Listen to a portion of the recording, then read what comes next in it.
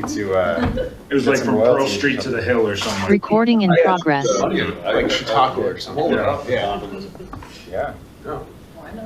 Well, your next one can be the Rock Creek Golf Course. We got enough grass around all the homes to build a golf course. Yeah. There's still a crew up there. Start charging green fees. No, that's a good one. That's a good one. The lazy river. That The actually lazy river. connecting the pools. Oh, yeah. Oh, That's a good idea. like people actually have asked for that. I think. Yeah. I mean, I'm like, aw, that's cute. That sounds fun. Like, to think that we have that much money. I will absolutely look for that. all right.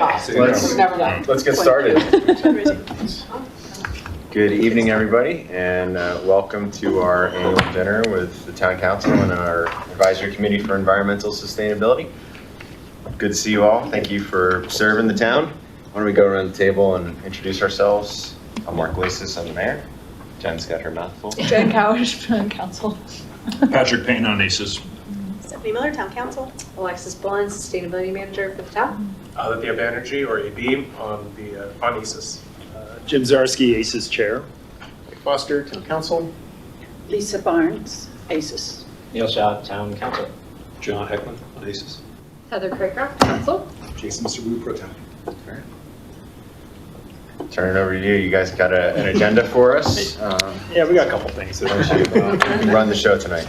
Well, let's piggyback on your introductions. By now, we go around again, and everyone has to come up with what is the most important sustainability topic to them. One topic. What is the most important sustainability Through the topic? lens of Town of Superior. Okay. I'll go. Do you have something? You can go. The communication of whatever it is that we're doing. So like the education, communication, outreach part of it. Okay. That's a good one. I think I'm tempted to steal that as well, but I'll go with water conservation and turf roadmap. I was going to say the education piece as well. I think we can move forward a lot of initiatives if we just educate the public on what they can be doing to help. So That's great. It's really hard for me to pick, as you can imagine. Like your nightmare, isn't it? Yeah, how do you pick your favorite? But I'm really excited about the turf roadmap and water conservation work we've been working on for the past year. And we're getting a lot of positive feedback from Northern Water and other partners on how strategic Superior is being. So that's my favorite project currently. I think I'm going to be echoing a lot of the similar things. So I think it's water conservation, fire resilience, and our adaptation efforts in the community. Water conservation as well, I think. I never would have guessed. No, I know. Decarbonization. Yeah, decarbonization. Wouldn't have guessed that either. I would also say my main area of focus is greenhouse gas and reducing our greenhouse gas. And to go with that, I think we need education because people just don't realize how they can impact the community and the planet. I'm going with like an old one, but solid waste reduction. We lag everybody else. So the climate and energy is the topic that I think is important to all of us, but I think it is related to Jen, your point around the engaging the community. I think that it's easy for us to think about the town's footprint and what the kind of municipal buildings and fleets and what have you. It's harder for us to engage with and move the needle when it comes to the broader community. That's where the real opportunity is. And also I think that's where there's a sense of accomplishment and community spirit that's available. So figuring out ways for us to enable the broader community to take action. That was my word, engagement. So I was going to add to education and engagement. I think we've gone gangbusters over the last few years because I'm one of those who needs to continually learn more on how to be better. So no fault to anyone before us, but I think we can still continue to bring that up quite a bit. This goes back to a conversation you and I had about a year ago. I was just on the job site earlier today, and the contractor and I were talking about the technical limitations of the popular sustainable building materials. Cool. Well, that was great. Mark, wait a minute. What about Mark's? That's right. We skipped Mark. Yeah, sorry. I'm going to go with two. Oh, wait. What? You only get one. You have to pay It's the for a perk second. You have to to pay the, for it's the perk to He's the mayor. he has the gavel up there, like. My job. I'm gonna say, number one, the data collection and tracking of metrics, so we can actually hit the dashboard, hit the sustainability action plan, and kind of see and make the case for the community as to the changes that we're putting into place and the real world effects that those are having. And then number two, kind of going along with the communication outreach and what John was saying, I think that there's been, and not to get like too political, but there's definitely been a push nationally to, disparage environmental sustainability, and the Green New Deal became like a slur, right? Like, and I think that there needs to be a case made for taking ownership of sustainability and championing it, and like really making the case for it. And so not just educating, but cheerleading it. And like, you go to the elementary schools, and like these kids have it figured out. Like, they know what's composted and what's recycled, and it's amazing because like it's being taught very well by BVSD to those kids, and it's like being ingrained in who they are. And I think we could do a better job of not just educating, but really cheerleading, championing, and like making the case for it.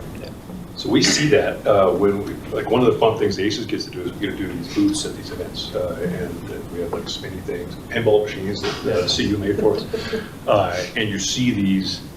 You know, we have kind of, I think they're kind of tough questions, but there's like 8-year-olds coming, they crush it. And just imagine, and I've seen it with my kids, imagine this fall off of a cliff these kids have nowadays, where it is totally standard mandated education. They all understand all of these environmental sorts of topics. And then they get to the rest of the world, and the rest of the world is kind of like, yeah, well, maybe not. And it's like, oh, but it costs money and all these things. And it's this huge crash. And it's one of many crashes, of course, we all know, things our kids go through. But I think about that a lot in the context too, because it is core finance, core money. You know, imagine how much money we spend on fuel of various types. And that's an operational expense. You capitalize that, and you allow for those to be fueled through solar, and it changes the whole financial dynamic of the town. And so I think that, and it's true for every single individual with their homes and what have you. So what we can do to make that a cool conversation, so that people want to be a part of it, as opposed to picking sides and say, oh, well, that's not as, I want to be more serious. Yeah. So, well, thank you for everybody. That was a good icebreaker. So yeah, we have like I said, we have about 4 different topics to talk about, and I'm sure there's others in there. And Nate says, please feel free to jump in if I'm missing something here. But the first thing, I guess what we wanted to really focus on in these 4 main topic areas is what ACES has been working with Alexis on and advocating for, and trying to get in the budget. And trying to really, again, meet some of the goals and some of the things that you all brought forth here. And the first one that we wanted to start with was decarbonization planning. And so, as you guys know, we approved the SAP, or Sustainability Action Plan, several years ago. And one big thing that you miss in these climate action plans and sustainability action plans are costs. So there's a lot of wonderful goals, but how much is going to cost us to meet those goals? And so I work in the industry, as I think I've shared with you all at some point, and a big thing that a lot of local governments and school districts, universities, everybody, what they're starting to do is do what we call a decarbonization roadmap. And you know, our neighbor Louisville did that about 4 or 5 years ago, and they pretty much said how much it's going to cost us to decarbonize all of our facilities. So we took a page out of that playbook, and we suggested that the town do that here for the remaining town facilities. And so that RFP went out. I believe as a contractor been selected.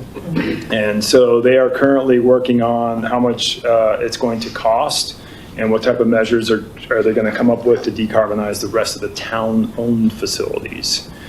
And that study is going to be done here probably by September, right? And the goal here is that, decarbonization is not always necessarily just one measure, one project. It's usually multiple projects per building. And so it's not like an all or none. And so what they're going to do is come up with different measures for each building. They're going to put the cost of those measures, what the greenhouse gas emissions savings are going to be for those measures. And then the idea here is to present those costs to town council, and then we'll come up with like a 5-year plan of like, this is how much it's going to cost to decarbonize these facilities. Now this is how much we need to save up to do that. And so that's something that, again, Alexis, I don't know if you have anything else to add on that or what you're seeing so far from the contractor, but that's a big area that we wanted to push forward on meeting our sustainability action plan is the decarbonization side. Yeah, so this was something that ACES recommended for this year's budget. It's our 5 buildings that we haven't looked at. So it's our water treatment plants, this building, the bungalow, and the firehouse. And then we're doing baselining right now. So we're not very far in the process, but we'll get all that data. We're having them do a bunch of analysis in a lot of different ways to look at the cost savings, the energy savings, the GHG, like all sorts of different ways to kind of how you would prioritize projects. Knowing it's going to be difficult to get all the way to decarbonizing. And then we're going to work with Partners in Energy into the later fall and winter to look at all of our buildings holistically and kind of take all the work that we've done and put together a larger roadmap. So this is something that ACES has really championed and that I think will be really cool for us to actually see some of the tangible costs and where our opportunities really are, which I think is not something we've been able to answer until now. That's great. And Alexis, did I hear you say that sort of the costs, the savings will be incorporated? Because so often in municipal finances, you've got your capital budgets, you've got your operating budgets, and nary the two shall talk. Yes. And so having that complete picture, I think, is going to be really important. To Mark's point about metrics, like, okay, well, it's going to cost X, but we're going to save Y, and the ROI is 3 years. Yeah, and they're also going to give us a business as usual. Okay. So we can really compare Awesome. all of that together, because it's also sometimes hard to talk about just costs, but there's absolutely continued cost to operating facilities and buildings. So. That's awesome. Any questions on that? Just one point. So some of our facilities, are not town-owned. We've got a bunch of office space that we rent over Superior Liquor. We've got our planning department and building department. So I'm assuming those facilities are not decarbonized, but it might be something for the contractor to look at in terms of, when our leases come up, if we're looking for a renewal, are there alternatives out there that are, all electric, and or, if the town made a decision and wanted to bring those employees under one roof, centrally located, what would that look like in terms of the savings from moving from the previous facility to a new facility, balanced against the costs? That's a great idea. Any other questions, thoughts, or feedback? We have the community center also is already all electric, right? It's not all electric, but part of that congressionally directed spending moved forward an idea to make that a microgrid, and that would include transitioning out all of the gas equipment that's currently there and making it all electric, as well as adding solar and other pieces. So TBD if that goes forward. So is the contractor looking at the community center then as well? That was handled under a separate contract, and that was a prior project that was done about a year ago or so. The implementation is not complete, but the planning is all there for us. So we know what that would look like. We know what we need to do for the electrical. We did an assessment as part of our Boulder County Sustainability Grant. We were able to fund that work already. Okay. And I think the goal of what you said about the microgrid is to make that a resiliency hub, right? You guys familiar with that? So basically, if we are in unfortunately another disaster situation, that's a resilient hub that's getting self-sustained power and have backup power and all that stuff. So off-grid. Would that be batteries or? Yeah, probably. That's great. Yeah. Just because it's already like the hub. Well, as we all know, it was ground zero for the Marshall Emotional Fund. resiliency So I think the town needs to Yeah. think about having a resiliency hub for any disaster, power outages. There's a power outage the other night around Superior Yeah. Elementary in downtown. Yeah. So That was fun. I think we need to start thinking that way. Yeah. I was like, it's so quiet. Yeah. Can't sleep. A quick question, like, in the Yeah, go last ahead. year, we have greenlit 3 buildings, between Public Works, vehicle building, then 2 pools that are going to use a relatively significant amount of natural gas. And that's, probably for the next 20 years. Like, how does that fit into the long-term planning for decarbonization, since we've literally just, committed ourselves to a relatively longer roadmap than we could have otherwise? Yeah, pools are definitely the elephant in the room. I mean, we vetted a more greener way to condition a pool, and yeah, we kind of all were hitting our heads against the wall after that. So pools make it kind of difficult, but one of the first things you look at, and this is kind of what Alexis hit on, is business as usual. What that means is, equipment's going to reach the end of its useful life, EUL, equivalent useful life. That's what that stands for. And so usually when you're decarbonizing a facility, you want to start with what equipment is going to need to be replaced anyways. And that's where by getting the price for the business as usual, so replacing a package gas-fired rooftop unit with another packaged gas-fired rooftop unit versus a packaged heat pump unit. Well, what's the incremental cost of that? And is it just a couple $1,000s more? We meet our decarbonization goals, or is it a lot more than that? And I think these are important metrics for you all to have when you're evaluating, business case A versus business case B. And sometimes, like Mike said, there is an ROI with decarbonization, and unfortunately, sometimes there is not an ROI with decarbonization. You are going to use more electricity, but you're not going to use any natural gas. But sometimes, and we all know electricity is more expensive. But you're also trying to meet greenhouse gas emission goals, is what you're trying to meet goals when you're decarbonizing. So They put in more efficient boilers and get yeah, I some mean, more- so we tried to they push things as reduce much as we could. the footprint, Yeah. even though Yeah. it's still gas. No, you're right, Lisa. Yeah, we tried to push on that. The other big thing I wanted to push on was controls of the pool. I mean, how many times have we gone by the pool? It's 60 degrees out, no one's in it, and they're heating the pool, and you see flue gases coming out of the boiler stack. And I really wish we could set back the pool and turn down the temperatures when no one is in the pool. Because I bet you those pools are at a set point from Memorial Day to Labor Day, and that's the temperature they maintain 24/7. So you can do a lot even with your burning gas. Yeah, the new ones. Yeah, we pushed for the cover on the south pool. I think north pool is definitely getting a cover, and I don't know if, did the south pool end up getting the cover? I don't remember. Yeah, I don't remember. I don't think anyone remembers, but yeah, I thought that There's a was cover on the north part- pole, but it's not deployed like all the Yeah, time. yeah, it's never used. yeah. Because It's never With the used. well, drop. it's like a So two-inch hard sign. to- hard to put on, and hard to take Yeah, it's a off. workout, yeah, to do that. But the covers save a lot because they also not only save energy, but they also save water from evaporating, because when you're heating that water, it's going to evaporate faster too. So you save both with a cover.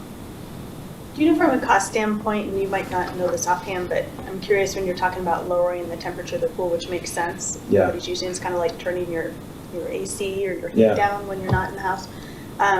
I know sometimes, at least from AC, it costs more, it takes it more energy to cool the house back down. How does that work with the pool? If you're trying to raise the temperature back up, if you've turned it down, does it use more energy, or is it a cost savings and? It's a great question, and same thing with the houses. It depends on the duration that you set it back for. Yeah, if you just set it back for a few hours and you're back in, then yeah, you gotta pull down the heat load or bring up the heat load depending on whether you're in heating or cooling mode. Yeah. And pools are going to be the same way. I mean, probably you wouldn't want to set it back 10 degrees because then you're going to spend all this energy, heating it back up. But set it back a couple of degrees. Again, will save you on evaporation because you're lowering the temperature. And if you put the pool on it, then, the cover on it, then that will also hold in some of the heat. But I haven't done an exact analysis like that. But we were trying to put down the consultant, though. We told them, or we suggested, I shouldn't say told them. Well, I think it would, to your point, Jim, the fact that we've got, existing boilers there that are set to just whatever the set point's at, and it's there for the season, having a more thoughtful approach about it. Yeah, controls, Where, okay, like we know in July and August, there's going to be a lot of heat coming from the sun, Yeah. you know, and maybe we don't need to heat it as much as we are in June Yeah. and in May when we're getting the season started, so. No, I completely agree. Like, it may cool off a few degrees at night, but we know it's going to be 90 degrees by noon. So let's not heat the pool 6 in the morning, you know? So, Niels, probably good for the your kids, too. question about how does this, building a new facility fit into this, I think it's indicative of how the town works, how the spirit works, where you guys are stuck with all these individual decisions that you're blinded to, that are not necessarily able to look more broadly. Like, when I didn't pay attention to all the details on the pool conversation, but from what I could tell, the contract engineers were like, look, we haven't done it, we don't want to be on the hook for this, and so it sounds scary. And we have a finite budget, so we don't want to. And so it kind of gets to the point of how would the town need to add resources in order to allow for you to consider these things like, optimizing the heat loads in the pools? Because I think it's a town engineer sort of job, and we don't have a town engineer. Well, we went from, I think, 80% efficiency furnaces to 98%, and that helped. versus going all electric, which at this point, like the state of the technology it's unproven. And, there haven't been many municipal pools that have gone all electric to see if that equipment's going to be able to kind of tolerate like Colorado's climate. So, but at the end of the day, like, we've got a way more efficient pool heater now that we're going to be getting with the north and south pool renovations than we have currently. So. And this dialogue forced that, having the dialogue with ACES, and we spent probably an extra 2 months on the design, just going back and forth, at least testing the assumptions, because generally, I think, to John's point, the contractor's like, I don't know, this is what we put in all the other pools. Yeah, and I think didn't we also It's my contract prep voice. both That's my pools dog. to have the lines run to go all electric in the future, right? I think we're running the conduit and everything. But it would need a new transformer, but yeah, at least. But I think The infrastructure will be there, the too. infrastructure will be there on the pools themselves Yeah. for an That's pretty upgrade in impressive. 20 years or whatever. Yeah, that's right. They gave a pretty impressive presentation on all the sustainability efforts they did make. Yeah, well, I felt like even when we went to the north to the south pool, they took all the lessons and questions we asked from north, and south was a much more robust presentation. Yeah. Yeah, they did a good That's job. what I heard. No, yeah, we tried. We pushed, we tried. Yeah, so, so that's the decarbonization planning going on. How much are we putting in the budget for this project? For the consultant? plan, or, Or we, the The consultant implementation. so this year was 50K that we already have paid, or will be paying them, and then we put a placeholder amount of 150 to start implementing the work. We'll have a lot more by September, when we're actually discussing this publicly. We'll have a lot more specific on what that could get us and what that could look like. And the goal again would be to have projects prioritized based on all of these factors, including like low-hanging fruit, return on investment, all of those pieces, so we can make a more compelling argument. But that's what's in the budget right now. And when do we anticipate the contractor delivering the report? September. September? Okay. Yeah. So will they take into account the work that's already been done for the community center? So Prioritizing all of the different. that part won't be ready. This is just the 5 buildings that we haven't done. It's going to be a slightly longer time horizon to take everything into account. And that probably won't be ready till the beginning of next year. But that's still, if we felt like there were other pieces that were more important to do sooner, that would still be in time for spending budget next year. So we will have a more holistic piece that brings together all the work we've done. But as you can imagine, that's going to take a little bit longer to pull that all together. And then we're also looking at our solar independently from a staff side and trying to put that together as well as the equipment piece. All right. So to keep things moving here, next thing is water conservation roadmap. It's been a passionate topic for a lot of us the last few years. And a big thing that we finally got going here with town staff, which is fantastic, is that they're actually doing a GIS mapping of all the turf in the town. And other local municipal neighbors have done this too. And that seems to be one of the big questions is how much do we have? Where are all the zone control valves? What do they irrigate? And then once we have that figured out, then we can actually start being critical of, okay, we obviously Purple Park, Community Park, we need grass there, but there's so many grass strips everywhere. I walk around the town trails all the time, probably you guys all do too, and there's just so much random grass and sprinklers everywhere. And so the goal is to start prioritizing where we can start pulling back on water use and maintaining those grass strips. Starting with the hard to maintain, the stuff along the streets that we have talked about, and then anything else. And so I don't, at some point that GIS mapping will be done. I did actually, ACES kind of helped try to prioritize where we thought grass was important and not. And then I also sat in on the park committee meeting here about 6 months ago. So Leslie, of course, was involved in that. She's in the loop on this effort as well. And the goal here is to basically start reducing what we call non-essential turf. And we know that can be very expensive, but we also want something to, replace what's there with something that's low cost, no cost, low water, no maintenance. We don't want a bunch of rocks that a year later it's all weeds in the rocks. And so that's something else that we've been encouraging Alexis and staff is, getting some professional help with this. Hire a landscape architect. There's landscapes architects that specialize in arid climates like we live in, the type of plants and ground cover and things to make things look nice, but again meet all these metrics that we're shooting for. And so that's where we're at, and we're making some great headway.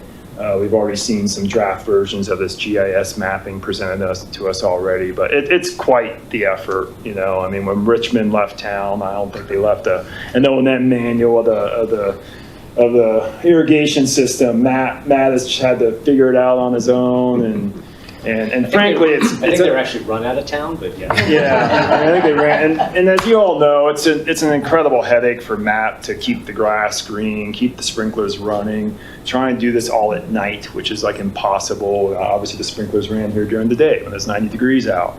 And so we really want to downsize the system to where it's more maintainable, it's more cost effective. And then all these like random brown areas of grass and weeds that we're sick of looking at, we can hopefully replace them with something that looks a little nicer. So that's the goal.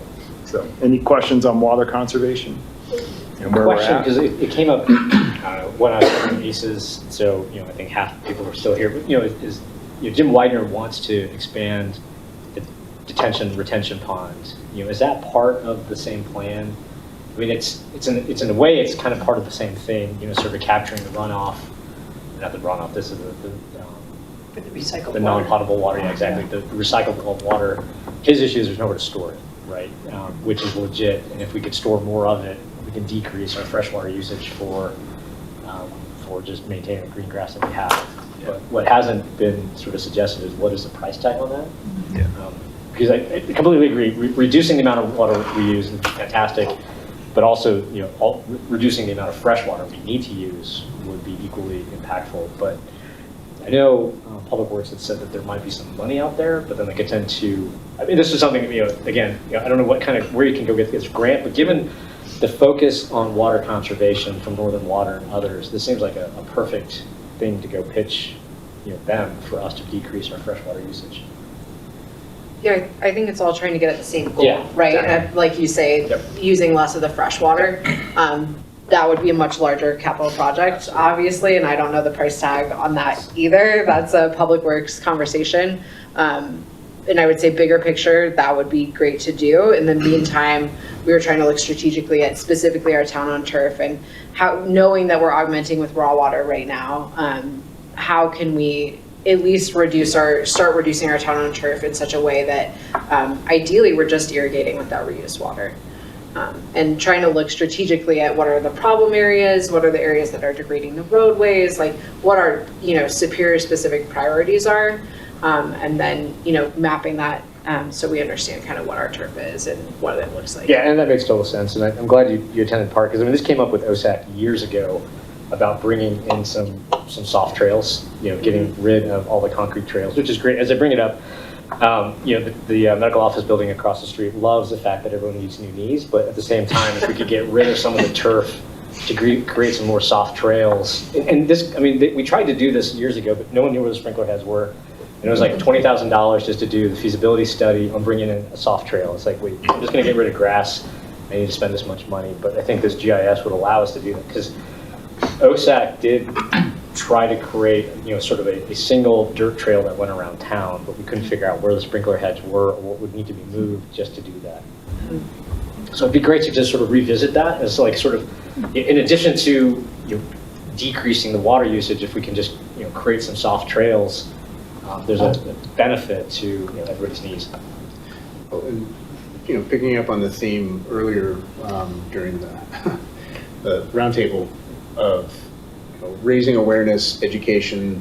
So when these areas of non-essential turf are identified, could we look at opportunities for engaging the community to do garden in the box and pollinator gardens, and have the community come out and help plant those types of alternatives in these spaces? Yeah. And make it a volunteer thing, and again, raise awareness. That would within the community. probably work. We did that with our HOA. And had like 10 people come do our pollinator garden. Yeah, the other kind of, I wouldn't call it pie in the sky, will probably happen is we want to replace all the metering infrastructure for all the homes. Because right now they're all analog and they round to the nearest 1,000 gallons. So if you're trying to install low flow, high efficient fixtures in your town, the resolution, it's technically there, but it's not there. And so what towns are starting to do, and we're seeing across the Front Range, is they install these AMI meters, is what they're called, where they're digital meters where you can actually, like with your Excel smart meter that everybody loves so much, you can log in and see what your real-time water usage is. And when you see the irrigation go up, you see things fly off your phone on the water usage. And I also think, I hate to say it, but this could also be a tool for enforcement. So if there's ever, we ever go into a drought water restrictions, they can reinforce it from someone sitting at the desk. Also, I also hear there's good story on the flip side of that. If someone springs a leak, the town can catch it real quick with an AMI meter and call them and say, hey, what's going on, in your house. So do you know what the realistic timeline is for that? I know it's something that's getting tossed around. Well, Public Works has made, I think, 3 separate applications for these. They're quite expensive. I think our applications for like $1 million+ and so we haven't been successful yet, is my understanding, but I think that they will keep applying for those, and that's certainly something that would go really far on the resident facing side, as we're talking about education, as we're talking about how you reach people, just what Jim captured, which is people can see their usage in real time. And I know, And it's frightening. yeah, because you got one of the water meters, yes, right? it is. Yeah. Teenage showers. Yeah. No, it's like, it's crazy, because over the winter, it's like nothing, right? And then the first day you turn on your sprinkler, like, oh my God, you used 500 gallons today? Yeah. No, it's staggering. How does the town fit, think about water in the context of the region that it's in? If we are letting sewage plant outfall go down the creek right now, it's obviously going down the creek to whoever's downstream of us and doing something useful. So if we change our infrastructure so we're capturing more of it here, keeping it here, that's making a change. But it certainly feels like getting rid of the use of fresh water is the thing we really should be focusing on. But maybe I'm not thinking about it right. Don't we have, we are in a Spanish, water rights sort of legal state, so use it or lose it sort of a water rights situation. If Superior goes into substantial water conservation and nobody else around us does, does that put us into a worse position legally? Are we losing our water rights somehow? feels like this needs to be a broader conversation than just us saying, hey, let's focus on where the sprinkler heads are and try to get rid of some of the turf. Or am I off base on that? I mean, water laws are really strange, like esoteric areas. That's what they teach you on the first day of water law. Just tell everybody else it's really strange. There's only 5 water lawyers. Like, seriously, it's like these smallest bar. There's a water court. There's like one water court judge, and it's weird.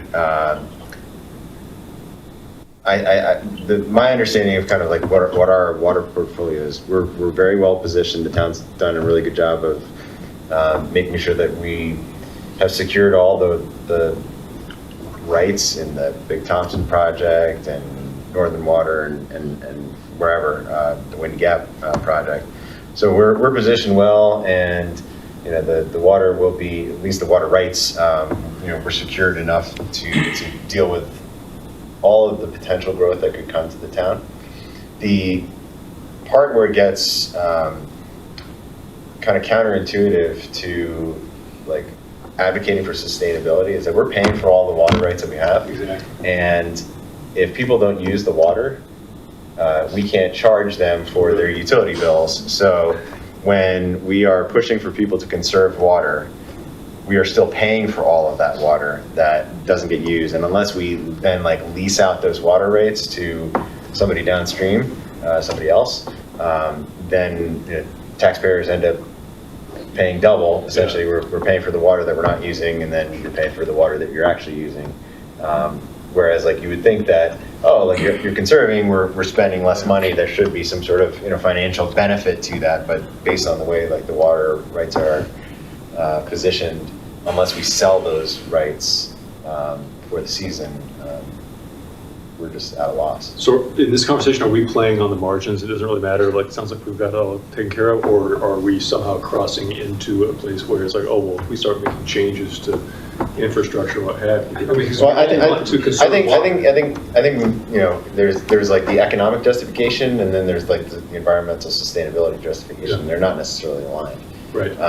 I think in a perfect world, once we know exactly like how many, like once we're totally built out, right, and like we know exactly how many residents are here, how much water is being used, and then like over time as we're taking steps to kind of reduce turf, I think at that point in time we could probably have a conversation about like maybe we actually have too much in terms of like what our water rights are, and at that point we could potentially sell those off permanently as opposed to just seasonally, like a lease for a year. Lease them.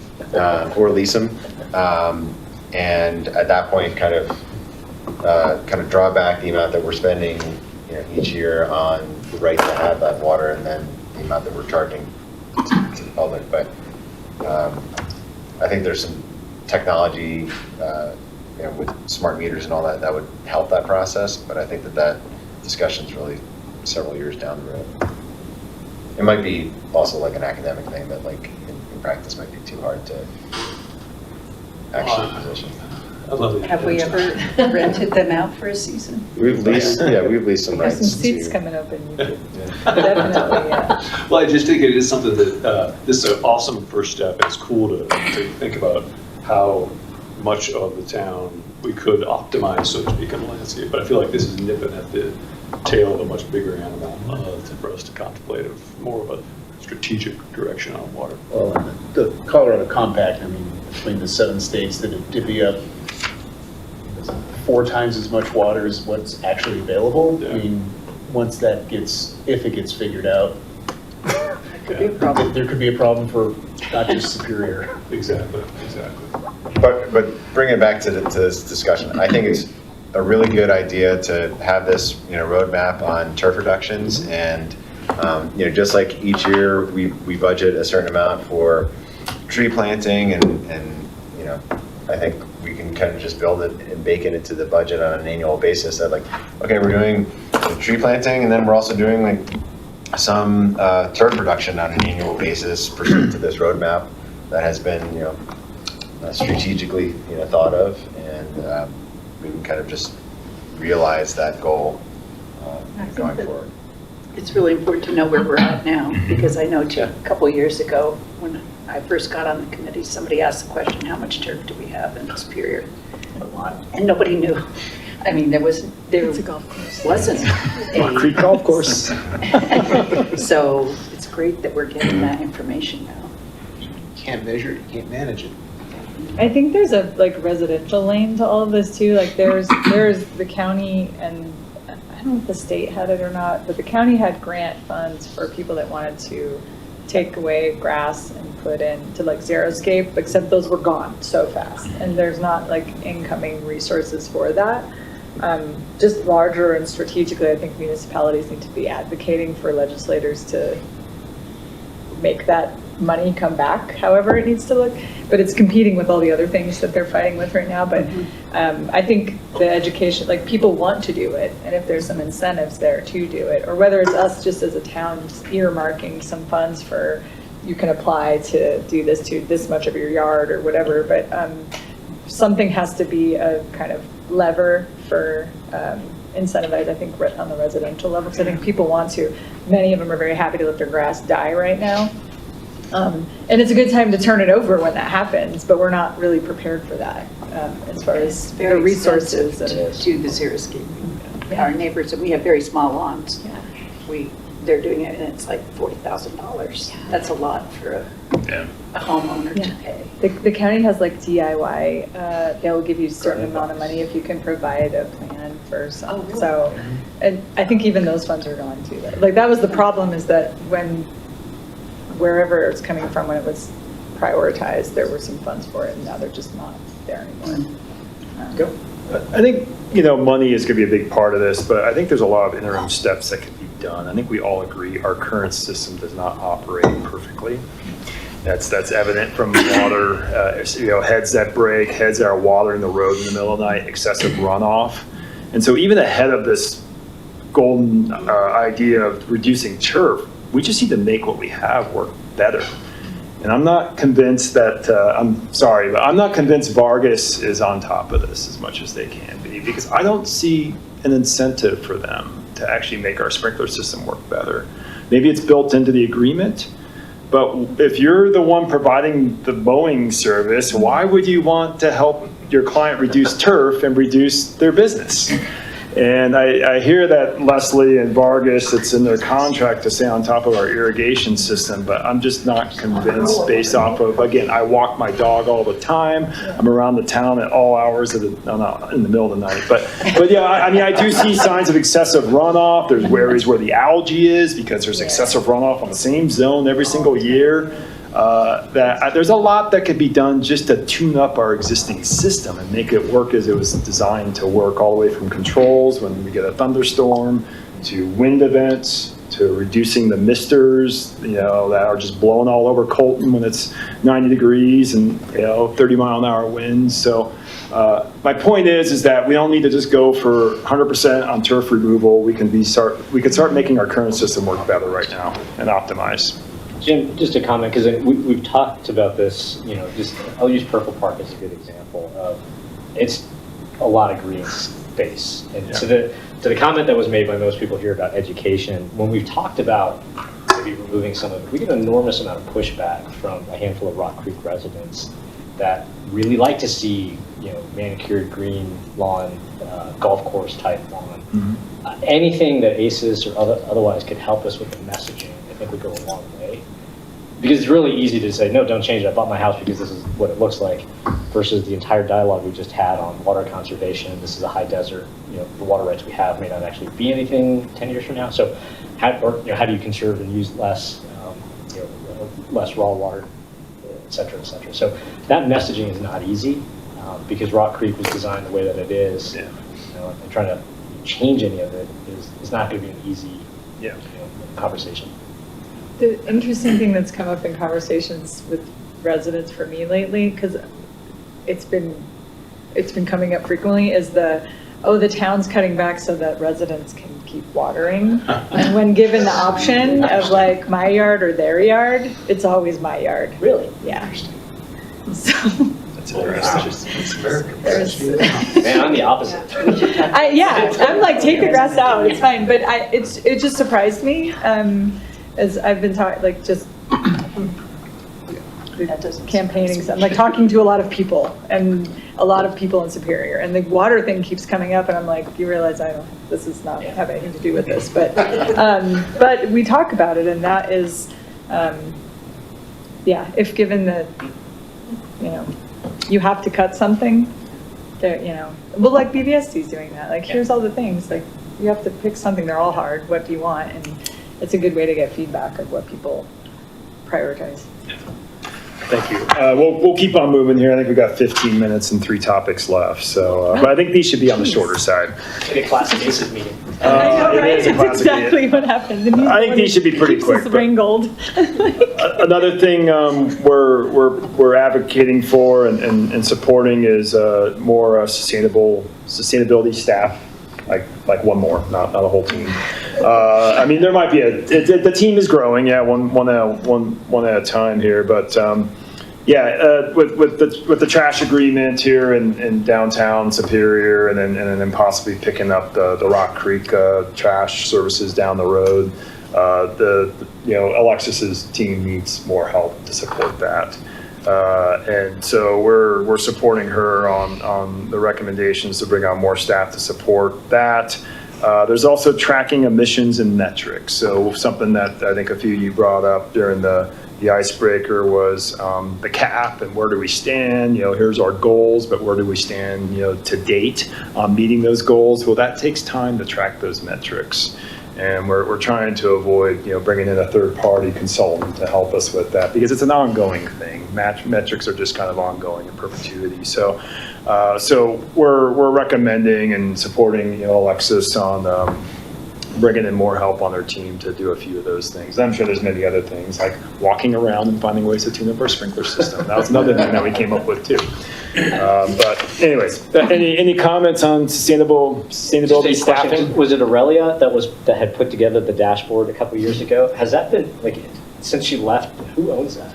So we still own it, and now Emily, who's the current specialist, she is updating it. So building it out, obviously, as you can imagine, was a huge task, but there's still a lot to track. And then even outside of the dashboard, prior to me, we committed to doing carbon disclosure project reporting, and that's quite weighty. And we do more metrics and data reporting than any other community, but I think it's also really nice for our residents. There's a lot of transparency.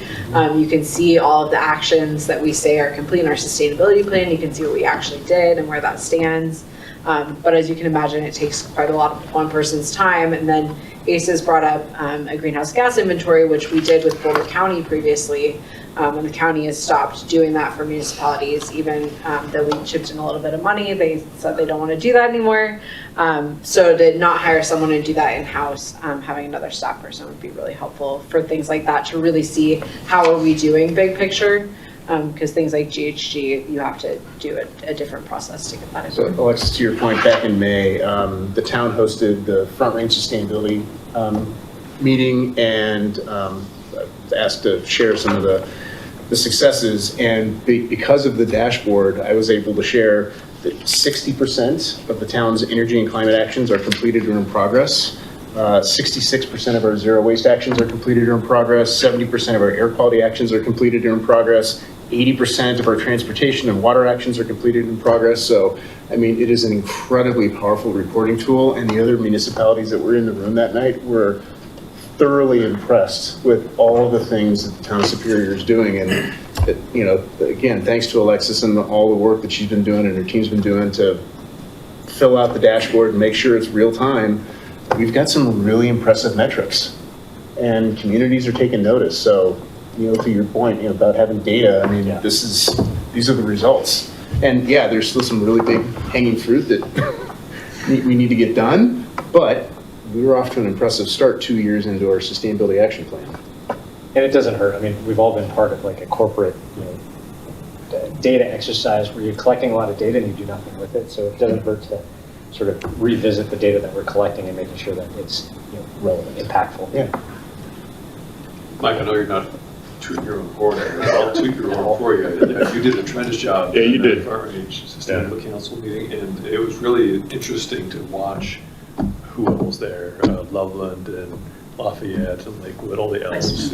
Westminster was there. Mayor. And they were, Superior looked really good.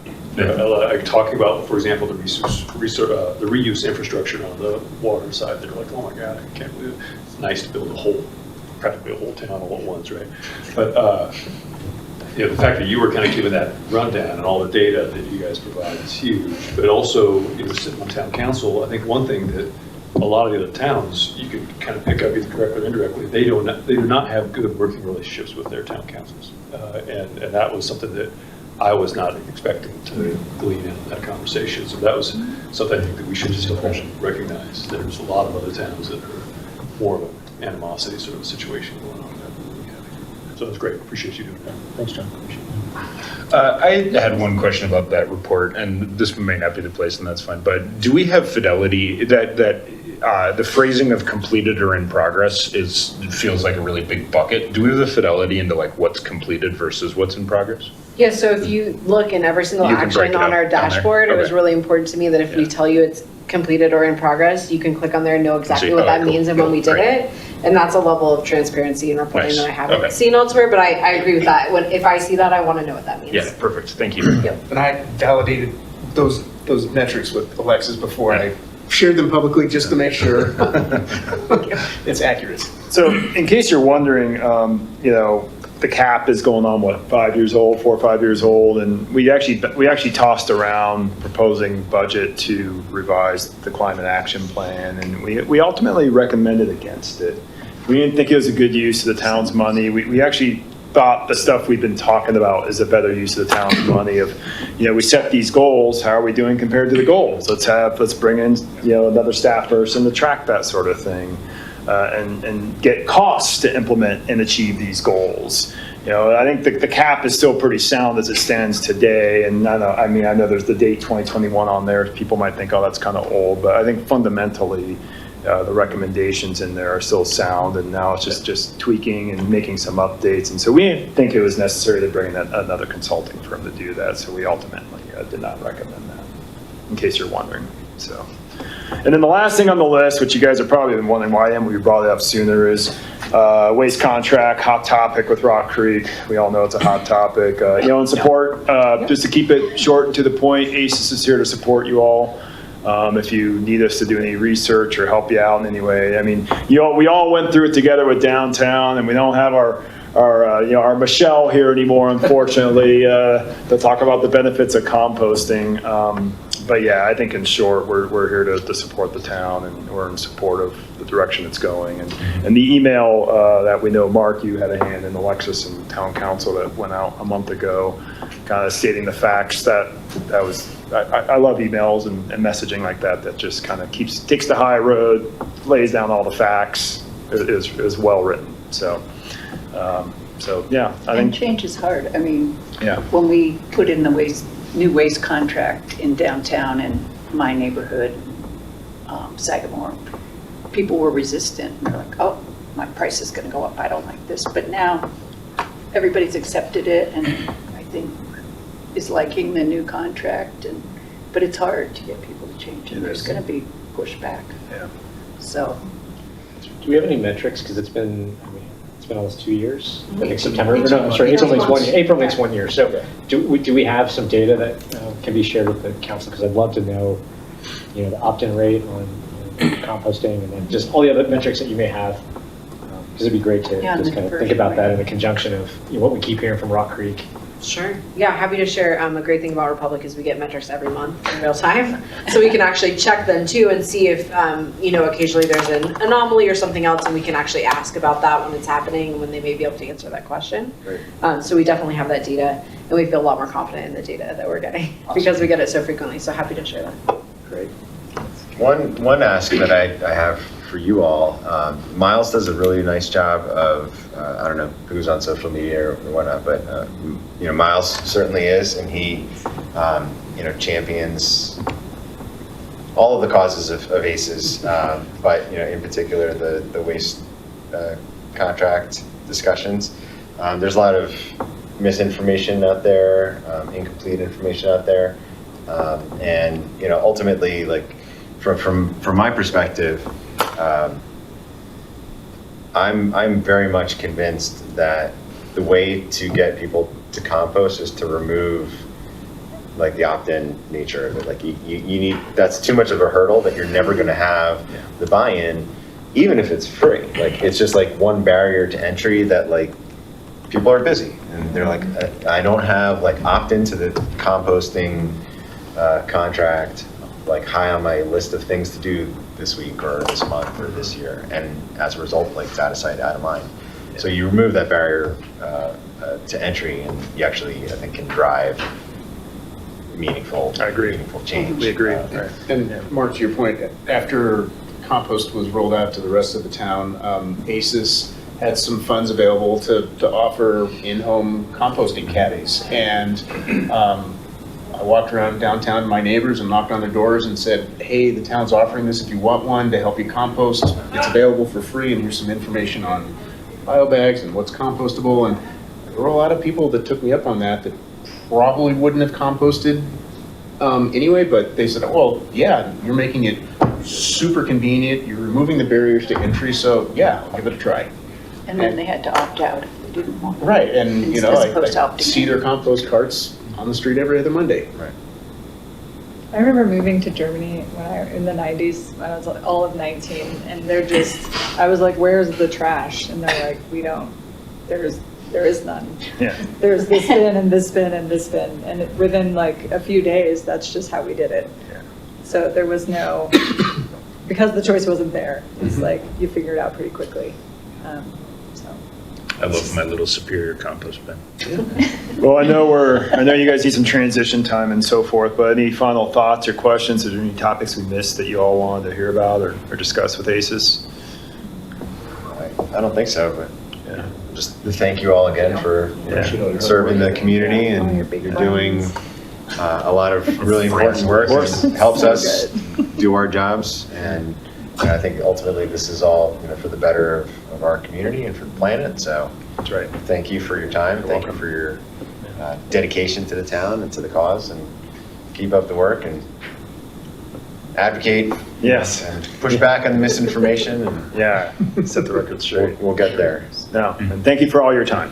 Yeah. You guys had to show up an hour early, so thank you. Appreciate it. All right. And thank you for dinner. Yeah. All right, thanks for dinner. Great. See ya. Miss Michelle. I know, we almost I know. Michelle. I know, she would have brought props. Somebody gave me, or my daughter went to something. She came home.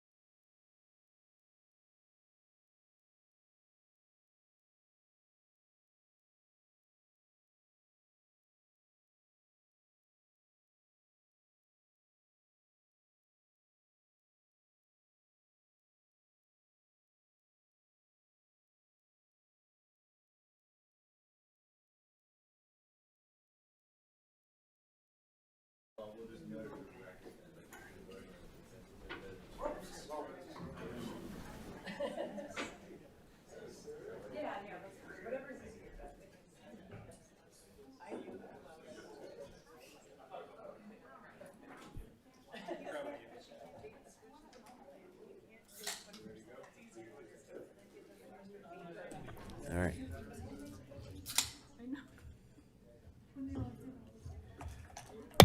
All right, good evening, everybody. I'd like to call to order the regular meeting of the Superior Town Council and the Superior Liquor Licensing Authority for Monday, June 22nd, 2026. Can we all please rise for the Pledge of Allegiance?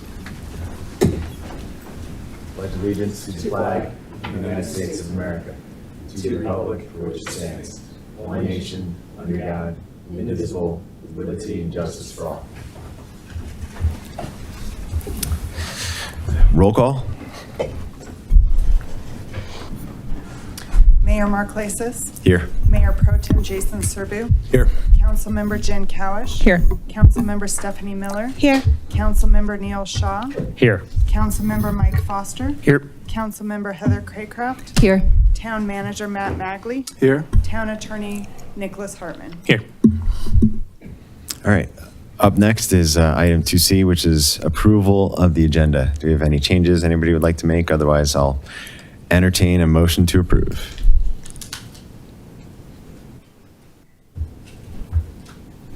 So moved. Okay. Got a motion from Councilmember Craycraft.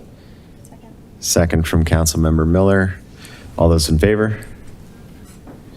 Passes unanimously. And we're on to item 2D, which is our council reports. Who'd like to go first tonight? I'll go first. I attended last week's summer market. It was so great to see so many vendors and visitors and listen to great music on that hot summer afternoon, or is it still technically spring, along Main Street. So great to see the community out and enjoying our summer markets. Last week, I also attended the grand opening of Central Park in downtown. It was great. I want to acknowledge my council colleagues for selecting a mystery face painting. That was a lot of fun. I'd also like to thank Historical Commission member Dalton Villette for making time and giving tours of the cemetery. I thought I think there were 25 people that showed up. So it was really great to get a tour of the cemetery and learn more about the history of the cemetery and who's there. So big thanks and shout out to Dalton. I'd also like to thank Allison Humphreys of town staff, Jamie Osborne and Michaela Gregg for organizing that event. Those things take a lot of work and a lot of organization, so I just want to appreciate and acknowledge them for all their hard work in making that happen. And then earlier today, Mayor Lasis and I got a tour of the Alta Flatiron, which is the building across the street that's under construction. I'd like to thank Alan Robinson for organizing that. The good news is, for those folks that are concerned about the parking garage and the concrete monstrosity that's out there, that is going to be getting wrapped in an exterior wrap here starting the second week of July, and that should be done by October, so it won't look like a concrete garage anymore. It will look part of the development. So really excited, really appreciate the opportunity to go inside and see this project under construction. Sounds like it's going to be a lot of great amenities for the people that will be living there, and they're doing a lot of really good work. So that's my update. Thank you, Mike. Heather? Thank you, Mayor. Attended quite a few things, as I think we're going to hear from all of us around the room. The ribbon cutting at the the new park was a lot of fun, as well as Boot Barn ribbon cutting was also a great addition to our new kind of economic boom, hopefully. Also just wanted to touch, kind of give you an update. Historic Commission has been working hard on trying to partner with a 501c3 to collect donations. And as we move forward with the Marshall Fire Remembrance project and really trying to get that literally shovel in the dirt, they have made some progress and had some meetings last week with a few potential partner. So I just wanted to share that. I'm one who's always asking about it. So I wanted to give that kind of good news moving forward that maybe by the end of the summer we would have a donation partner for that project. And I know that through Historic Commission, the Lions Club is ready to make the first donation as soon as that is available towards the remembrance. So I just thought that was good news, and I'll keep you posted on anything I hear moving forward. Thank you. Thanks, Heather. Neil? I will go. So just a few things in there, like all over the figurative map. First, RTD and the Route 228. As everyone's possibly aware, RTD has made the recommendation to end the 228 bus line. The 228 is the only bus route that actually services Superior outside of the ones that go through the BRT. As part of their process, there will be public information sessions on the future Route 228 over the next few weeks, heading towards a July decision. Any changes to the route would be part of the September schedule update. So RTD is facing a roughly $250 million budget shortfall, and you'll hear from different directors if you email them, signaling different priorities about how to close a gap.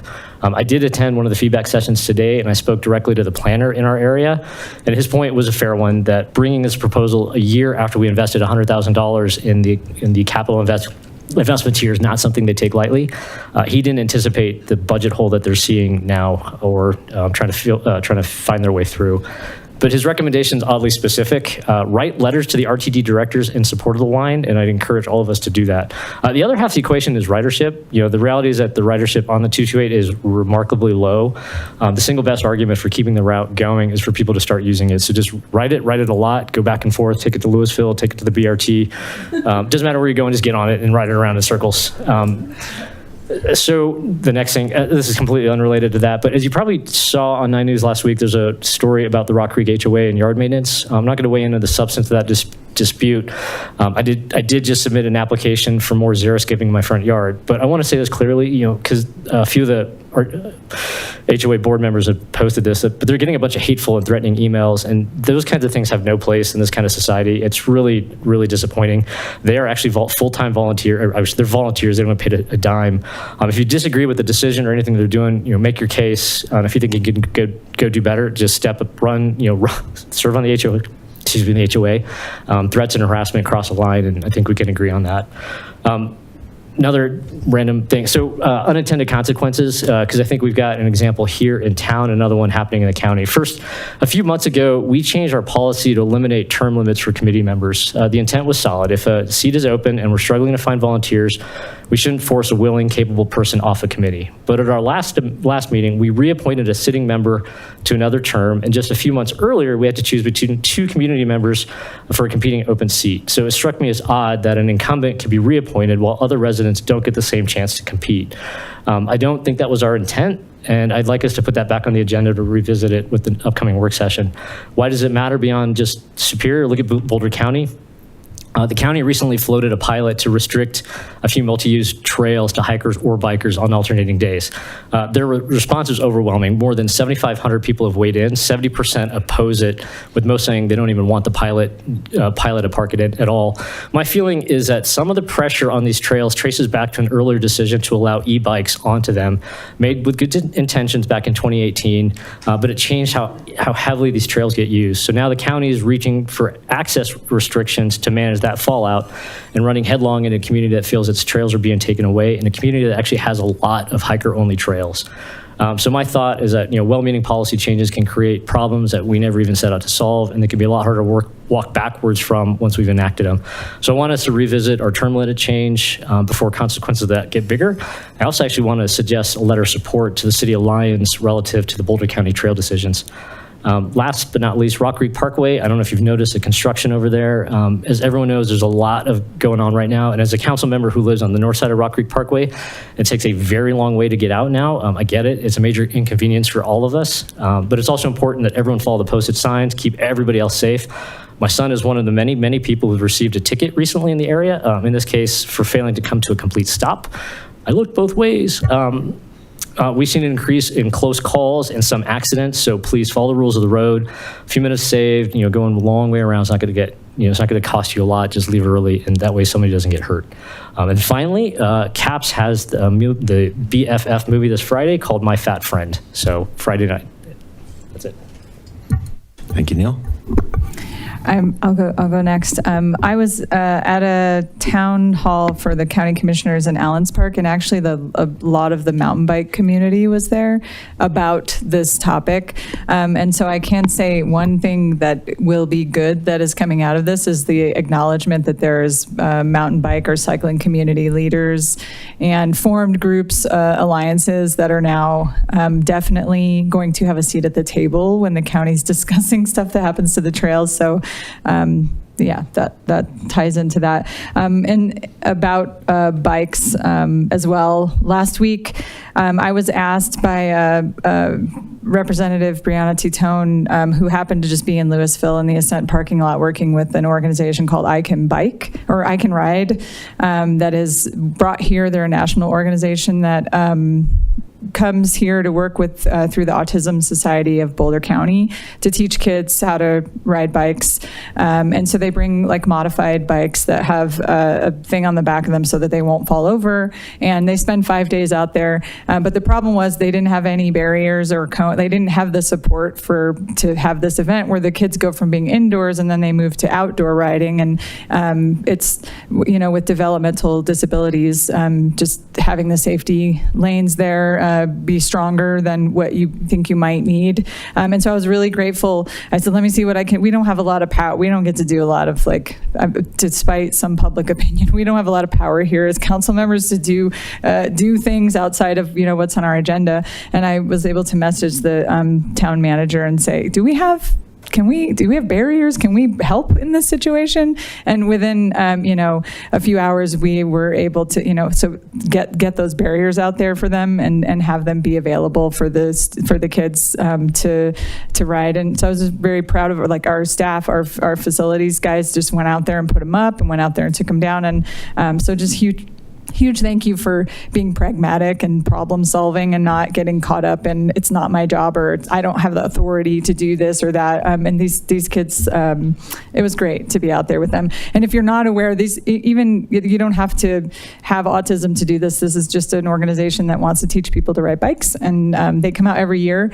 And so they always need volunteers and support, and mostly it's people running behind kids on bikes. That's really what it is. So I'm envisioning some fundraisers next year for people who need to do running training.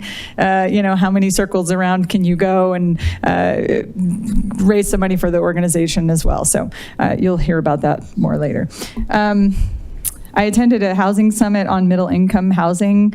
This was hosted by BizWeek, but myself and the economic development manager, Ellen, and then the planning director, Renee, all attended. It was really like a 3 or 4 hour session on just exploring what things are getting in the way at the municipal level of building the housing that we all know that we need. And there were a lot of exercises done with, there was probably about 50 people there, some elected leaders from the communities all around. Does that mean I have to stop talking? What was that? That was good. I like it. But it was, I think, just more of that.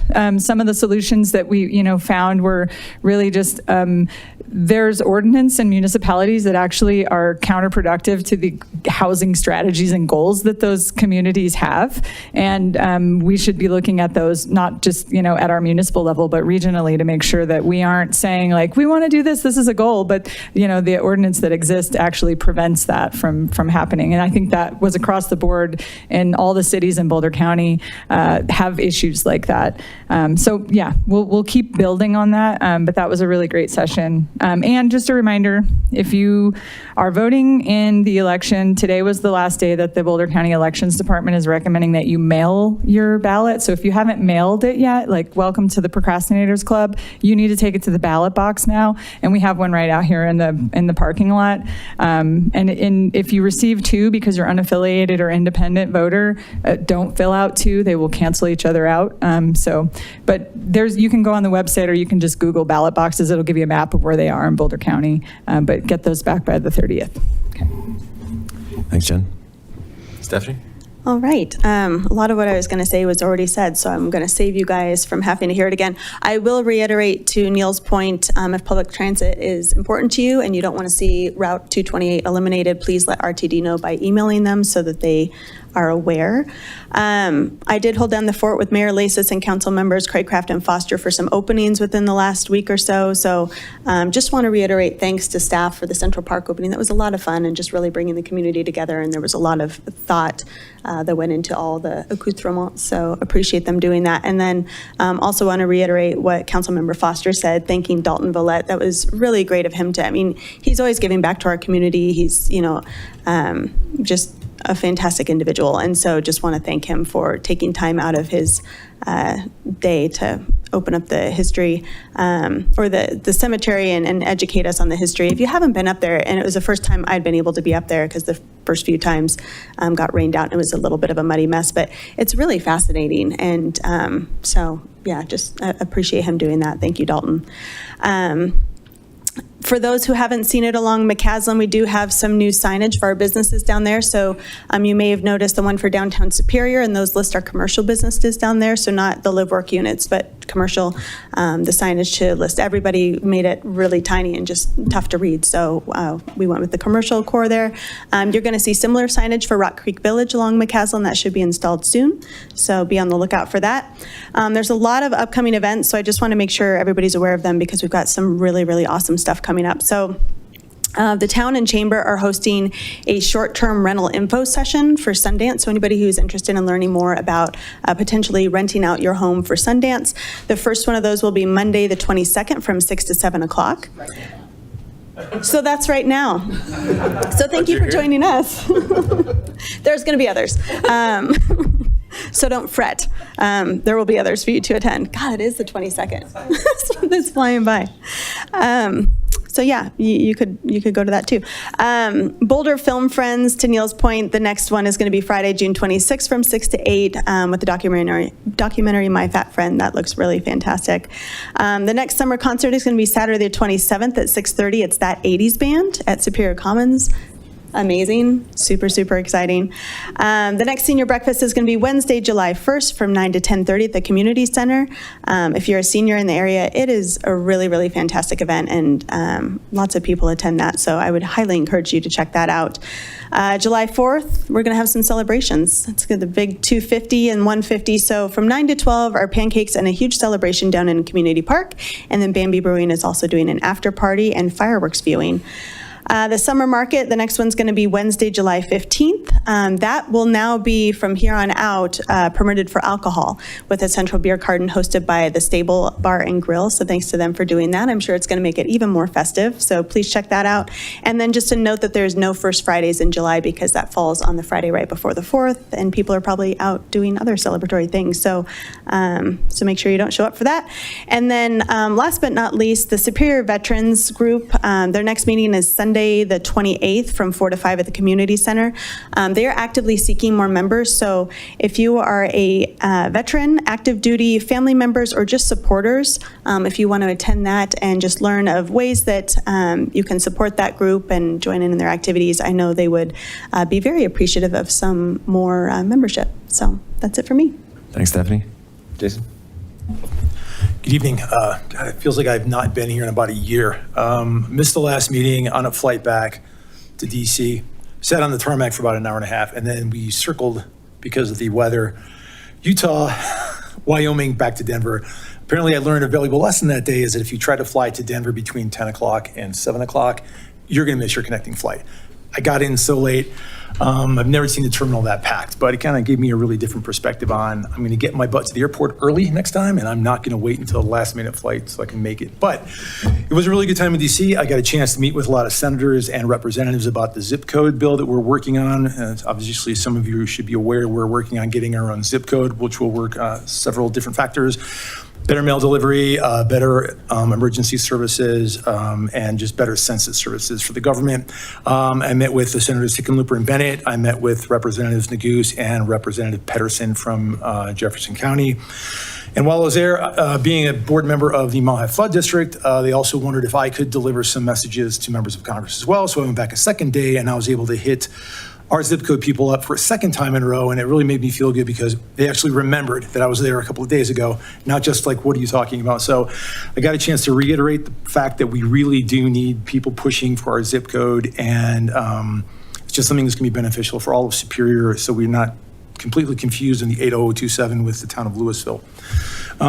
Second thing I wanted to mention is, we talk a great deal about all the businesses that we support in this town, and we do ribbon cuttings and such and so forth. But if anybody has gone to work out at Impact Fitness in downtown, and I think Councilmember Craycraft is a member there, there is a trainer there who has a business, and his name is Thomas Rowe, and he wrote a book called T-Rose F-Bombs. I don't know if you can zoom in on the camera. There you go. Good enough. He's one heck of a trainer. When we lost our house in the fire, I was able to go to that gym. I met him over several conversations, got a really good rapport with the gentleman.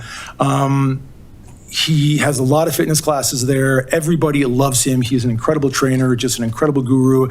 And his entire life story is very, very interesting. And his book right here, it's 10 steps to move from average to asset. And the F-bombs aren't bad things. They're really, really good things, and they all start with the letter F. So I implore each and every one of you to buy this book. He's probably not going to make a ton of money off it, but you can get it on Amazon for the low, low price of $11.11. So very, very good opportunity to help out a small business member in the town of Superior who is a solo practitioner. And last but not least, and I'm very, very excited about this, we're not going to have a 4th of July parade. That's not what I'm excited about. I kind of miss having the 4th of July parade, but we are going to do a rocking 4th of July party in the evening, and it's going to be at Bambi Brewing, and it's going to feature everyone's favorite band, the 5280s band, which is comprised of several members from the town of Superior. It's going to start around 4 o'clock-ish. Sean Bambi is going to have a lot of specials going on. The band's going to kick off at 7:30, and at 9 o'clock, the fireworks that go on across the highway at the Louisville Golf Course are going to be seen from the parking lot. So get there early, bring a smile on your face, help celebrate the 150th birthday of the state of Colorado and the 250th birthday of the United States of America. Thank you. Thanks, Jason. Good evening, everyone. Good to see you all. I won't go through all of the events that have been so well covered by my colleagues here tonight. But one additional event to just put on your radar, if you're a parent of teens, this Friday night we have our teen night at the North Pool. It's the party at the pool. They're going to be from 8 to 10 p.m. They're going to be showing Jumanji, Welcome to the Jungle. It's a great annual tradition now. We have this pool party for all the kids, and they absolutely love it. So if you've got young kids, you got teens, sign them up for teen night for Friday night. When you go see your fat friend at the civic space, you can drop your kids off at the pool, and everybody watching movies on Friday night. A couple additional announcements. Saw Pam today with PJs, and looks like they're hopefully opening up later this week. So as everybody knows, PJ's Diner is rebranding as PJ's Daily Grind, and it's changing the concept, but everybody in the community is really excited for them to reopen, and they're very close. So they passed inspection from the county this week, and they're just waiting on the food to deliver, and then they'll be open for business. So we're really excited to see PJ's Daily Grind come back to Superior. Lastly, I just want to thank Broomfield, Lafayette, and Louisville for submitting amicus briefs in support of the town of Superior and Boulder County's appeal of our lawsuit related to Rocky Mountain Metropolitan Airport. For those of you who don't know, we've filed this lawsuit, and we have appealed to the Supreme Court of Colorado, and our neighbors in Broomfield, Lafayette, and Louisville submitted amicus briefs, which is a friend of the court brief, which is urging the Supreme Court to take the case because it is an important case that is impacting not just Superior and Boulder County, but the surrounding communities as well. So still waiting on the Supreme Court to issue a decision as to whether or not the case gets accepted, so stay tuned on that. But I just want to extend my thanks and appreciation to our neighbors in Broomfield, Lafayette, and Louisville for joining in on our cause. And that's what I've got for tonight. Town Manager Magley. Nothing to report. All right. Town Attorney. Nothing. Happy to be back. Good to see you in one piece. And our Town Clerk. Nothing. All right. We have moved on to our item 2E, which is public comment on our consent agenda presentations and non-agenda items. If you'd like to make public comment here in the boardroom, we have a sign-in sheet there. Give us your first and last name and the town in which you reside. We take public comment for 5 minutes per person. If you're on Zoom, you can use the raise hand feature and we'll call on you in the order in which we see your hand raised. If you're here to give public comment on the public hearings that we have on the agenda tonight, we have a liquor license application and then a plan development and annexation item. We ask that you hold your public comments until we get to that section of the agenda. So with that said, anybody signed up for public comment? Okay, anybody on Zoom like to give general public comment? All right, seeing none, I think that this is a first. Public comment is closed, and we're on to item 3, which is our consent agenda. We do have Councilmember Cowish is going to recuse yourself from item 3E. So if we could just have but she's going to vote on the consent agenda. Can't do that? Mr. Mayor, do we pull 3E so that I can have a separate vote and the rest of us can? Okay. You could just recuse from the. That was fine. I just for clarity, like I just have a conflict of interest about it, so I need to recuse myself from this one part of the consent agenda. So. Okay, so why don't you get out of here? All right, I'll entertain a motion to approve the consent agenda, items 3A through E. So moved. Got a motion from Councilmember Craycraft. Second. Second from Mayor Pro Tem Serbu, and let's do a roll call vote, please. Mayor Pro Tem Serbu, Yes. Councilmember Shaw, Yes. Councilmember Miller, Yes. Councilmember Craycraft, Yes. Councilmember Foster, Yes. Mayor Lasis. Yes. Okay, passes unanimously. Jen, you can come back. And we're on to our public hearing sections. 4A is a public hearing regarding a new entertainment facilities license for Live Nail Spa LLC at 404 Marshall Road. Do we have proof of publication? All right, I'll gavel in the public hearing and I'll hereby call to order the public hearing regarding the application for Live Nail Spa LLC, DBA Live Nail Spa at the Town of Superior for a new entertainment facility license. This is a public hearing regarding a new hotel and restaurant liquor license for entertainment facility license within the Town of Superior. The Town Council acts as the local licensing authority for the town, and the town has received preliminary findings from the town clerk dated June 15th, 2026, and those findings were provided to the applicant. The purpose of this hearing is to receive information and testimony to enable the council to consider whether the license should be granted based on the reasonable requirements of the neighborhood. Interested parties will be allowed to present evidence and cross-examine all witnesses. Is the applicant or representative of the applicant present? Okay. Please step to the podium and identify yourself for the record. Good evening, and my name is Eric Nguyen. I'm the owner and operator of the Live Nail Spa, soon to be open at 404 Marshall Road. We are applying for facility and entertainment type liquor license because we offer a broad range of services for nails, facial, hair spas, and lashes. Our target opening date will be in November or December of 2026. Currently, we are doing a tent finish inside right now, and it will take a little while, but that's our target opening date. As for myself, I have been in the business for over 20 years. I have operate and own multiple location in Colorado. And I also have multiple liquor license as well. I have never had issues as far as violations. Let me just stop you here for a second. Town clerk needs to place, you're going to testify as a witness on behalf of your application, so town clerk needs to place you under oath, right? Okay. That's what this says, so. Okay. All right. I didn't print it off, so raise your right hand. Do you promise to tell the truth, the whole truth, and nothing but the truth? Yes, I do. All right. You can continue. Thank you. Just get back to my the backgrounds. First, like I said, I have held multiple business in regard to a nail salon, and also held multiple liquor license in the past. Never had any issues, any violations. As you show from my record as well, the background checks has been clear. We are, Superior is our new location, and we are planning to open 6 days a week, probably 6.5 days, half day probably on Monday. Our operating hours going to be from 10 until 6, Monday to Saturday, and probably like half days on Sunday as well.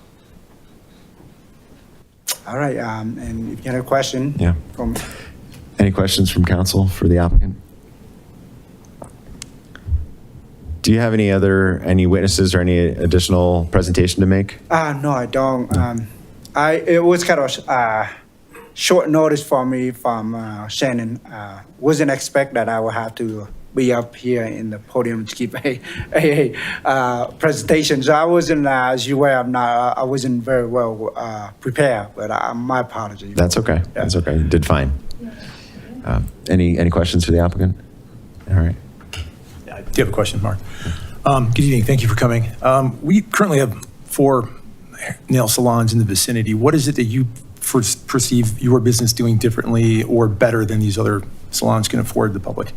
Well, absolutely. I'm glad you bring that up, that question, because nail salon is a very competitive business. As you know, there's a few small salon here in town already.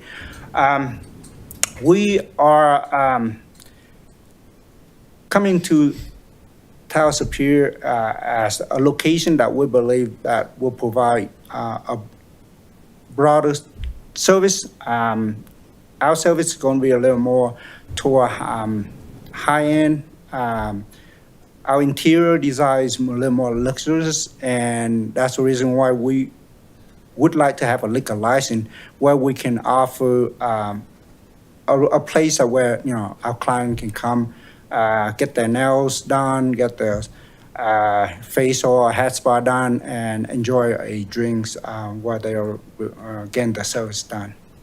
And I think that's what makes us stand out compared to the existing salon already in town here. And your business, and just ballpark, do you think you'll be twice the size of most nail salons, 4 times the size? Actually, we are about 4,000 square foot. So most, we look at a couple salons here in town. Average is about 1,000 to 1,500. And ours is about a little more than 4,000. Okay, so your business model might not just be individual clientele. You're thinking more like groups of clientele, bridal showers, parties, things like that? Absolutely. And that's kind of what you're thinking the liquor license would be preferential for? Absolutely. That will help us not only cater to the clients, but also for, like you said, parties, birthday parties, weddings, and so on. Okay, thank you. All right. Any additional questions for the applicant? All right. Thank you for your presentation. All right, thank you. Are there any other interested parties that are present here in the boardroom that are here to give a presentation? Seeing none. Any interested parties on Zoom? Seeing none.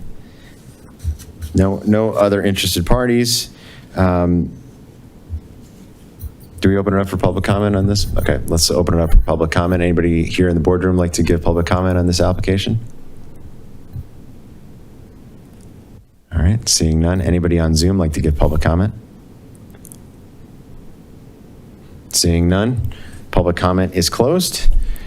Do we have anything from staff on this application? Any presentation or? Nothing that's outside the packet materials that were provided. Okay. All right. Anything further for the applicant from anybody up here?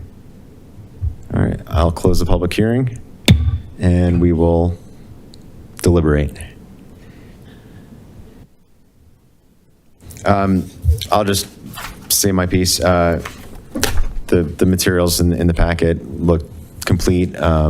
Seems like all of the requirements of the town code that are prerequisites to the issuance of a liquor license is complete, accurate. So I don't have any concerns from kind of the administrative end on any of that. And I think that this particular location has had liquor licenses in it before, multiple times, with the Farrow's Billiards, with the Buffalo Wild Wings. So it's not like this is an outlier or something that's not consistent with what has been there before, which I think is also just a relevant consideration for moving forward. In terms of what the applicant presented tonight and what's in the materials, I don't have any concerns moving forward with approval of the license. So I'm a support. I'm in support as well. Reading through the agenda packet, it looks like there's services that are offered that we don't currently have at many of our nail salons. So personally excited to see you come to town. And I know it's, always a gamble for any owner to open a new business anywhere. And so appreciate you choosing Superior and looking forward to you being open. I'm just personally excited about this. It would be fantastic. And I don't know if it's part of the scheduling plan, but like Friday and Saturday nights would be great.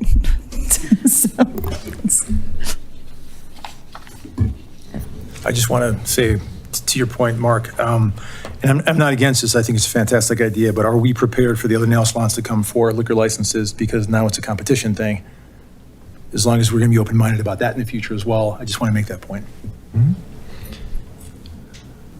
Yeah, I'll just say, like, anybody can submit an application for a liquor license, and we'll consider it on the merits of its individual, application. So the approval of this liquor license doesn't in any way, in my opinion, affect or guarantee or cut against, any subsequent application that could be coming down the road.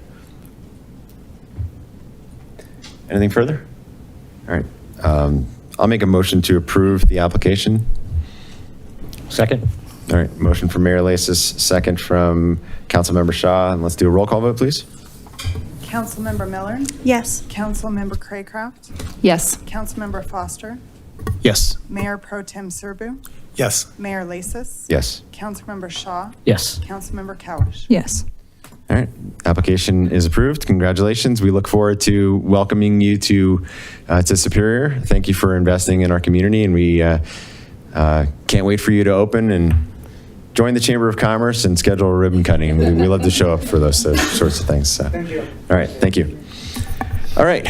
We are moving right along, and we are on to item 4B, which is an ordinance of the Town Council of the Town of Superior annexing to the town the real property located at 7494 Marshall Road and zoning such property as planned development. This is a continued public hearing that we continued from our previous meeting earlier in June. Thanks, Mayor. The applicant is here tonight. They have a short presentation, and then we'll open up for questions from the council. Welcome back. Thank you. Good to be here. So I'm going to say a few words to kind of introduce really the more detailed presentation that Harris is going to give. Since we were here a couple weeks ago, we ran some additional scenarios in the evacuation model that were requested by public comment and council. And I want to remind the public and the council that this evacuation study is not a required part of the annexation or PUD applications. We commissioned this study voluntarily because we understand how important this issue is to the community. We wanted the council and the public to have a clear, more informed basis for evaluating the project. A few high-level points on the evacuation modeling, what it does and doesn't do. So the Marshall Fire highlighted evacuation vulnerabilities that affect broad areas of Superior, Louisville, and surrounding communities. And many of these vulnerabilities have been addressed and have follow-up items in the after action report and the WIC plan that's beyond what we as one developer can do. But these exist, and that situation exists whether the project is approved or not. The purpose of the evacuation analysis is not to determine whether the transportation network is entirely free of constraints. It's to evaluate whether a proposed project materially degrades evacuation performance relative to existing conditions. No development project will have zero impact on evacuation demand. Every residential, commercial, institutional, tenant improvement, or redevelopment project introduces some additional vehicles into the network. If the standard for approval is to demonstrate a project has no measurable impact, then no new development can occur within areas subject to evaluation risk, which is essentially the entire town of Superior. Instead, the relevant question is, does this project cause a material deterioration in evacuation performance? And this is evaluated through these measurable factors that we show, such as clearance time, delay, queue lengths, roadway operations, emergency access, and network resilience. And I think the information we've showed a few weeks ago, and we'll show more of today, shows that this project does not create a new bottleneck, overwhelm emergency access, or cause significant increases in clearance times. While broader concerns regarding evacuation resilience are valid and warrant continued planning and coordination within the town, the county, adjacent jurisdictions, and private property owners, including ourselves, these concerns are distinct from the project-specific question. Ultimately, the council's decision is a policy determination, and all this evacuation analysis can do is provide some objective assessment of this incremental effect on evacuation performance. So with that in mind, I'll hand it off to Harris to descend into the particulars. Thank you. Do you mind dimming the lights? Yeah. Oh yeah, a few slides we'll go through. Thank you. Okay, let's see, this is the right presentation.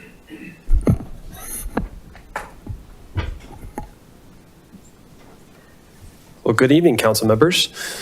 This is the agenda for just the follow-up presentation. I'll just stop here for a moment, but we'll capture what we're talking about tonight. So we'll roll right into our first slide. So I want to start by taking some time to explain our approach on the evacuation study and the key assumptions and how to interpret the report data. For our approach, as Will had mentioned, our goal is to determine the incremental impact of the proposed project on evacuation times in the event of a wildfire. As mentioned 2 weeks ago, we engaged Kinley Horn as our evacuation study expert. We consulted and collaborated with the Town of Superior Disaster Preparedness and Recovery Department, Boulder County Office of Emergency Management, Boulder County Sheriff's Office, and Mountain View Fire. This collaboration focused on the Marshall Fire sequence of events, timing, and emergency response. We discussed the after-action report findings, which will be further detailed in a few slides, and we discussed the WIC operational plan, which Allison provided some insight on during the June 8th hearing. We confirmed the evacuation study assumptions with this group of agencies. Since then, we have produced additional evacuation scenario modeling and made adjustments to previous models based on feedback from you all and Planning Commission. In addition, we engaged this group along with several other related agencies as detailed in our June 8th presentation regarding site plan design. And based on that feedback, we increased setbacks throughout, added a 30-foot fire break on the western property line, and added a second emergency vehicle access road to the south. Just want to highlight some of our key assumptions for the study. So evacuation departures occur over a 1 hour period. This is the same assumption that Boulder County uses in their emergency modeling. The 1 hour evacuation period applies to the entire Marshall Fire perimeter area, which will be shown in a map here in a second. Within that hour, evacuation begins slowly, peaks midway, and then tapers off. The 1 hour starts once the evacuation notice is given, and the Aegis model software utilized by Kinley Horn adjusts evacuation vehicle speed based on traffic flow, physical roadway, infrastructure, and characteristics and vehicle counts. Earlier evacuees will encounter less traffic, while later evacuees will encounter more traffic. All future scenarios include projects currently under construction in the Town of Superior, and all scenarios assume that the project's main egress will be at the main entrance along 76th Street. That equates to roughly 80% of traffic, while the secondary egress at the emergency vehicle access to the north connecting to Marshall will be 20% of traffic.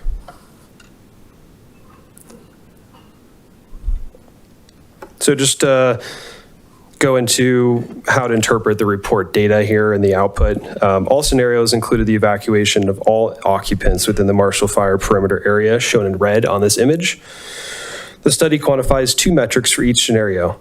1, the impact of the total time for system-wide clearance, and 2, the impact on the average time to evacuate for the immediate project area, which includes the neighborhoods of Sagamore, Coal Creek Crossing, and Original Town. These 2 metrics are quantified by the time to clear the 2-mile buffer shown in the blue on the image. The time to clear the 2-mile buffer does not correlate to clearing a safe distance. Evacuees may escape the concerning area prior to clearing that 2-mile buffer. For example, if an average time to exit for a Sagamore resident is quantified as 1 hour, that is 1 hour to clear the 2-mile buffer shown in blue. Hypothetically, that resident may reach a safe area halfway or 3/4 of the way through that evacuation route.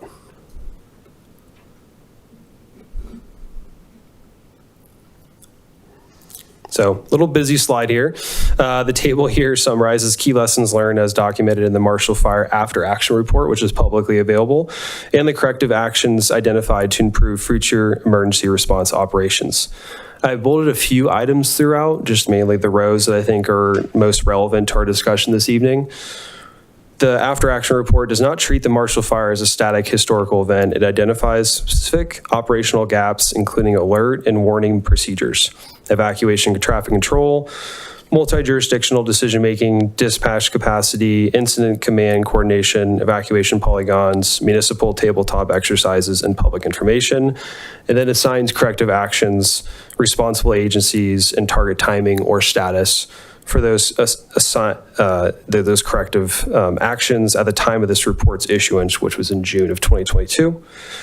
The purpose of highlighting these corrective actions is to show the Marshall Fire has informed post-event emergency planning. If a Marshall Fire type event were to occur again today, the After Action Report indicates that emergency operations are intended to be improved through better alerting protocols, clear evacuation coordination, stronger interagency communication, more defined command structures, enhanced dispatch procedures, and more deliberate evacuation and traffic control planning.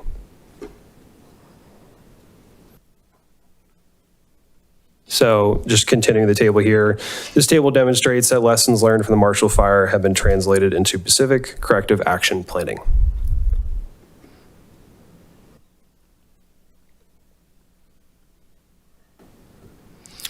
Based on comments from Mayor Lasis and Councilmember Shaw from the June 8th hearing, we created 2 additional scenarios modeling specifically the occurrence of the Marshall Fire. Both these scenarios include vehicle counts based on 2021 data, and both include 100% household and retail occupancy assumptions.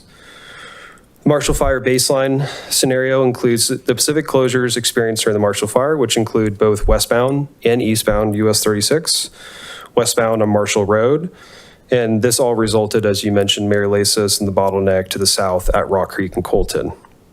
Marshall Fire adjusted.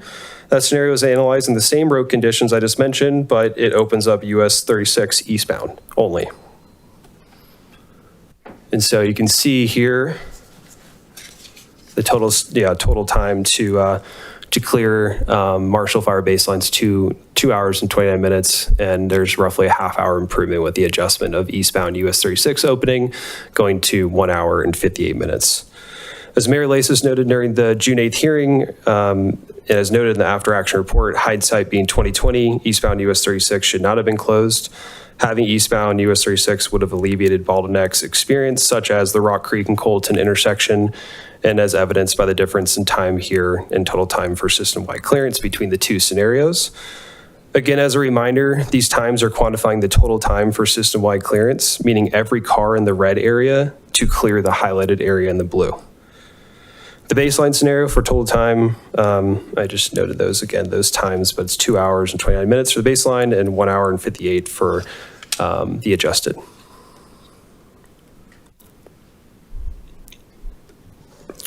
Sticking with the Marshall Fire scenarios based on that 2021 data, this slide summarizes the average time to exit per vehicle for the neighborhoods in the immediate project vicinity.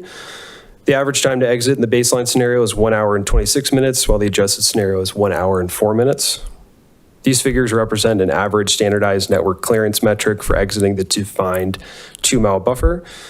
We recognize and respect that individual evacuation experiences during the Marshall Fire varied, and some residents may have experienced longer evacuation times. No scenario model is capable of matching the conditions from each individual experience. The purpose of the study is to determine whether the project causes a material deterioration in evacuation performance relative to existing conditions. Harris, one quick question. When we're looking at the scenarios and the modeling for this, one resident during the last meeting had brought up a point that I was very curious about, and I didn't see it in the updated materials.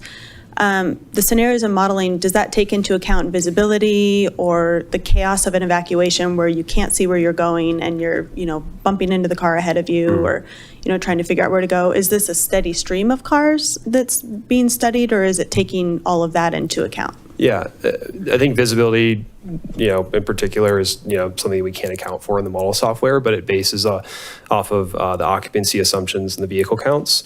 And then there's a 1 hour departure period, and, earlier evacuees experience lower or, faster, speeds in getting out of the evacuation area, while other later evacuees will experience longer times. So the visibility in particular is not something we can model with the software available. Okay. So I guess that would be my concern then, is the numbers that we're looking at might not be realistic if people can't actually get out in a steady stream of cars.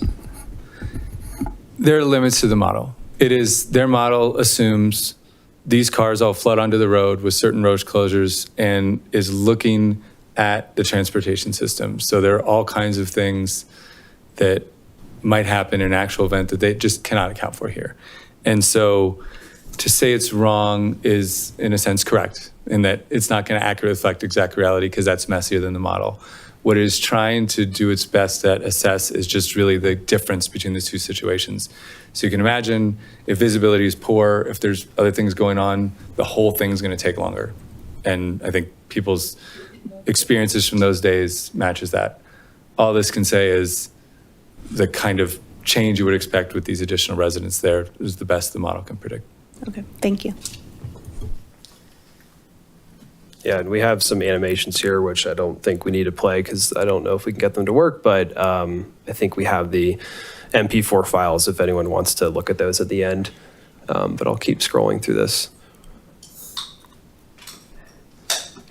So looking at the future scenarios, so we have the 3 future scenarios we presented on during the June 8th hearing.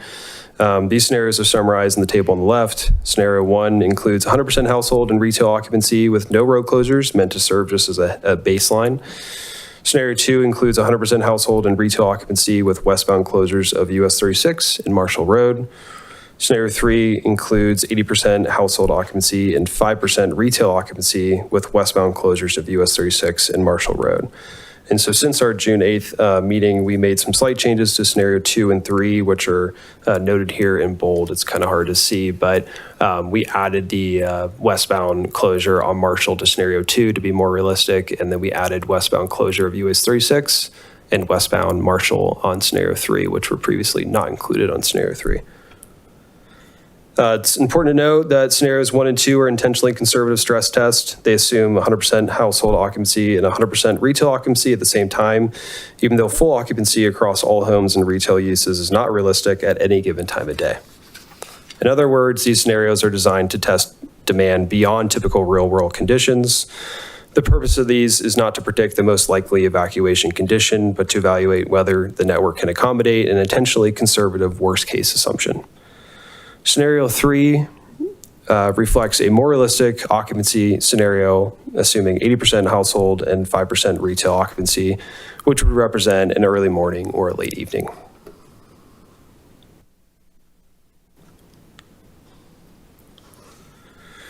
This table compares the total time for system-wide clearance of the 2-mile buffer by looking at existing and under construction projects. The next row summarizes the plus project impact.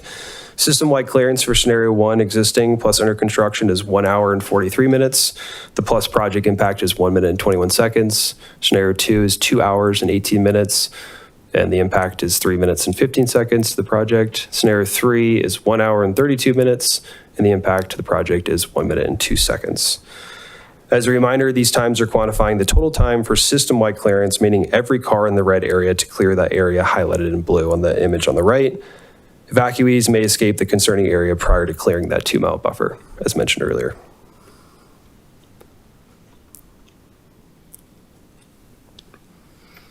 This slide summarizes the average time to exit per vehicle for the neighborhoods in the immediate project vicinity.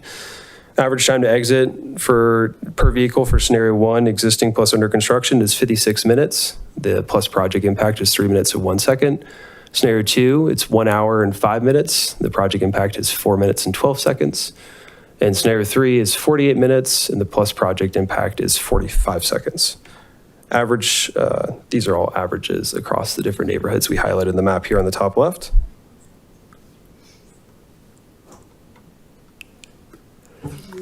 In summary, the average time to exit per vehicle for the neighborhoods in the immediate project vicinity, sorry, I'm reading off wrong data here. Here's a summary of all the scenarios. As noted earlier, when looking at the 2 Marshall fire scenarios, which are summarized on the far left of the table, when US 36 is eastbound not closed, we have a half-hour delta on the total wide system clearance, and the average time to exit per vehicle has about a 22-minute impact or difference. On the future scenarios 1 through 3, the addition of the project does not create a new bottleneck, overwhelm emergency access, or cause significant increases in clearance time. And as Will noted earlier, the purpose of this evacuation study is not to determine whether the regional transportation network is entirely free of evacuation constraints. Rather, it is to evaluate whether the proposed project materially degrades evacuation performance relative to existing conditions.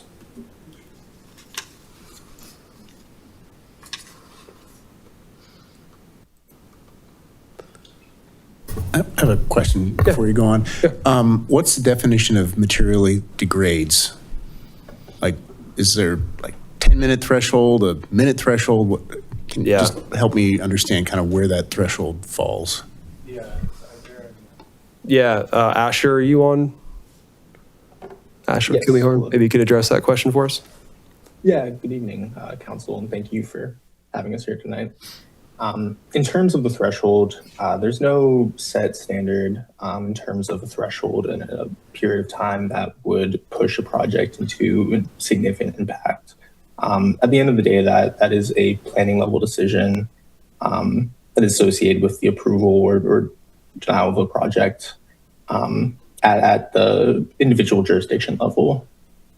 In states such as California that have rigorous legislative requirements requiring jurisdictions to assess and develop these evacuation plans and assessments, there is no sort of defined threshold.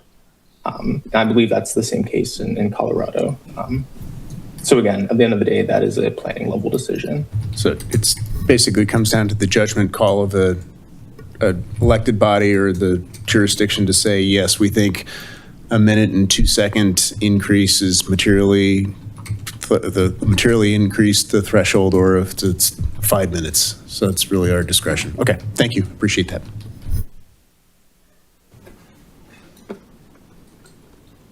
I'll keep going here. That's the event evacuation study impacts, but we can obviously come back to that. I'm sure there's more questions. So just during the last meeting on June 8th, there was some Q&A related to the traffic impact study report. So we listed some additional responses here for context. Steve Tuttle with Fox and Tuttle is with us virtually tonight. So if there's any further questions related to that study, he can field them. I'll run through these just quickly. I just want to make sure that we responded clearly to each. Councilmember Shaw, I think you had a question related to projected trips in an hour versus queuing lengths. The projected queues at Marshall and 76th Street are generally 1 vehicle or less during peak hours. Then there was discussion about how bikes and pedestrians would impact the queue at Marshall and 76, and if those counts were captured in the study. Yes, they were captured, and they were relatively low and do not have a meaningful impact on vehicle delays at that intersection. Before you go on, just because I think you hit on number one, but you kind of jumped through it really quick, is I just want to confirm, because there's like over 100 pages in this packet on the traffic study. It is like by far the biggest thing tonight. There's like 400 pages in the packet, 130 of it's related to traffic, but rereading it, all of this comes down to one data point, January 26th, which is a Thursday. All the data was collected on that one day. When we put a speed bump in, we collect 5 days worth of data. January is not peak shopping at Costco. It's obviously December or back to school in August. Why only one data point and not a weekend? Because I was at Costco yesterday, or maybe Saturday, there's like 70 cars waiting for gas, as we all know, right? So how is that factored in? And we're using this one data point and then forecasting out 176 pages of data that I can't do anything with because it's all based on a single data point. Yeah, that's a great question. Steve, are you with us virtually? I hope.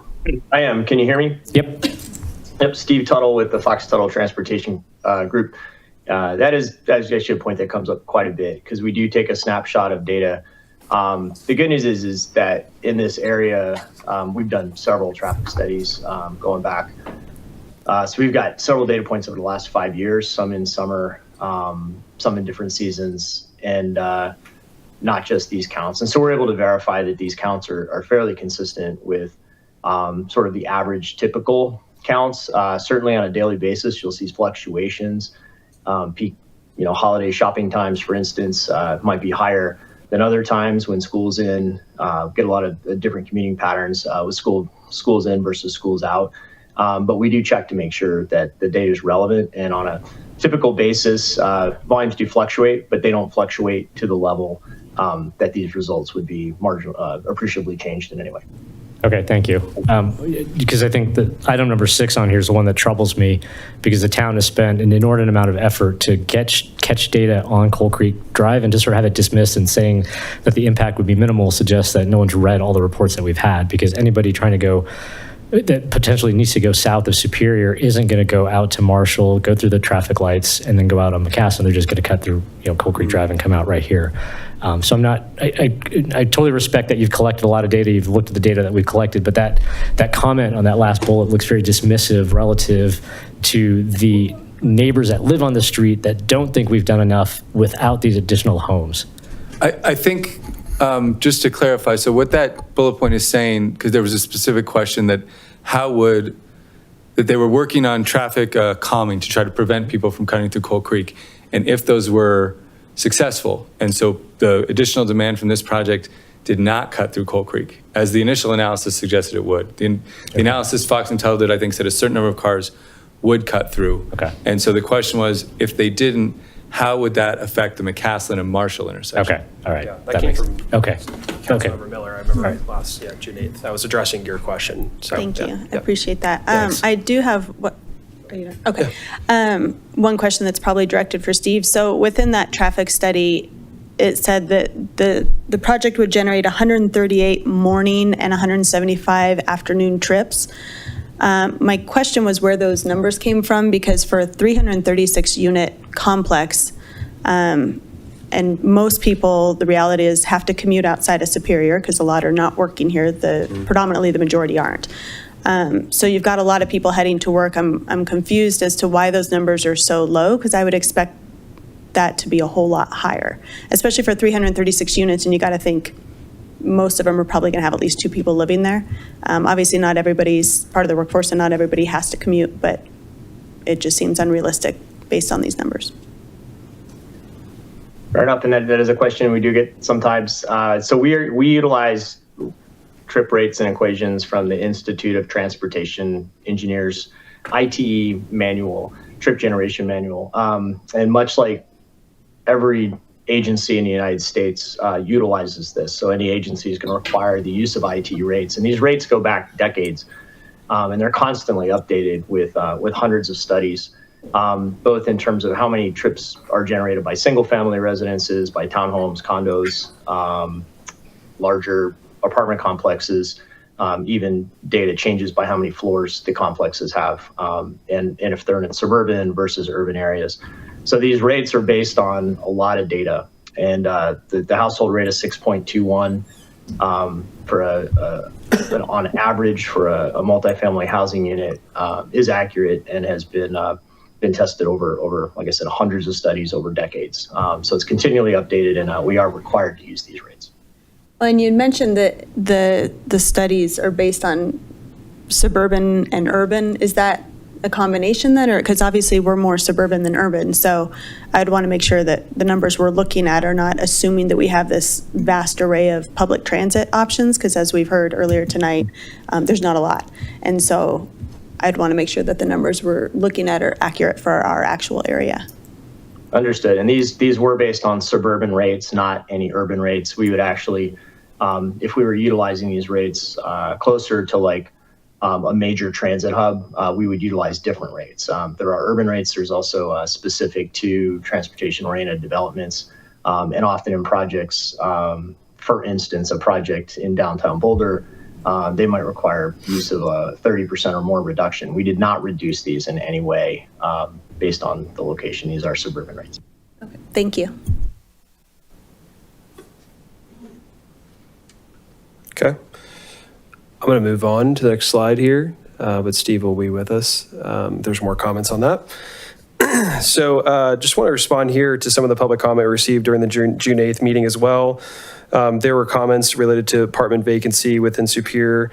Just want to note, I think Will had mentioned this during the June 8th meeting, but Origin has leased 46 units in the past 4 weeks alone, which goes to show just the demand and those the vacancy figures that were discussed previously at Planning Commission can change just daily as the lease up of the property completes. The Origin property in downtown is very close to stabilization. There was a lot of comments about the pond. Just want to reiterate that the wetlands are not regulated by the state of Colorado or the U.S. Army Corps of Engineers. A new pond would be created in a more appropriate location in the low point on site in the southeast corner. And then floodplain, there were some comments last week. I just want to clarify, we're not in a floodplain. We're not in a 100-year floodplain. We verified that with FEMA maps. Utility infrastructure, there's some questions about cost and just will serve and capacity. So we have a will serve lever from the town. We've had some correspondence with Brennan reconfirming this just over the past week. We also, there's, in the PD itself, there's projected utility usage noted for reference. And then there's comments about the water capacity. Sorry, that's weird. Water capacity for just, the fire hydrants that was experienced through the Marshall Fire. As discussed with Brennan in Public Works, there was a project to upsize the McCaslin water main that was meant to address the pressure concerns along 76 related to that.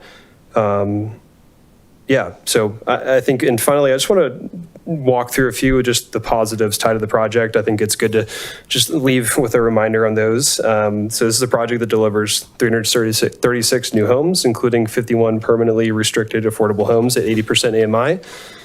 It provides Superior's first traditional multifamily affordable housing since the 2020 IHO, Inclusionary Housing Ordinance. I know Kyrat Crossing, but I'm calling that senior, affordable. It creates attainable housing options for families, workers, and residents who want to be part of this community. It supports the BVSD enrollment stability by adding housing in a community where limited inventory has contributed to declining enrollment. It completes important 76th Street improvements, including curb, gutter, sidewalks, and multimodal upgrades. In the news this week, and as mentioned earlier, RTD has proposed discontinuing Route 228, our project, as evidenced by the economic impact study, and our projections would increase RTD ridership by 33%. It improves pedestrian, bicycle, and potential trail connectivity. It expands the town's tax base, infrastructure network, and fee revenue. As mentioned in staff's report last meeting, this project would deliver a one-time revenue to the town of over $6 million and projected annual revenue of $350,000. It also has the potential to add roughly $93,000 annually in Superior sales tax revenue. It supports surrounding businesses and creates both construction and permanent jobs. It converts vacant grassland into a planned, managed, wildfire-resilient community with fire breaks, WUI compliant buildings, improved emergency access, and modern life safety systems.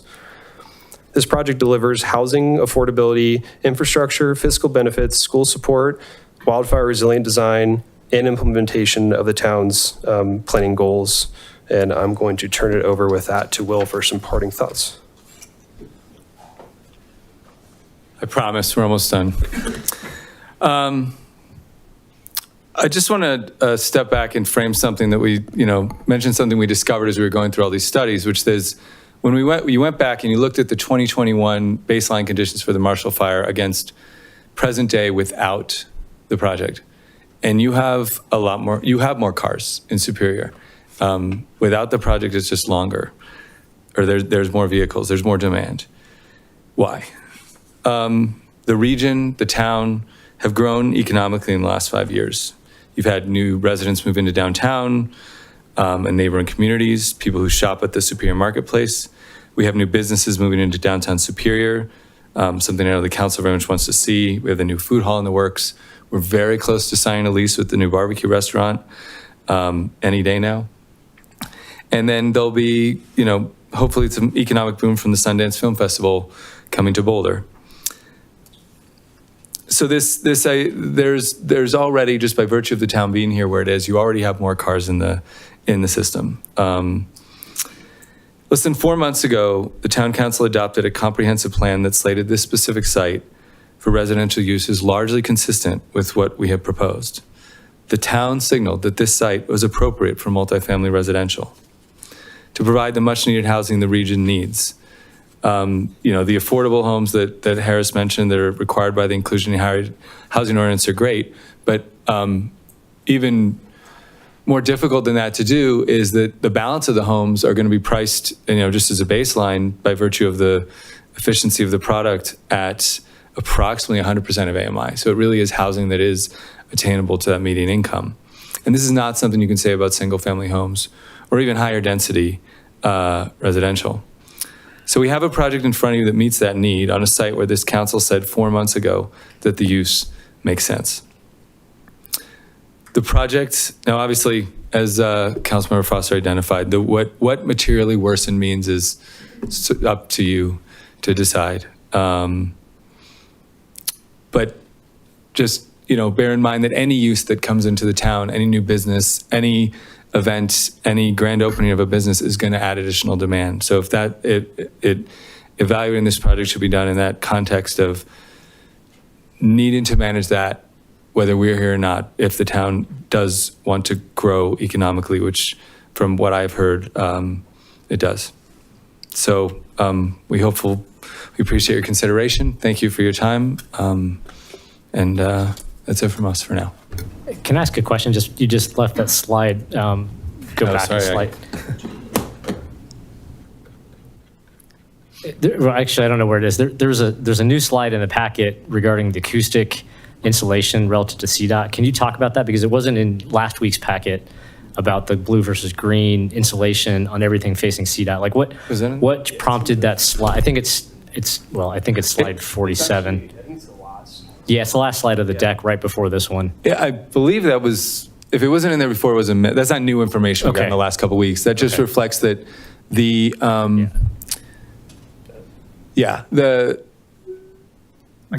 one thing. Yeah, go ahead. You're right. It was in the very last slide of the last packet, but we never got a chance to talk about it 2 weeks ago. Yeah, this was a direct response to Mike Foster, Councilmember. You mentioned it during our concept plan presentation, and we wanted to address the concern and be thoughtful about it. And so we had we engaged Geiler and Associates, who's a local acoustical study consultant, and we actually were able to collaborate with CDOT. They were very collaborative with us, and were able to run the equipment that they typically do during plowing days, and that was in the middle of the day, so people probably saw that and had questions, but that was the reason. It was because we're studying acoustics out there, and so what this is meant to represent is some of the facades that would have upgraded acoustical standards on the windows and exterior assemblies. Okay. Yeah, facing CDOT. Thanks. Yep. Harris, can I ask one quick question on that same subject? So discussing things with CDOT, do we have permission to use that exit with their permission? Yeah, I mean, there may be a small access easement, required for building a retaining wall. Jim, do you want to talk about just also there's a permit required as you enter Marshall, and I think Jim's lived through this, so. Yeah, Jim Brostovich, Civil Resources. So there's actually a piece of the property that touches Marshall Road. It's not an access. That finger that is shown on the map is actually part of the physical property. The only permission we need from CDOT is an access permit for that driveway, which I don't expect to be any problem for an emergency access. It might be an issue if it was a primary access. And as Harris mentioned, we may need some cooperation on some grading, but we don't see any of that being being a fatal flaw.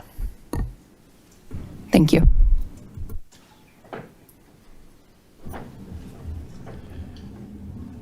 I have a number of questions, but I'll start with question for town staff. Does recycled water currently run to this site? And if it were to get approved, could we connect it to outdoor irrigation? Yes. Okay. Yep. Great. Easy. I mean, with the Sagamore right there, and then, I don't know, I think Guardian's using it as well, so it's in the Great. location. Thank you. It's just sort of a follow-up to the conversation had with ACES earlier tonight. I have a number of questions for the applicant. So first of all, I just really appreciate your commitment to LEED Gold in all electric buildings. That makes my little sustainability heart very, very happy. So thank you for that. Based on the estimated $105 million construction costs, I'm curious to understand kind of what % of the forecasted rental rates is due to sustainability things. Meaning the cost of the. So the average unit is about $2,200. There's obviously a range. So of the $2,200 monthly rent, what percentage of that is as a result of doing LEED Gold and all electric? Is it 1%, 10%, 50%? I don't know. You have that level of Ballpark? detail? That's a great question. I can't confidently say Okay. what that metric would be, but I could follow and Okay. commit to that. Yeah. I'm curious because I often hear from developers, oh, it's gonna, triple the cost or whatever. And so having some real life examples of no, it's like a 2% increase, some real life data would just help raise awareness within the larger. Yeah, we can share it. It's generally getting cheaper as building codes get more stringent across the board. Yeah. So. Okay. Are there any agricultural irrigation ditches that run across this property or are in use by the agricultural tenant that leases the land directly west of this property? There is an old historical ditch. If you walked it, there are just some concrete barriers that you'd notice. It did previously convey water from the west to the east, and I don't think there's anywhere to the east to convey water now that it's Superior Marketplace. And then for your other comment about just conveyance of water, Jim, you want to come up here and just kind of summarize the picture on the western property line? Sure. So Boulder County irrigates the open space to the west of this property pretty heavily at some points in the year. And there's a culvert underneath the old railroad embankment, which is what dumps into the pond that's on this site. And then that pond drains through some drainage swales and ends up on 76th Street in an inlet. We can't control what Boulder County does with their irrigation, so we just have to accept the flow that they've historically done, and we have a plan to convey that through pipes around our detention pond to the existing point where it enters the town's storm sewer system. Okay. And sort of a follow-up question that, because I know in the kind of the northwest corner of Sagamore, there's been some flooding of basements because of, especially during high rain years and high irrigation years. And so just curious if you looked into that and factored in, it sounds like you have, where you're looking to divert the surface water away from the property. So It would not be assuming going you're going to have basements, but just. Yeah, no basements. Yeah. And no, I'm not familiar with that problem at the northwest corner of Sagamore. And as a reminder, that's actually 2 properties southwest of this here. But the irrigation water runs from where your property is down into the Sagamore neighborhood. Yeah, through so the we'll culvert be, if anything, collecting and conveying that water to where it should go in the storm sewer instead of having it go to the south.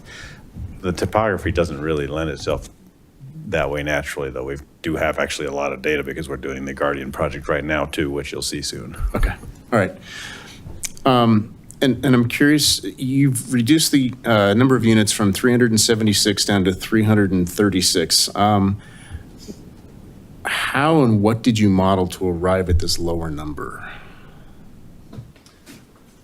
Yeah, let's see. I actually might have the concept plan.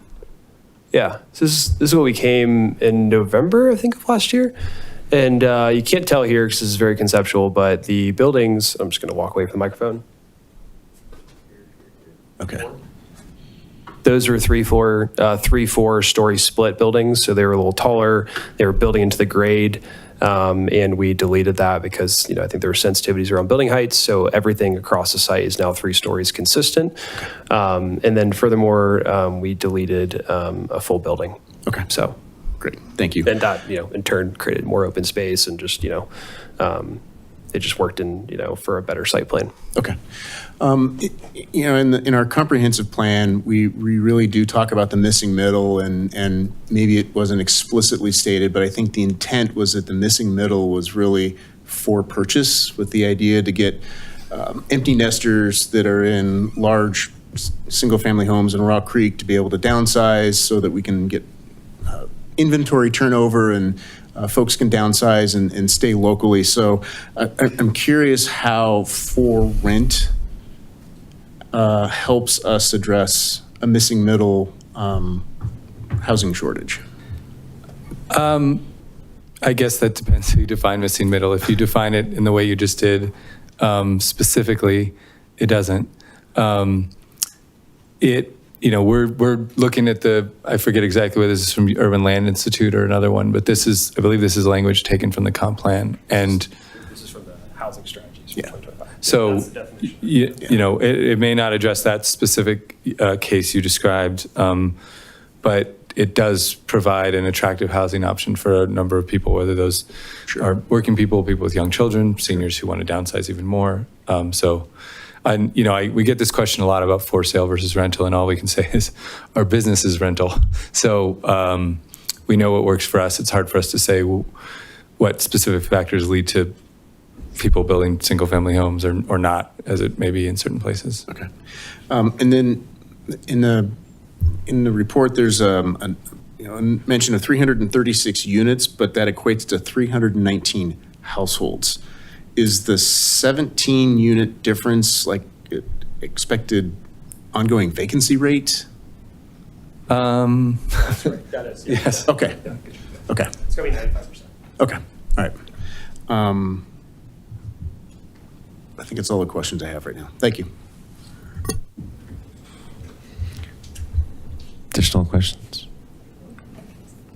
I've got a couple of quick ones. And it was really, as you can gather from at least my questions, a lot of this has to do with the traffic and the egress from that one roadway. And I forget, the page numbers are awful here because mine's one giant pack with 500 pages, but like page 287 has got, like 6-year projects across the Denver metro area. So I went off and looked at all of them to try to figure out, is this the only one with one egress? And the answer is kind of yes.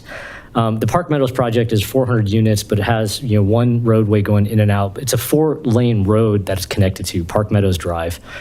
So my concern is we're putting 336 units, which effectively one primary. There's the emergency access. The only other one that comes close is Waterford Westward here in Broomfield. It's got 2 entrance exits. 336 units. The Brigade is 325 units on a hard corner. It's got 2 exits. Braeburn and Westminster, it's got 310 units, 5 entering exits. Red Hawk off the Washington Center Parkway does have a single access point, but it's all residential traffic. There is no commercial conflict. I mean, my biggest concern is the conflict we're creating here with the households, irrespective of the number, with what is effectively the engine of this town's community. The engine of this town's finances in Costco, right? The conflict that's coming up, the driveway here is directly across the street from the Costco gas station. I mean, can you go through that? Because as you look at the project, like you just said, you guys are a residential developer. Nothing comes close to this that you have designed or operate relative to a single egress point with the amount of commercial conflict here. I think Steve Tuttle's probably best suited to answer that question in terms of, we want the community to work well. We want, people to be able to get in and out easily. If they can't, they won't like living there and they'll leave, and not good for us. So that's really where the traffic study comes in. And I think also looks at, or Steve can maybe speak to the we mentioned the AM and PM trips here and the backup for that. And then how the peak hours differ for retail versus residential. I don't know, Steve, you could speak to some of those things. Yeah, we did, the study did include the Costco counts across the street. I was looking up the data that we got is very consistent with ITE rates for a gas station of that size. I can't remember, I think it's 16 pumps, 12 or 16 pumps. So we did verify that. We did include that traffic in the counts. I think what makes this location work at that level is just really the very low volume of traffic on 76. It's not a continuous street. It's not an arterial street. I think if you were looking at a single access point like this along McCaslin, for instance, that would be a different situation. The peak hour volumes in the traffic study, single traffic, the largest movement coming out would be in the morning out of the development. 75 cars turning left out of the development, about 36 turning right was estimated. Similar in volume to the what's coming out in like the PM peak hour of the gas station. There's typically around 90 to 100 cars coming out of there in peak hour. But just to put that in context, the roadway volumes on 76 are like 15 to 30. And so not, 200, 300, 400 cars. If this was on a busy arterial street that had 1,000 cars an hour on it, those volumes we're talking about for the gas station or for the residential complex might warrant a traffic signal, for instance. But the fact that there's really very little traffic on 76 relative to those volumes is what makes the operations work. And it was modeled as a two-way stop control intersection, and it was shown that the level of service, even with the gas station volumes, would be very good. Yeah, that helps a lot. I think I'm less concerned. I mean, it's an equal concern between 76th egress and the interface with Marshall, because Marshall's a state highway, and if or when a stoplight is required there, it's going to be a fair amount of coordination with CDOT to try to do that. And of course, then the town is paying for that because CDOT won't lift a finger. Carmel won't be paying for it because this project would have been green lit.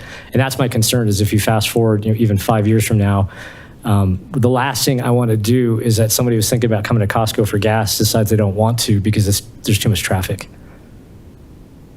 Yeah, I just want to add 2 points here too that you mentioned, just concern maybe coming from the Costco perspective, and we did meet with them earlier this year. We met with a few businesses, in particular in Superior Marketplace, obviously Brixmor, but just to name a few, Target and Costco. We had meetings with them, and generally speaking, Target and Costco were in support of obviously adding customer base and improving business, and then also just finding housing options that are closer for employees. So just wanted to mention that. No, and I think I completely agree, and I think it's actually a better use of some of the empty space around Brixmor to bring in some housing. But I think, as what was alluded to earlier, people are coming with their cars, and that's the issue we have with this area is there's just not more entry and exit points, and RTD would be phenomenal if people, if there was a bus to ride. But, I pointed out last week, I tried to get on the FF2 on Tuesday and it never showed up. So, RTD's got its own issues that just create, yet more reasons to drive. So you see what I did there. But the point being is ultimately with this single egress point, what and I don't disagree that the models are what they are and they're based on a lot of data. I know that the Costco gas station data is probably at the high end of any bell curve, just given what it looks like on any given day. But that being said, I do trust the data analysis. I just know that fast forward 5 years from now, all the complaints will be coming towards this board to do something, whether it's the existing residents in this development, the residents that were at Sagamore that now can't get out on Marshall, or what. I'm just trying to figure out how to wrap my head around that, given that it's all based on forecasts and ties back to a single data point. But thank you. All right. Additional questions?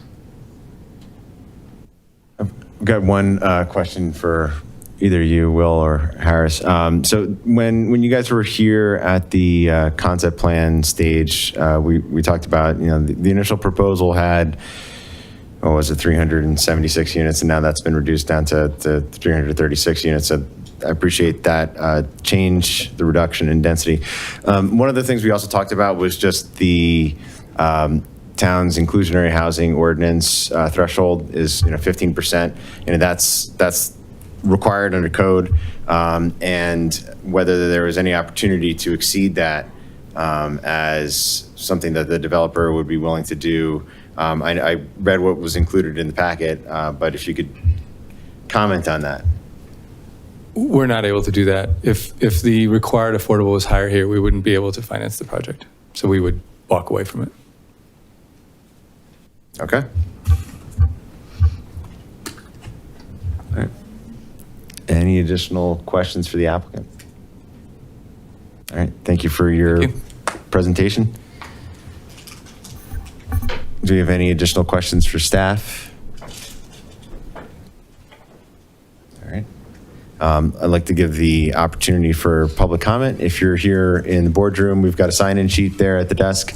If you're participating via Zoom, you could use the raise hand feature. We'll take public comment, first come, first serve, 5 minutes per person. I will say that this is a continued public hearing. If you gave public comment last time, you don't need to restate exactly what you said at the last hearing. We heard it. We've got it in the public record. If you have something new to offer, you're free to give public comment again. But we heard you once. We don't need to hear the exact same thing that you said back in earlier June. So first, William Simmons.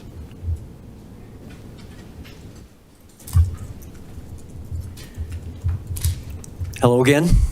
William Simmons, Superior resident, and I was the first president of the Homeowners Association at Coal Creek Crossing 10 years ago. And so I've gotten to know the board and gotten to know you all, and have appreciated you any number of times, including this one. Thank you so much for your insightful questions and observations. I hope that we all will pay close attention to each of those as they have come up.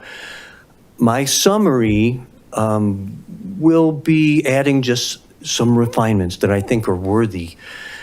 In summary, I think what we're seeing is that Carmel is a good company. They know what they're doing, and they can do it well. The question is this what we need in this part of our community? And I'm going to offer that it isn't. What we're hearing is that this build-out is senior-friendly. I have not seen anything that says it's senior-friendly other than it provides apartments for seniors who want to move there. What else is senior-friendly about it? It's kid-friendly. I've not heard anything that really convinces me. For young kids, there are some playgrounds. Young teens, we have apartment complexes within Superior that do a much better job of providing recreational opportunities for young teens. I'm not seeing that in this build-out.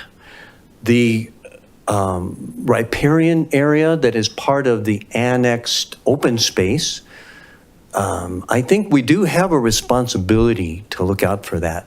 I don't think it's reasonable to say, well, there are just a bunch of frogs there, and we're just going to build another pond somewhere else that's nearer to the roads.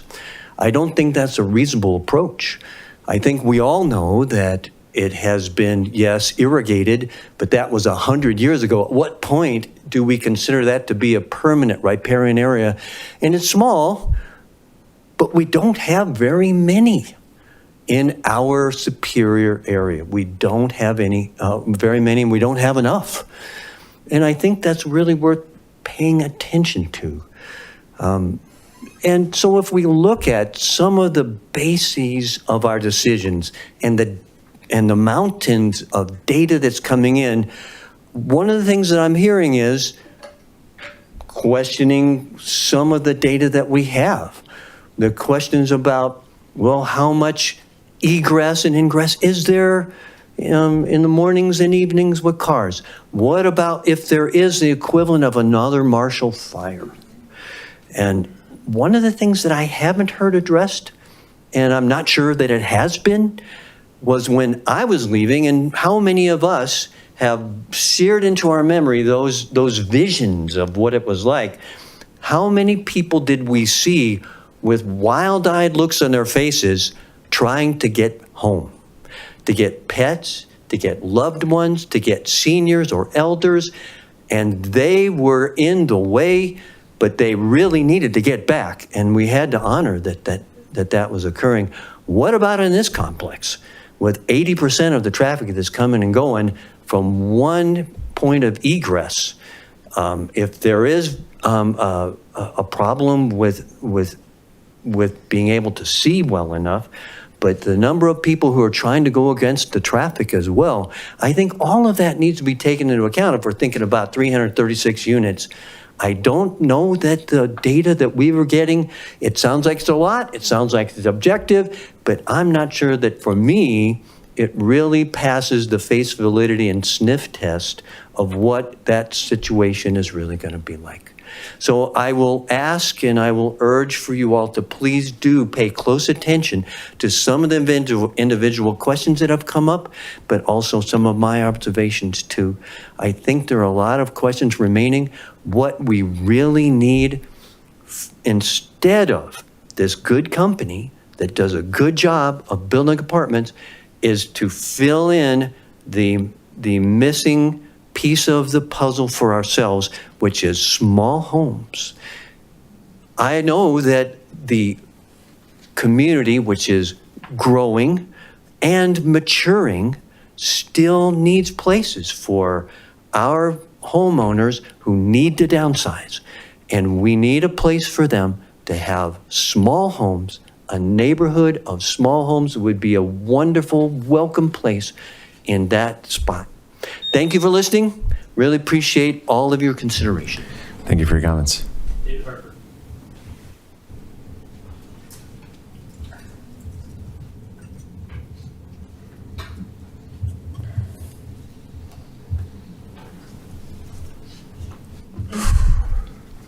I'm still David Harper, and I'm here representing myself, not the Planning Commission. I think the first thing I'd like to point out is that the comprehensive plan actually does call out wildfire risk as a constraint on this property. So I think it would be perfectly appropriate to incorporate it in any decision on annexing or zoning this site. I don't have a PowerPoint presentation, and I only have a few numbers. The first is 2. That's the number of people I think died in the Marshall Fire. And in one sense, I think we were very lucky. So it makes no sense to put hundreds more at risk by building apartments on 76th Street when the risk of another fire is difficult to quantify, but clearly more than 0. I asked Anthropic's AI's assistant Claude for an estimate of the risk. A program called Climate Check gave the Marshall Burn area a score of 51.4 out of 100, which it said was high. That compared with Boulder, which was 31, which it said was significant, and Denver at 16.4, which was low. Copilot said a burn is unlikely in any given year, but it's increasingly likely in a 10-year window. A Copilot comment was that the same corridor from El Dorado Springs to Marshall to Superior to Louisville remains one of the highest risk WUI grass fire zones in Colorado. The 76th Street property is clearly a good site for operations like Guardian Storage and CDOT storage facility. It might even be a good site for the car wash that Brixmore wanted to build in the marketplace. But it's not a good site for a large multi-story apartment complex because Carmel, for all their studies, cannot actually show that its mitigation efforts are sufficient to prevent a disaster in another big fire. Modeling evacuation scenarios does not alter that because the unexpected is almost certain to occur. When my wife and I left in the Marshall Fire on Coal Creek Drive, visibility was basically 0. We were fortunate, we made it to McCaslin. But suppose we or somebody else had crashed. That would have blocked Coal Creek Drive completely and lengthened the time taken to get out of Superior or this area considerably. Secondly, would you really bet your life on a computer model? Personally, I wouldn't, and I don't think it's fair to ask other people to do that. Another point to make is that while this is clearly a nice development, we'd get all the same benefits if it was built in a safer location. It would be much better to do it in a safer location. By proposing it in this location, Carmel, I'm sure quite unintentionally, is actually playing with fire. It's damn dangerous and they shouldn't do it. Planning Commission recommended against this project by 7 votes to 2. Local residents have spoken against it for all the reasons that you've heard. Please turn this proposal down. Thank you. Thank you for your comments. Bob Blanky.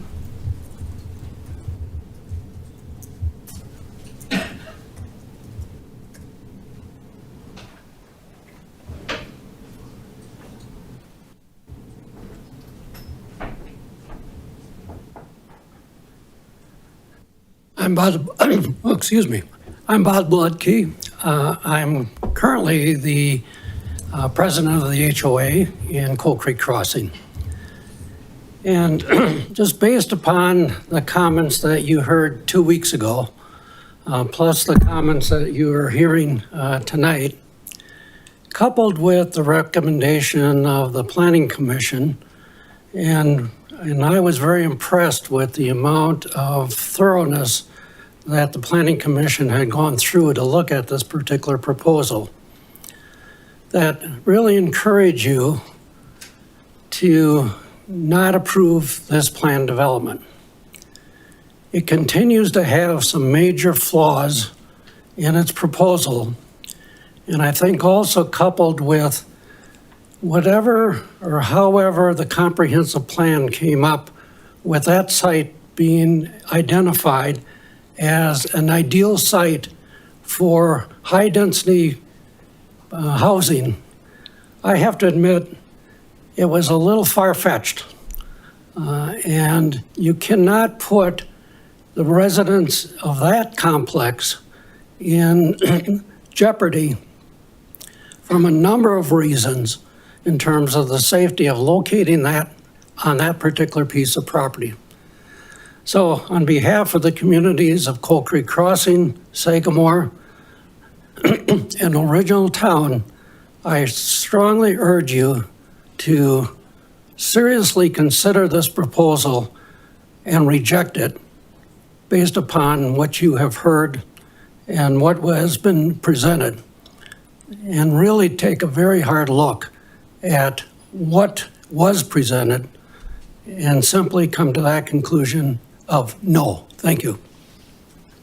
Thank you for your comments.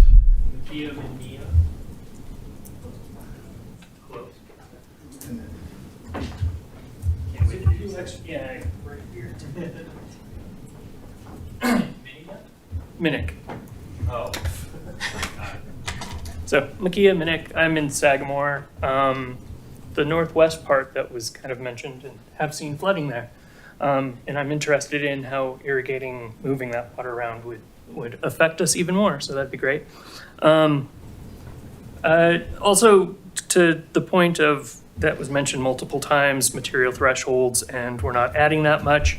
And yes, a lot of us, especially the Sagamore people, are coming at this a lot with the idea of the emergency part of it, the Marshall Fire part of it. That's because we lived that part of it.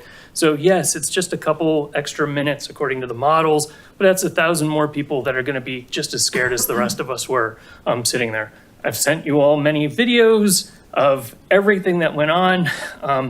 The models are interesting, especially when it was asked about visibility, because there's a lot of videos out there, including my own, of being stuck on the road and what we could actually see, which was barely the car ahead of us.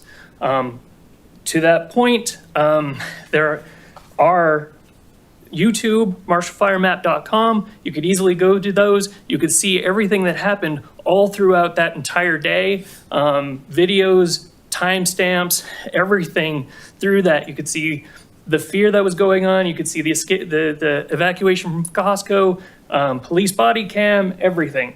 It's all there. It could have been used to, hey, this is the model, but let's humanize it a little bit and say that we're worried. That never came up. To that point, because I didn't have PowerPoint or anything, I brought a visual. This is from a company called Maxar. They basically, they're a satellite imaging company. This is the Marshall Fire as of 2 p.m. that day. This is zoomed in we have Sagamore, we have part of Superior down here. Sorry, everybody in the back. And the wind's going across.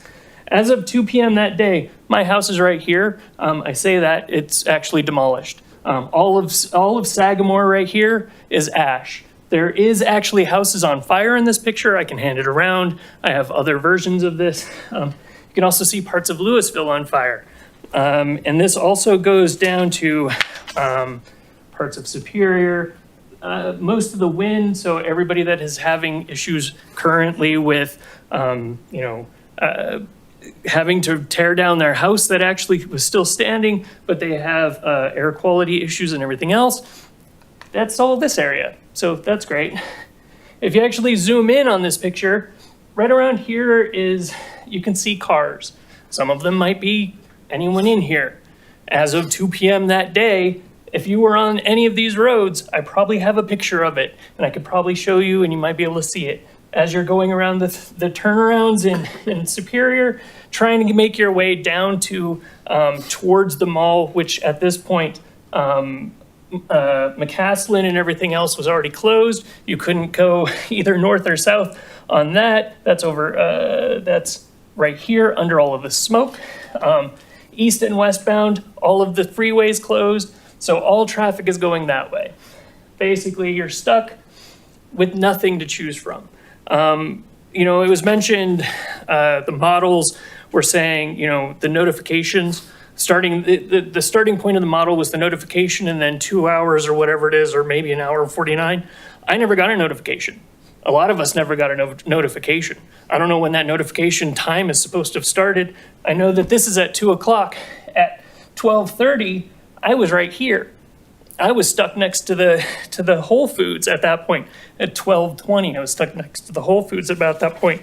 So all of these models are very interesting, but you could go and see what the rest of us actually had to live through during that. So that's most of what it was mentioned that there were 2 deaths.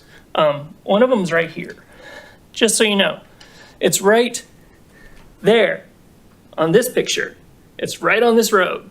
So all these models are kind of forgetting that 2 people died in this, literally in this area during that time. So that's it.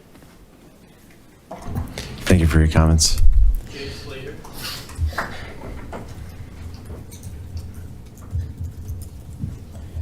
Hello, and thank you for the opportunity to address you once again with our concerns about the proposed development here on this property.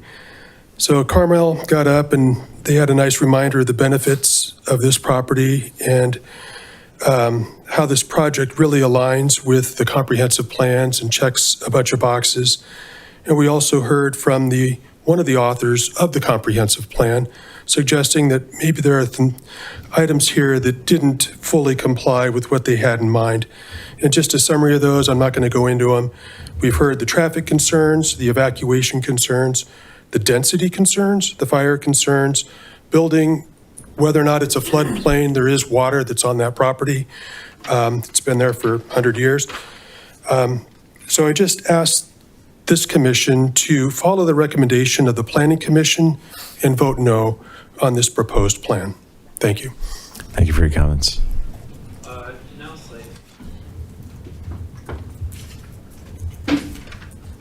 Hello again. I'm not going to talk as much as I normally do, but I do want to remind everybody that the process of how this all came about is sort of unusual to me because we were given a survey that was shown one thing, and before it was annexed, before the town even really decided on zoning, we had a development plan in place that didn't match what we voted on. And I've brought that up a million times. It's not really being talked about. Had we shown this comp plan and had everyone in the town of Superior vote on whether they'd like to see that, do you think that people would have said yes to that? I don't think so. There could have been a whole different outcome of that survey that we are now looking at what we think we voted for, which wasn't what I voted for. the Carmel properties have done a great job, but I also want to comment on their environmental study that they did. They talk about the U.S. Army Corps of Engineers does not recognize it. The only bodies of water that they recognize as wetlands is anything that is attached to a navigational waterway. Okay? We don't have any navigational waterways here, but we do have a wetland. And it is represented in the Colorado Parks and Wildlife Division, which has come out and surveyed it. There are flags that show it's a delineated wetland. So whether or not the Army Corps of Engineers decides it's a wetland or our own state recognizes it, I think is a big difference. Colorado has 3% of its property is wetland. That's it.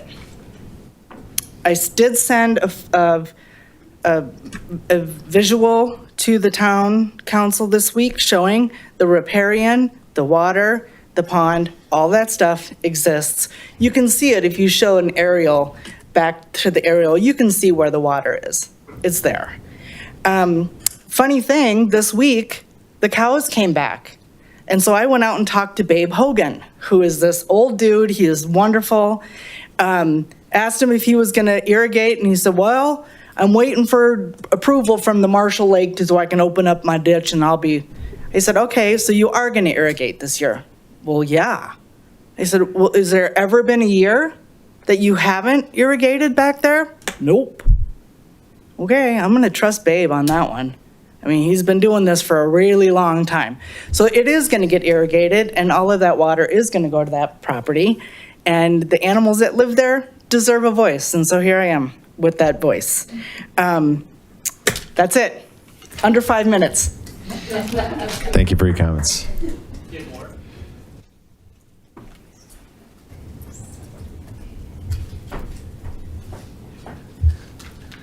Hi. Thank you for the opportunity to speak. My name is Kim Moore.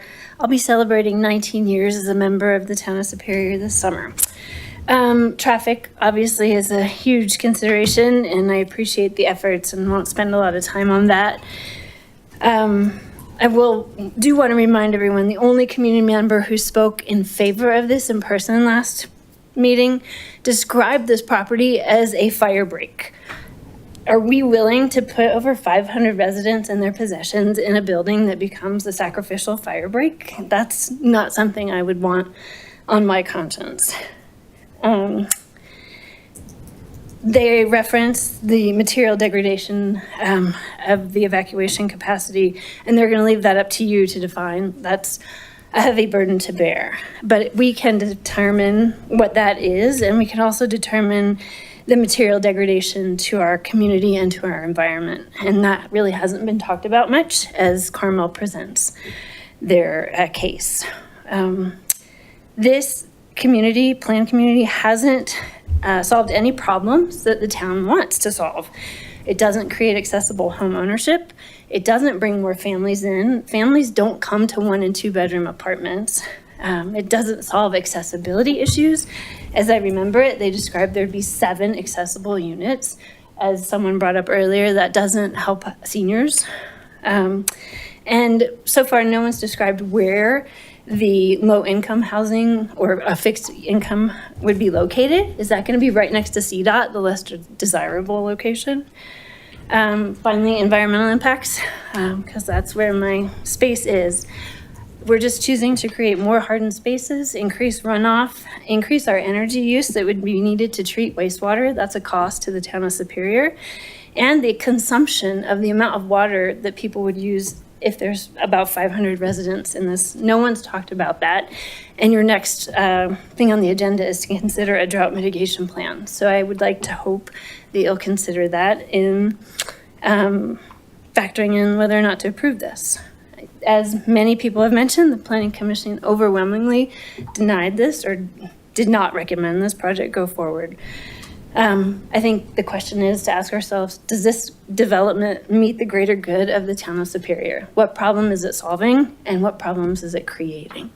It sounds like it's creating more than it's solving. So I hope you'll consider input. Thank you for your time. Thank you for your comments.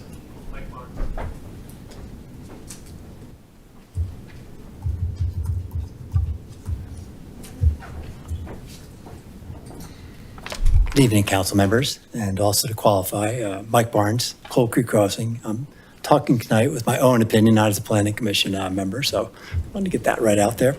I'll try to be quick too and not repeat anything that others have said.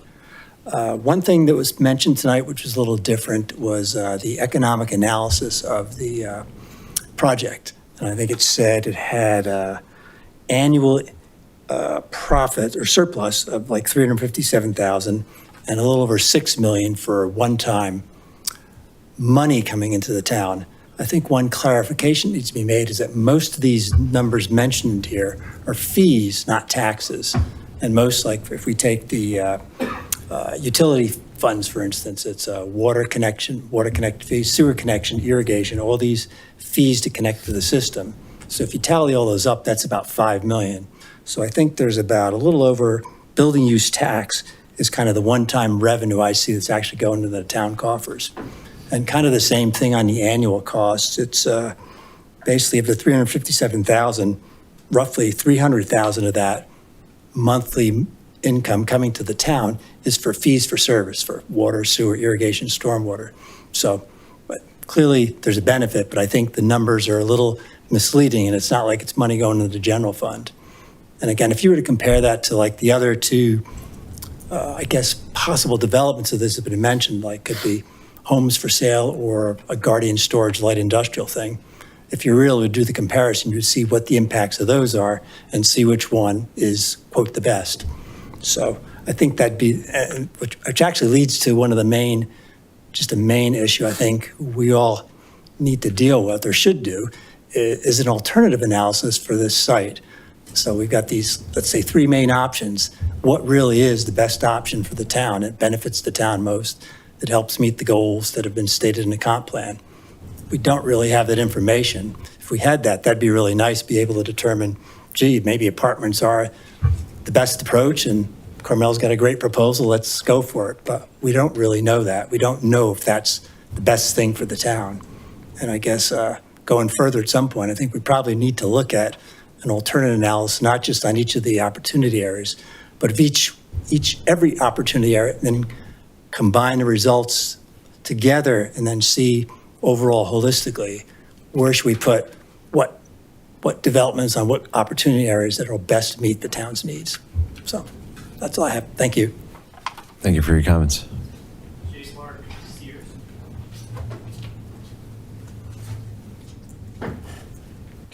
Hello again, town board and trustees. I come before you again to express some additional concerns. And the big question that I have for you is, what is progress? And another important consideration is, who is this really good for? So the Planning Commission has come down against it. We're not really addressing the missing middle. We're not getting the housing for seniors. It's been mentioned, I think there's going to be additional strain on water treatment resources, the open space. There's a lot of really concerning reasons here. Not to mention what I saw on the day of that fire on Marshall Road. I wasn't able to get back to my house on the short drive from Marshall Road and just a little bit east of Cherryvale because of the quick speed of the movement of that fire. And I drove through what felt like a bread oven up Cherryvale Road to get up to South Boulder and back down, and then contended with traffic for people still coming to shop at the Costco and Target on the way in to rescue my wife, daughter, and dog. We made the decision to abandon 2 of our 3 cars so as not to get separated because of how bad the visibility was. And there was a lot of panic and hesitation on the way out as we came out here to McCaslin across the north of this very facility here. And it took us like 15 minutes to get out here, and we were fairly early getting out because people were not moving out in an orderly, well-reasoned fashion. And it was a nightmare, and there's no guarantee that the same thing that's going to happen is going to happen again that happened before. But I'll tell you what, a major factor in this fire was our increasing and prolonged and sustained wind speeds. And it's just about a nightmare to take my trash out because I have to keep it on the north side of the house, and we get the huge winds coming through. And all this goes to the point that there's quite a bit of additional risk going on for the future here because of these winds and how they carry embers. And this particular location is right on top of where those two people that we did lose came to their inglorious ends. So I think it's incumbent upon me to beg you to stop, drop, and roll. And I want to thank you for your time and consideration. Thank you for your comments. That's it. Anybody else here in the boardroom like to give public comment in person?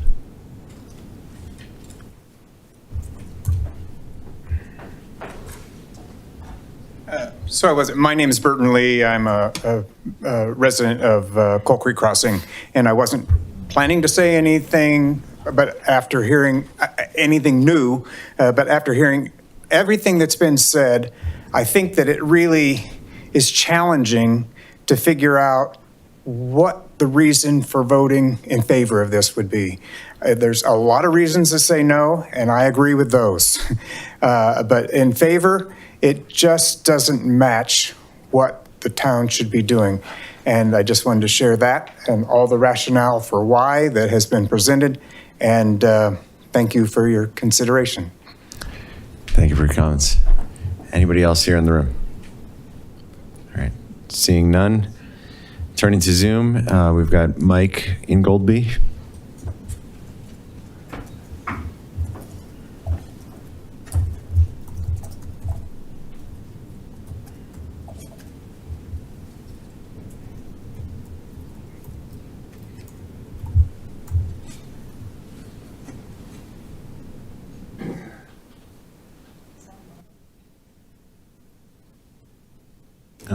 We can't hear you.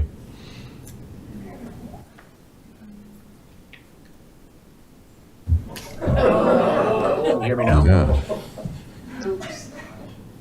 Yeah. Okay. Okay. All right, now we can hear you. Okay. So yeah, I'm Mike Ingleby. You guys on town council may recognize my name because I've emailed you guys about traffic on 76th and the Sycamore bus stop. Every time we have our kids out at the bus stop, I constantly see people blowing through that intersection, and adding more, 317 households to that intersection is only going to make that bus pick up and drop off even more problematic at that intersection. We've got concerns about evacuation from the north half of Sagamore. Right now, we only have one entrance and exit into that half of the neighborhood. And as we saw with the Marshall Fire, that's a significant problem. And adding a new apartment complex like this is only going to have another similar situation where you only have one entrance and exit. There's a locked gate maybe on Marshall Road that they're proposing, but who's going to unlock that gate? In the chaos of a fire like Marshall Fire, there's nobody there to do that. Going to the missing middle, 1 and 2 bedroom apartments. I was a college student at CU. I ended up living out in Superior because I couldn't afford to live out in Boulder. And so we know that the 1 and 2 bedroom apartments, most of that's probably going to be CU students, not the older population, the empty nesters, and all the other missing middle people that we want actually nearby. I think my wife has a few more things that she'd like to say. Hi guys, I'm Chloe Ingleby. Been living in Sagamore, North Sagamore here for quite a while. Been through both the 2013 floods as well as the Marshall Fire. I was among the folks who were stuck in the really poor visibility. I sat next to the entrance to Target just outside of Sagamore for over an hour and zero visibility after evacuating my house. As I look at this, I have serious concerns, especially about the day-to-day impact. We already on the weekends have difficulty just getting onto McCaslin off of Marshall, turning off of Sycamore. We're routinely waiting for multiple lights. That happens at rush hour. Trying to turn from McCaslin onto Marshall, or from Marshall onto McCaslin, can be multiple lights and a lot of time. Adding 300 units, I seriously think that the traffic is being underestimated with over 300 units. I also have concerns about 76th Street. People will be taking both 76th and Marshall. And 76, I already don't feel safe biking that. I bike pretty regularly. I bike with my kids. I tow them in a bike trailer. I also drive a car. And 76 does not feel safe. It doesn't feel safe sometimes even exiting the neighborhood because people just blow through that stop sign. And adding 700 more people is just not a sustainable way to have an impact on this neighborhood or the neighborhoods next to us. Sagamore, Coal Creek Crossing, Original Town. It also really gives me pause that the visibility was not taken into account with the evacuation. I won't belabor the point, but it really did have a huge impact. And having commuted through the 2013 floods, rain and flooding also had an impact on traffic in Superior in that era. It wasn't just the fire. All of these weather events affect what evacuation and what day-to-day traffic patterns look like.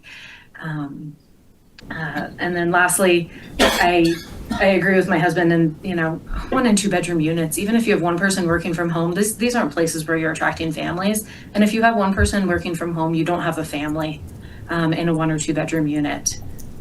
And if you do have a family in a 2 bedroom unit, you were probably both driving because you don't have space to work from home.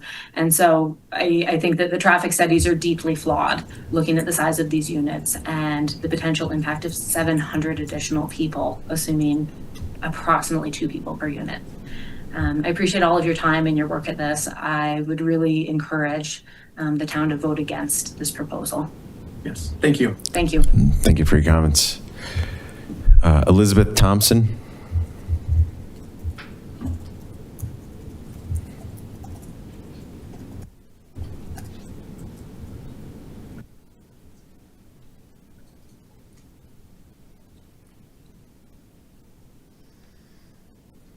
All right. Okay, I'm unmuted. All right, let's see. To start with, I'm a resident of Superior for 27 years, I realized. And I'm sorry, my video's not working, but unfortunately it's not. I live at 238 Mohawk Circle. And like I said, I've lived here for 27 years. There are so many reasons that people have brought up about why this shouldn't be done. What I'm also wanting to know is what should be done. What do we want in our community? Do we want a bedroom community? Do we want to continue to have the nature areas and the kind of a respite place from all of the hustle and bustle of all the big cities around us? What quality do we want in this community? As far as solving community problems, I'm a senior. I'm in a house that's way too big for me. I have to start considering what I would live in, and I would not consider living in this place, particularly for multiple reasons. But one, think about it, a senior wants to live in a place where they have community, most of them. How are they going to have community when there's no elevators to get to know or visit their community members? The walking up on that end of 76th Street is not someplace you really want to walk. And even with a sidewalk that walks south, you're still not going to be feeling particularly safe, as they've mentioned about 76th Street. I'm here a lot during the day. 76th Street and Sycamore are not, that's not a safe corner. I've seen many people come flying through, not to mention that I don't think anybody's mentioned the fact that big trucks drive on 76th Street to deliver to the Target, for one. So it's not necessarily just cars. And if a big truck was in the way, we'd really have trouble. So I'd look for what's the positive in this whole process. There are other places that this kind of building could be created. And this is obviously just not the right spot for it. And I appreciate Carmel trying to give us an alternative, but I think the town really needs to look for those alternatives and look for something. I realize we need the economic part of this, but there are other ways to bring that in too. And what do we do to create those has to be a consideration here. What are our alternatives? This isn't the right spot for this development. Thanks for listening. Thank you for your comments. Anybody else on Zoom like to give public comment? Now is your opportunity. All right, Elliot's iPhone 17 Pro Max.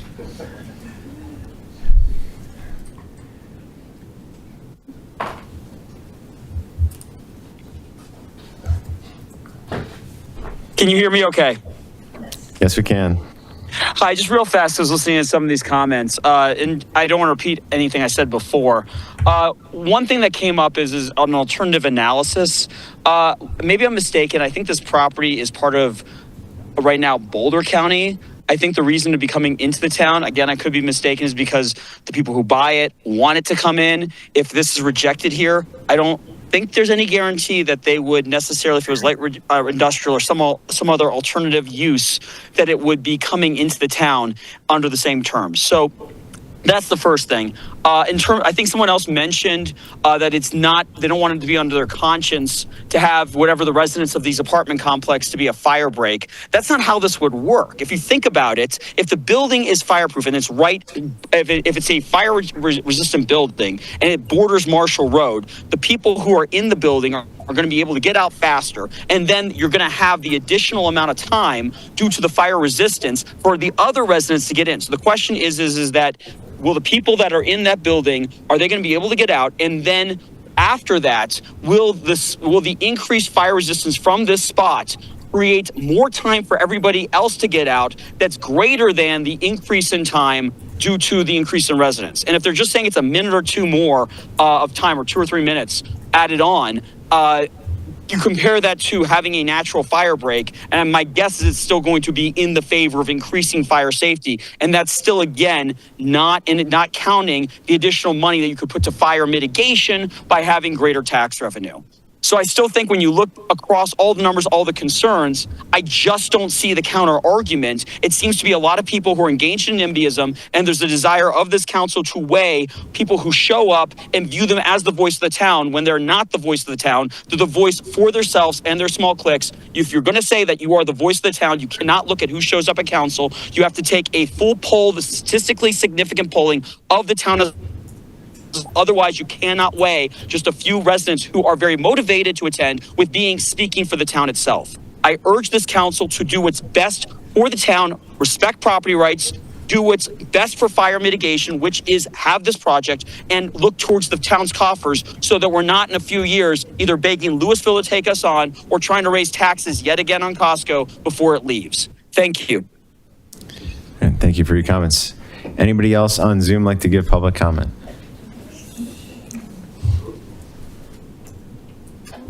All right, going once, going twice. All right, public comment is closed. I'll give the opportunity for the applicant to respond to any of the public comments that were given. Yeah, something specific and then more general. So there were, as Councilwoman Miller expressed and people brought up the visibility issue, obviously, as I mentioned about the evacuation study, it is a model of certain things, and it can't include everything. I would say, you've heard a lot of things today about what went wrong the day of the Marshall Fire, and to direct people to look at the after action report and a lot of things that they've identified as things that the next time there is an emergency that would happen that should mitigate some of those things. I'm not the expert on that, but there's a lot of detail in that report about notifications and sirens and different ways of notifying that didn't happen that day. That are things all the first responders look to improve on. For our part, we have the ability as a multifamily building to have a centralized fire system where we can set that alarm off to coordinate with emergency responders to get that notification out quickly in the building and motivate people to go. I mean, I know that is not the main event here, but just there are certain aspects of how we can, as a single managed multifamily property be really efficient in that regard. A lot of people mentioned, who is this for? What is the benefit? Why do we need this? And this, I mean, this is housing that is attainable to people make a median income for this area. A lot of people could look at that and say, well, that's not me, or that's not this person I know, or that's not that person I know, but it's the person who works at Costco. It's a server at a restaurant. It's people who work in this town who want to be able to live here and don't have a lot of options. People have said, let's look at what else is you could do on this site. And sure, there are other uses for this site. We're here with a proposal we've worked for a long time on and put a lot of resources into. We don't own the land. We have it under contract. If the town were to say no to a use consistent with a comp plan, I think it would be hard to induce another developer with a different plan consistent with the comp plan to come and put those same resources into it with the uncertainty that goes along with that process. Our plan is not perfect. Our project is not perfect. There are always issues you can find with any project. But what this project does do that we'd be very proud of is delivering this attainable housing to this community. Some people mentioned where else, other places this could go. If there is another site in the city that is gettable in a way that allows you to build this product at this price point, we're all ears, but we are not aware of any, despite being in this community for many years. So just one more minor thing. Somebody mentioned where the affordable units would be. I believe the Muni Code spells out that those have to be dispersed throughout the project in a sort of uniform way. So we would follow that. Did I miss anything, Harris? Okay, that's it from us. If, of course, you have any questions during deliberations, we'll take them. Thank you for that. Questions? Just one quick question on the attainable housing. For the 15% or the 51 units, how long are those attainable for? Is there a guarantee that those are attainable for life of the project, or is it a certain years for life? Okay, thank you. Any additional questions for the applicant? Yeah, just a quick question, because if it was discussed at the last meeting, I apologize for asking it again. So we've talked a little bit about the emergency access that CHUP has, and it's a locked gate. Who would have the key? Would it be like the residency manager or the fire department? It would have what's called a Knox box, okay, which is a box that all fire police have a key that fits universally into this lock, as would the building management. All right. So in the case of an emergency, Rocky Mountain Fire or Boulder County Sheriff would have to come over there and unlock it. This is the standard. I mean, the community could proactively unlock it ourselves, but this is kind of the standard way you handle fire lanes in any project, where it's just universally just a key that every emergency agency has. I appreciate that, because we don't have any of those in the town of Superior, so that's why I'm asking questions. We have two sets of emergency access areas, one's with knockdown bollards and the other is with a key and a big old padlock on it, and various people have those keys, but this helps because we've never really had these on site before. Thank you. Or somebody in F-350 just drives through the gate. Yeah, no, that's always a possibility. I mean, and you can drive around these things, but you put a big boulder next to it, or if you have a retaining wall next to it, it's a little different. That's why I want to understand the key access. Thank you. I just want to add that many of us sat in traffic when there were kind of an empty lane next to us, so people tend to follow the rules even in an emergency, so the likelihood of someone driving through it is probably low, even though that would be the best thing to do. But just to keep it in mind, it would have to be easy and training and all those things, because all of us just sat there trying to follow the rules and not really moving in spaces we probably could have been, because that's how we're programmed. So. All right. Additional questions for the applicant? All right. Thank you. All right. Any final questions for staff? All right. I'm going to close the public hearing. Public hearing is closed, and we'll turn to discussion now.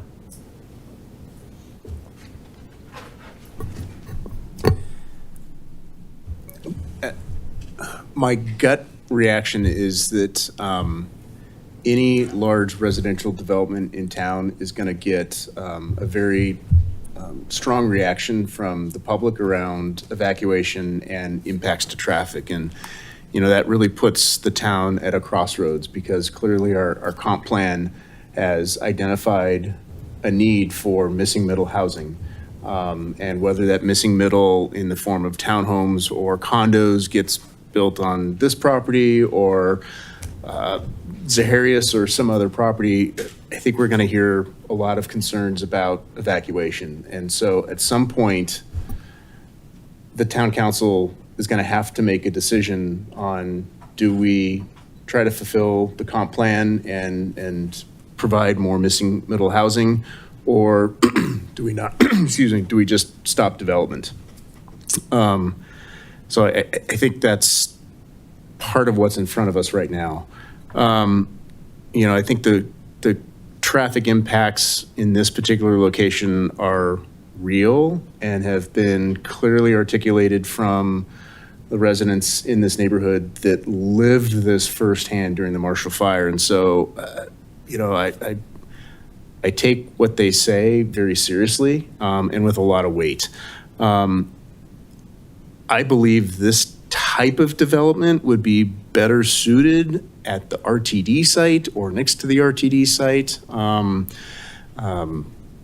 Over in the marketplace, I don't know that we're going to get around the concern about traffic, but this type of dense development, I think, would be better suited for that location. So I don't know if there's an opportunity for Carmel to have a conversation with Brixmore to see if could be something worked out.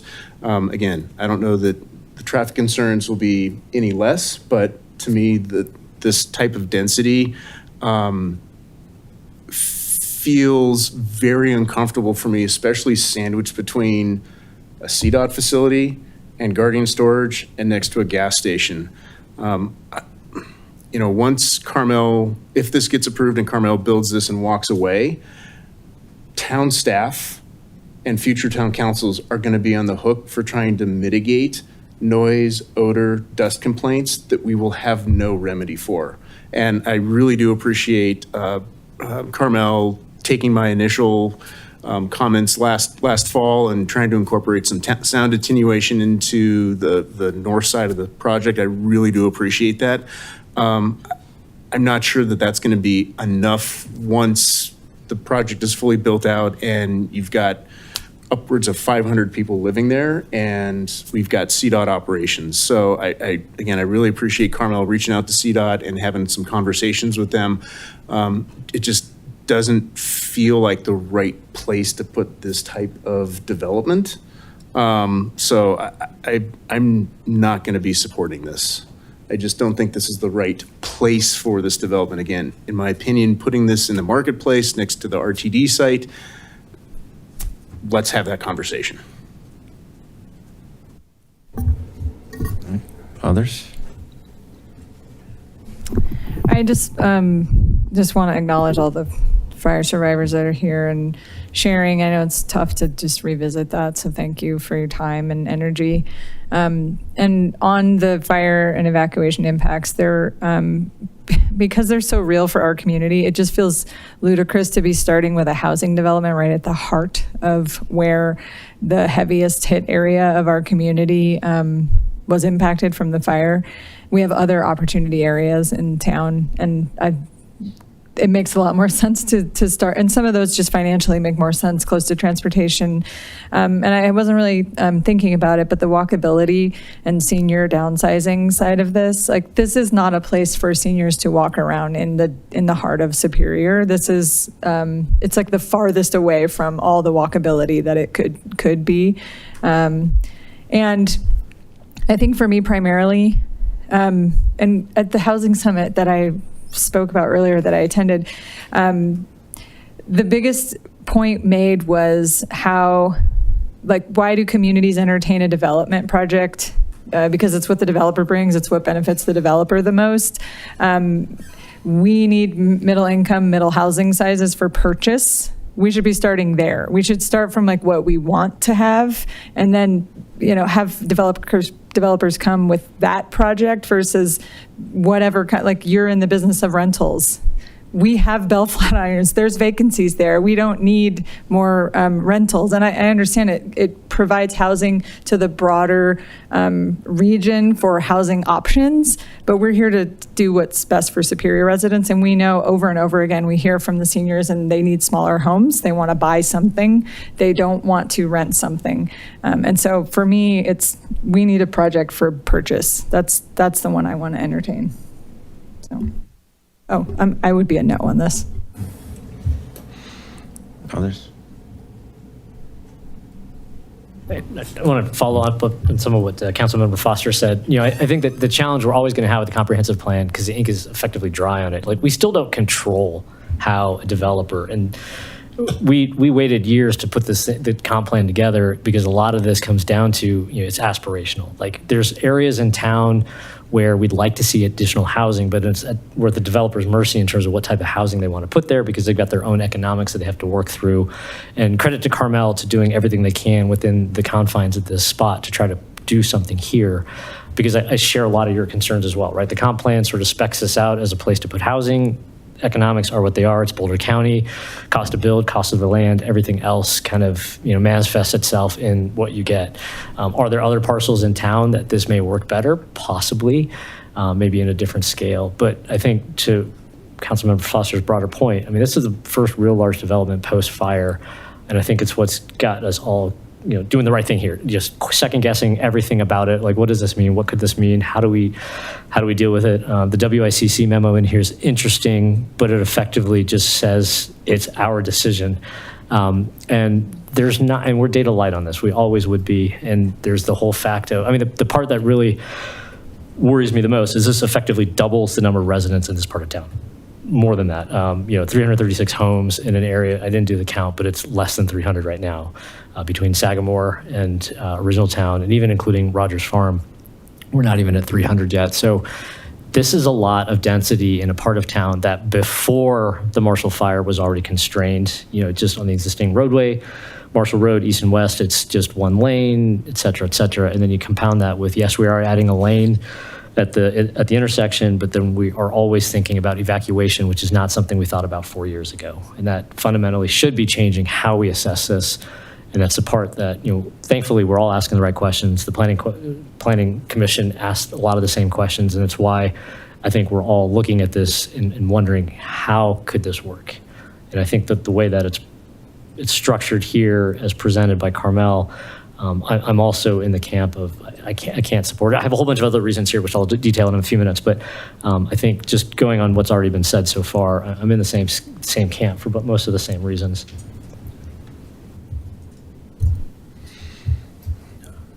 Others? Stephanie, Heather, Jason? Well, first of all, I want to thank you for coming and being so thoughtful with what you've brought to us. I think there's been a lot of engagement and really appreciate you talking to stakeholders and especially everything you've done with the modeling. For me, I still have major concerns about the accuracy of the modeling, but very much appreciate that you went above and beyond and did it.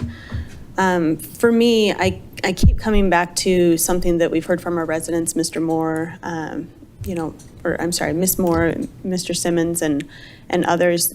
For me, I just don't think that this moves the needle on things that we really need. To Councilmember Cowish's point, I've heard from seniors they want something to downsize and they want to purchase.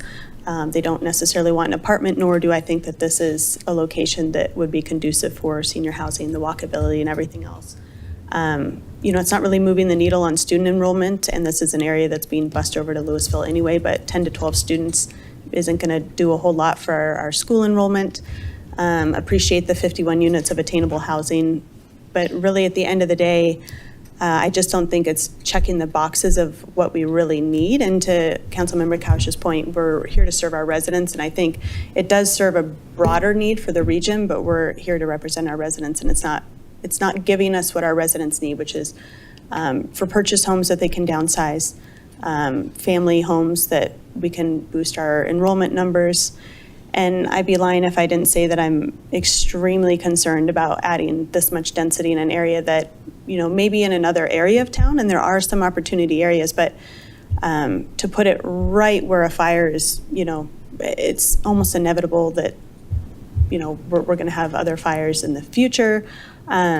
Hopefully not here, but if we did, that's where it's coming. And, I can't in good conscience put, a major development, effectively doubling the size in that area of town, and putting those residents and the rest of our residents at risk, because it is chaotic in an evacuation scenario. And I just think this would create a major issue, and I can't support it, but I do appreciate all the work that went into it. Thanks, Stephanie. Jason? Heather?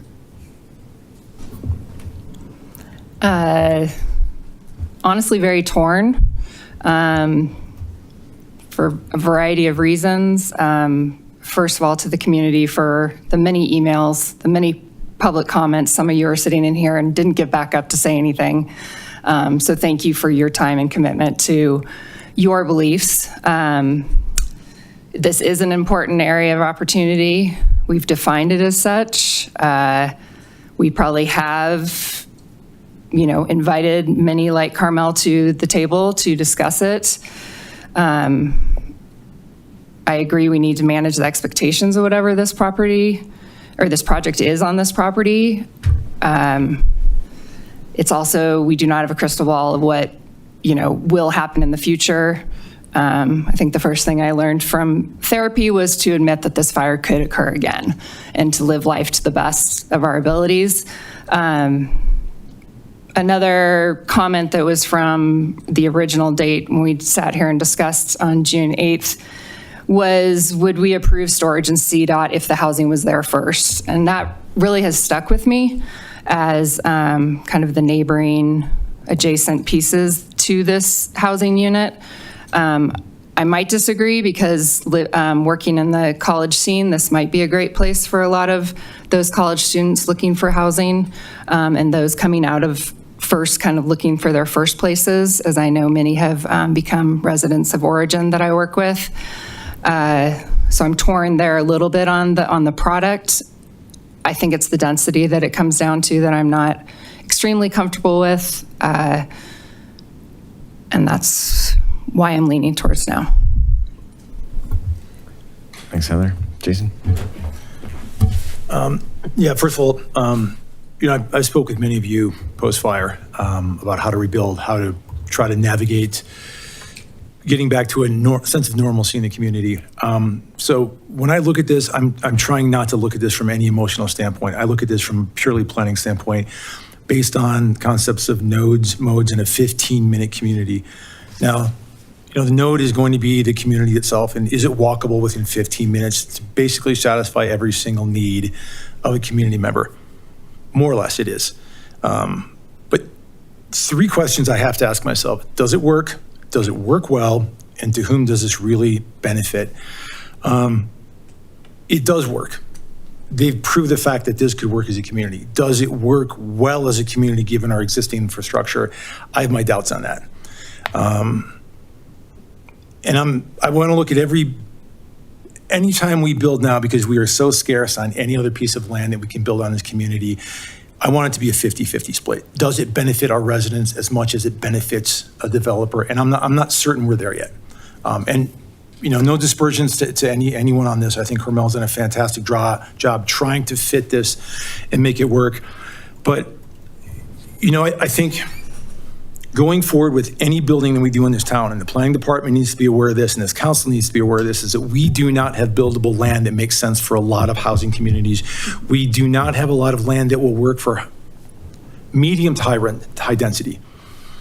You talk about senior housing. Senior housing is not going to work here on a sales basis because we do not have the land available within that 15-minute window for walking. This is not going to work for seniors, but I don't think that was your main goal here for seniors. Seniors isn't going to work on Town 15. Nobody wants to talk about Town 15. It could possibly work on the Resolute property. A lot of residential could work on a Resolute property, but it's too small for what you guys want to do to it, given its postage stamp size. For Resolute to work, it's going to be skyscrapers. That's going to be at least 6 or 7 stories for residential there. So conversations going forward are going to be very, very difficult for this town to have because we do not have the land for this. Single families are not going to happen. It's going to be apartment complexes. It's going to be hopefully no more than medium density. I do love what you guys did here. I like the fact that you tried to fit something in here, but to me, it's more of a square peg in a round hole. It's just not there yet. And given the context of evacuation here, it's not necessarily whether or not your plan is going to work. It's what are the optics and the psychological trauma of that plan working, because people have tried to escape and they're not thinking, hey, I've got an hour window, I'll just sit tight. They're freaking out thinking, is the fire going to get me before I get out of here? So there's that psychological element, which may or may not be reasonable enough to consider, but it is something that has to be at least brought into the conversation. I want to see more housing. We need more housing. We need affordable housing, even though our affordable housing is going to pale in comparison to Broomfield, who's much lower AMI, and Westminster, which is an even lower AMI. But we need to start thinking about housing. So this council has to get ready some very, very difficult questions going forward, because simply saying no to this isn't going to alleviate the problem. But I just don't think for this project we're here yet. I apologize. You gentlemen did a great presentation. You're here twice for us. I just don't think it's where we need to be in order to address the housing needs this town has. All right. Thanks, Jason. I'll close with, first off, just my thanks to Will and to Harris and to the rest of the Carmel team for coming to Superior, for engaging with us, doing the concept plan, meeting with the community. You're doing all the right things in terms of being a partner with the town in terms of how we want to see a developer present an application, meet with the community to get the buy-in that we want to see before we consider any application. I also want to thank all of the members of the public who came to the information sessions, the concept plan, the past hearing earlier this month, and then tonight who spoke during public comment and who are also just watching it at home on YouTube or on Zoom or who are here in person. We appreciate this. Takes a lot of time. Everybody's busy, but you care about your community, and that is definitely something that we all see, we feel, we understand. We also recognize the importance, the significance of what the Marshall Fire did to our community, to your community, to your neighborhoods, and the traumatic effect of that, and the memories of that obviously are still fresh in everybody's memories, and they last. And I want to thank our planning department, our town staff, and then our planning commission for all the work that you did considering this application, thorough consideration during the public hearing. When I look at this application, there's a couple of things that I just want to bear mentioning. I appreciate the evacuation study that you did. It's not required by the town code. Under the town code, we have a traffic study that is required, and an evacuation study is not required by the town code. Now, is that something that we want to change our town code and require, like an evacuation study? Maybe that's something for us to consider at a different date. But currently on the books, that is not something that we can hold against the developer for having an evacuation study and that we don't like, or not having an evacuation study that we wish they had. We just have a requirement for a traffic study. I appreciate the time and effort that you took looking through an evacuation study, trying to address the concerns of the public, the concerns of the council, concerns of staff, to address all of the intricacies. Our residents obviously went through a very difficult evacuation, so that is something that is kind of like near and dear to all of our hearts, and we want to make sure that we're paying close attention to it. But I don't hold the evacuation study at all against the applicant. I think that this application certainly would be good to business in the marketplace. We had Brixmore testify that they were supportive of it. I think it would be somewhat good for the schools, and that's something that we're concerned about with BVSD, with declining enrollment. Although the numbers here are 10 to 12 students going to schools, and most of those are slated for Monarch, not Superior schools. So. But that's just the way that the lines are drawn currently by BVSD. Also not something that I hold against the developer at all, but to Jason's point, we have a shortage of housing here in Colorado. We've got declining enrollment, and if we don't do something to address the housing shortage in Superior and the greater area, we're going to have schools closing. We're going to have declining RTD service with the 228 discontinuing. So we're going to need to have housing to justify those services that we all want and expect in our community. And we can't just say no to all development applications that are coming before the town council and then be surprised when all of a sudden schools closed and buses get cut. I'm also not, I don't have a problem with this application being a rental specific project. I think that what this product is making available is, whether it's the missing middle that's in the comp plan or not, it's diversifying the housing stock. I think that 40% of Superior is renters, 60% is homeowners. A lot of people are surprised when they hear those numbers, but that's what the numbers are. And renters are valuable part of our community, just like people who own homes. So, it would be great if we had senior affordable housing, whatever it is, but the rentals, to me, it is providing something that is diversifying the housing stock, and this project would help us move the needle on the affordable housing, which we're required to meet under state law, and we're not quite there yet in terms of what our requirements are to meet that. So this application would actually get us there, and saying no to it would kind of put us further away from meeting that goal. That said, when I look at the application, the thing that I think I have the most struggle with is just the density. And under the comp plan, we just approved the comp plan update in January, and the density recommendations on this parcel are 6 to 25 dwelling units per acre. This application is 26.5, so it exceeds kind of the threshold of what is targeted for. And I just don't think that if the comp plan was just approved in January for us to, even though it's just slightly above, I think we need to stick with what's in the comp plan for now, unless there's a compelling reason to do so, to not do so. So that said, I think that the density is going to cause impacts in the surrounding community, and I also will not support it tonight. So with that said, somebody like to make a motion? And does council have I was going to ask council based on a recommendation on how to proceed? Yeah, a couple things. One, I want to note that just for the record of the last meeting, the resolution of a finding of fact, which is required by the Annexation Act, was passed. So I just want to put it on the record now that the hearing's done. Two, the way that you guys made your motion about the other item last time was fine, but the way that you guys traditionally make motions, which is usually for approval, is also fine. So my preference would be to follow council's recommendation and go back to our traditional practice of motions in the affirmative rather than motions in the negative. So I was going to make a motion to approve the Town of Superior Ordinance Number O-15, Series 2026, an ordinance of the Town Council of the Town of Superior annexing to the town the real property located at 7494 Marshall Drive, zoning such property as planned development PD, and approving the associated annexation agreement. I'll second. All right, we got a motion from Councilmember Shaw and a second from Councilmember Foster. Let's do a roll call vote, please. Councilmember Foster? No. Councilmember Cowish? No. Mayor Lasis? No. Councilmember Shaw? No. Councilmember Miller? No. Councilmember Craycraft? No. Mayor Pro Tem Serbu? No. Okay, matter fails 0-7.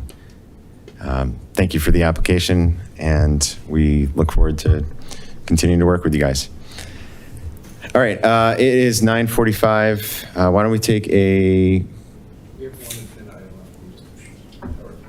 I need a 5-minute break. He's got the gavel. Fair enough. We're going to take a 5-minute break. We'll be back at 9:50.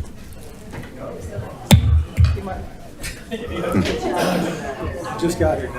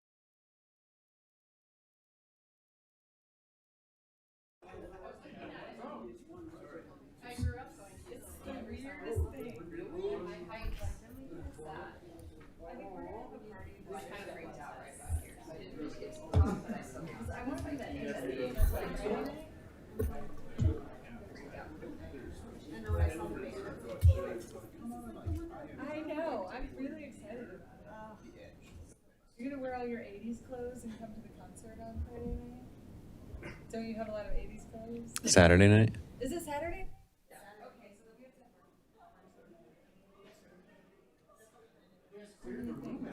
have That's movie night and Superior Teen Night swim.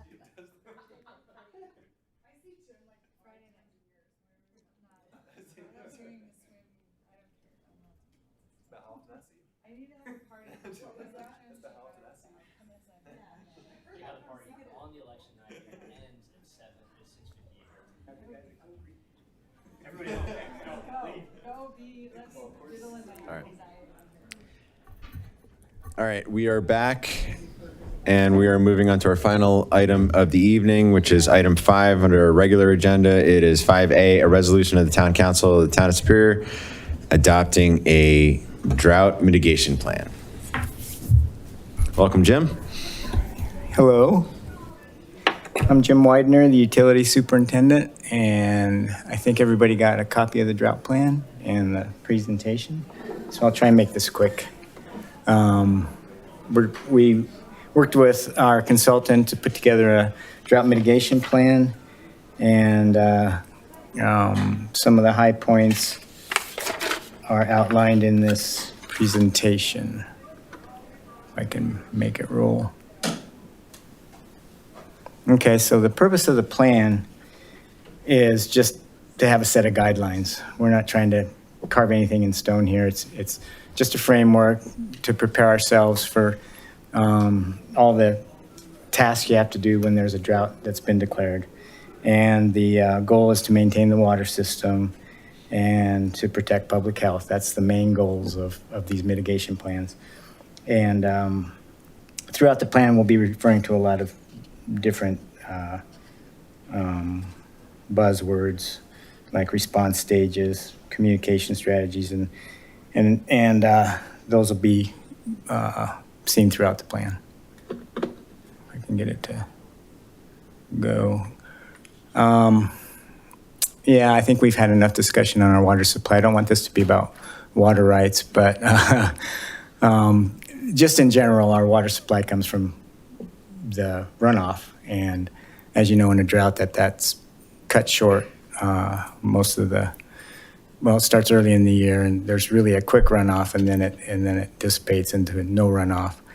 And since our water supply is all surface water, it affects us more than anything. And those factors are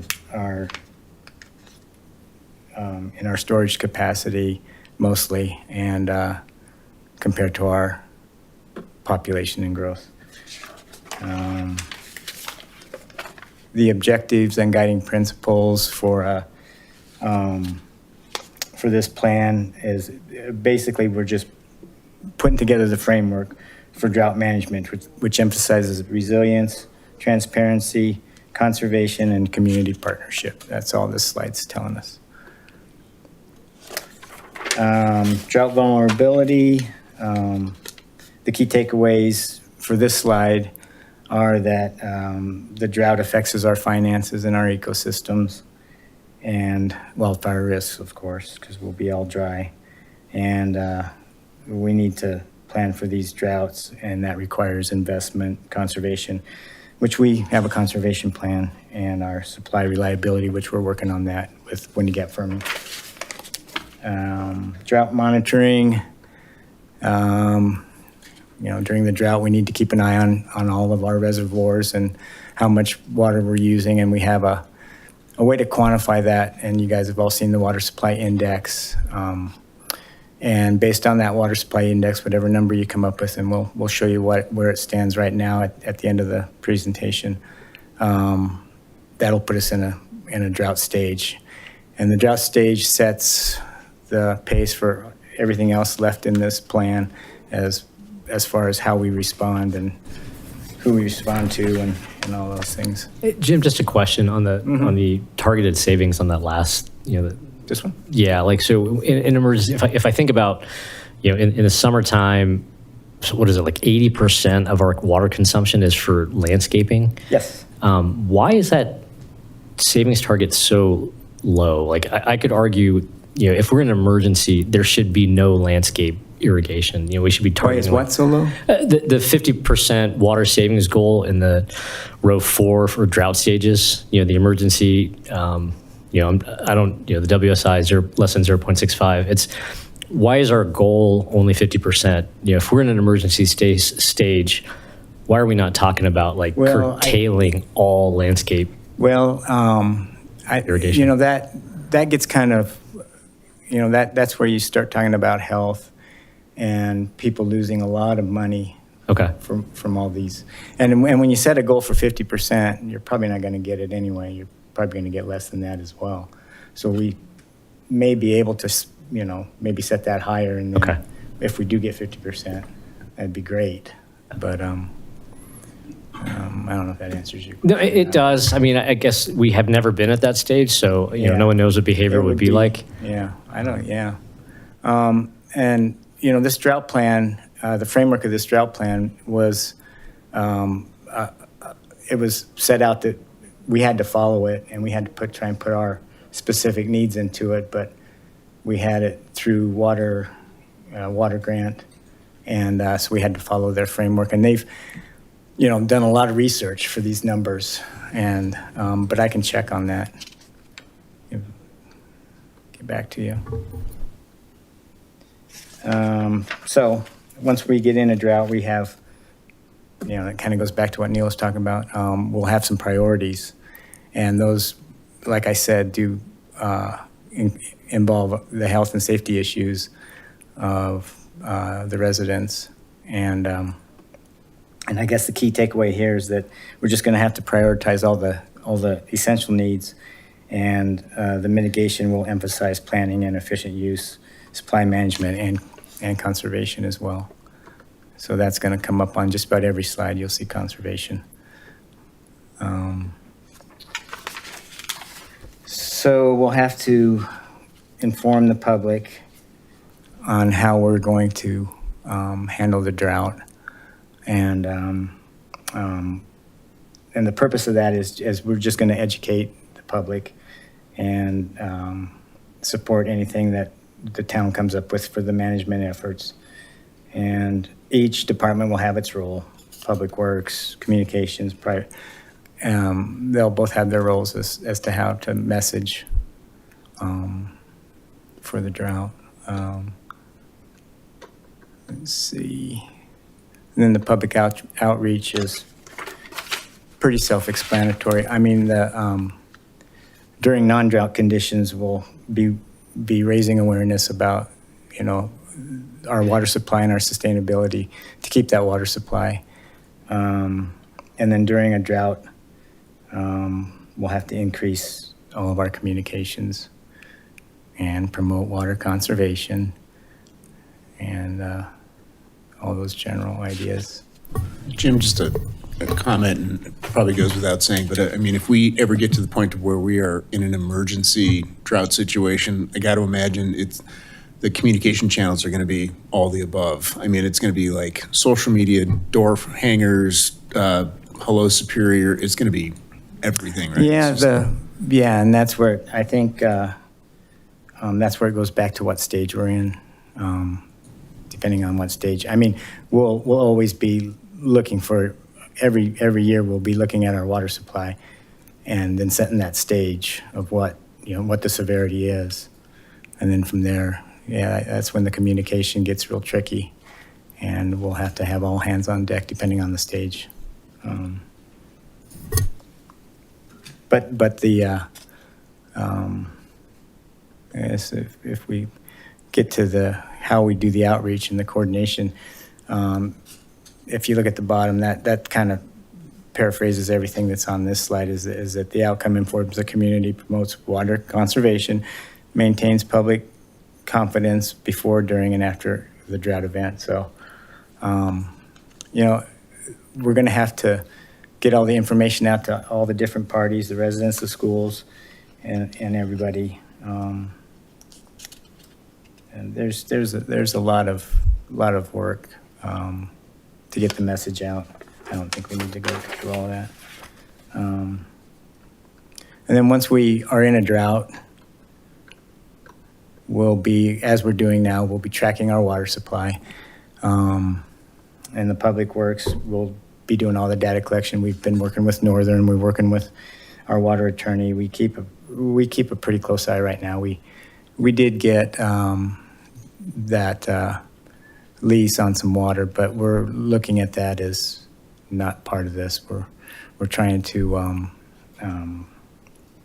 conserve water and not just use it because we have it. So we're keeping an eye on the snowpack and the reservoir levels, and there's a lot of data. I met with Windy Gap folks last week with their hydrologist specialist, and he was going through all the numbers. So we keep track of the data and where we're at, and it says where it says data is processed weekly. That would happen if we were in like an emergency stage. Right now, we're looking at it monthly, and we're keeping an eye on it.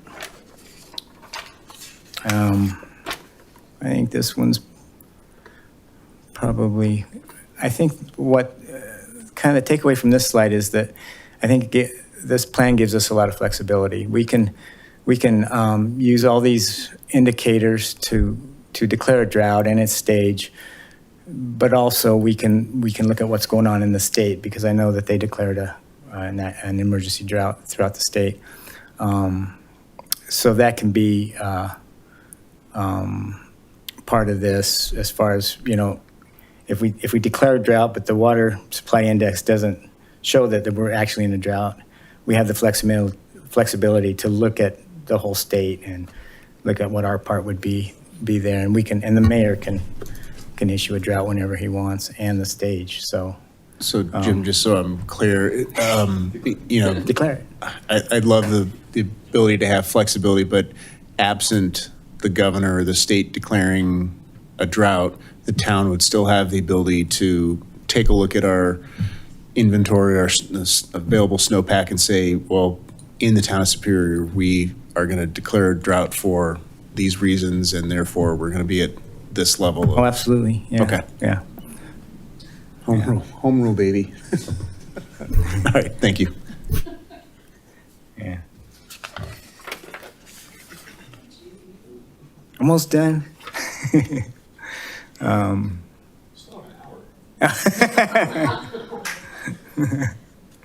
Okay. Let's see. Let's go back. No. Jim, just to be clear, the WS said water S index. Supply index. We're greater than 1.0 right now? Yeah. We got that coming up. Oh, sorry, jumped ahead. But we are. So once we've declared a drought, we would implement what stage drought it is, and then we have a response, and everybody will have their roles. It would be led by the Public Works Department, and we would ask for, help from parks to adjust their use, and the comms department would do some public reach, and the finance department would monitor the revenues. And it's just a team effort. We just all have to be aware of our water use. And then we would meet, right now we are meeting monthly, and we meet periodically with Northern and our water attorney. She keeps track of a lot of our accounting. So everybody's involved. And then there's enforcement. So there's going to, should there be some stringent water restrictions, we'd have to enforce that. And I think that would be pretty much based on whatever stage drought we're in, how tough we get on how we're going to enforce it. But that would all be decided through the board and through our department. And then depending on the stage, the penalties can escalate. And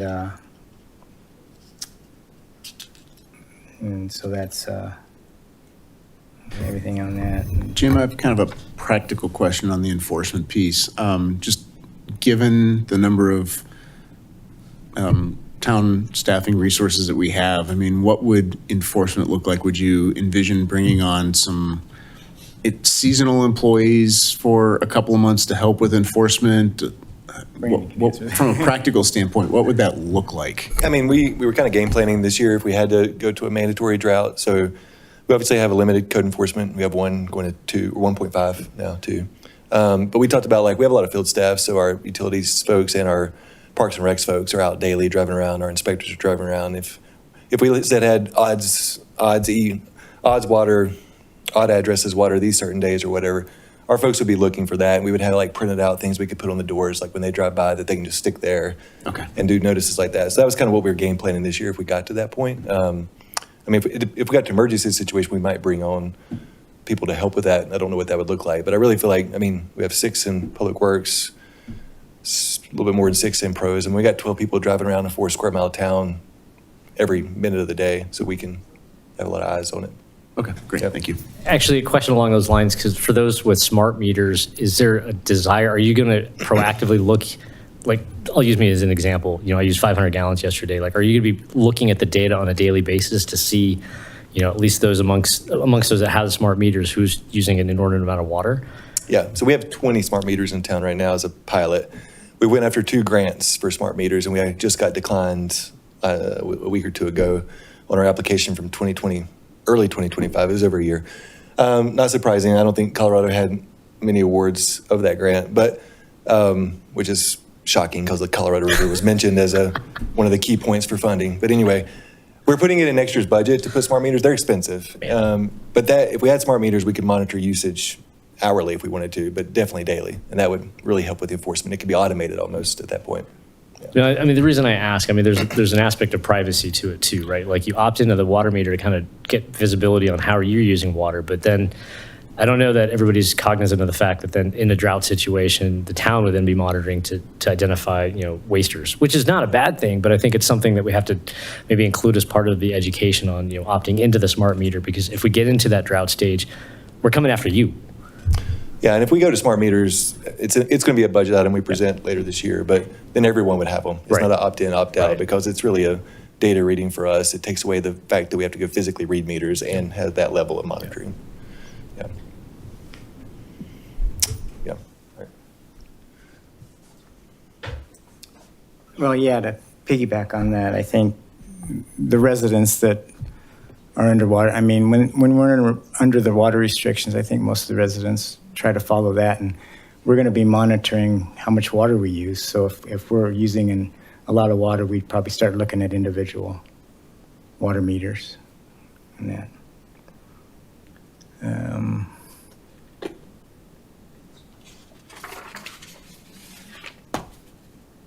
So we haven't been doing a real good job of this, but with this plan in place, we're going to start every spring looking at it as a drought year and making sure that we're on top of it.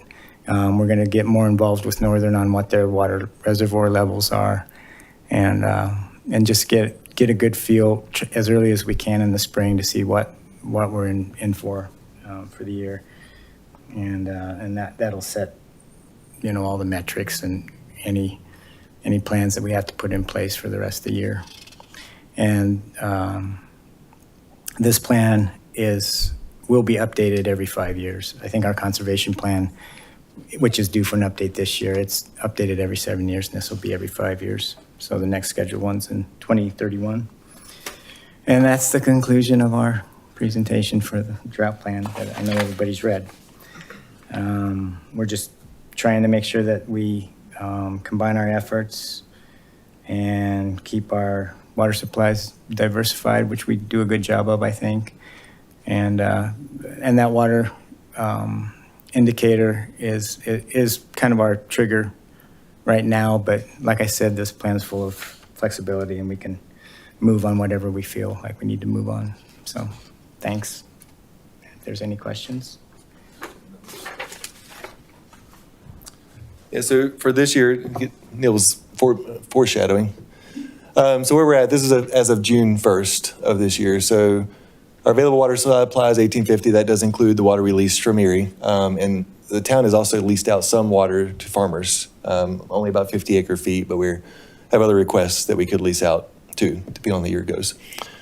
If we subtract our full carryover, that gives us 1,392 acre feet, and that's for the remaining water years. That's June through October.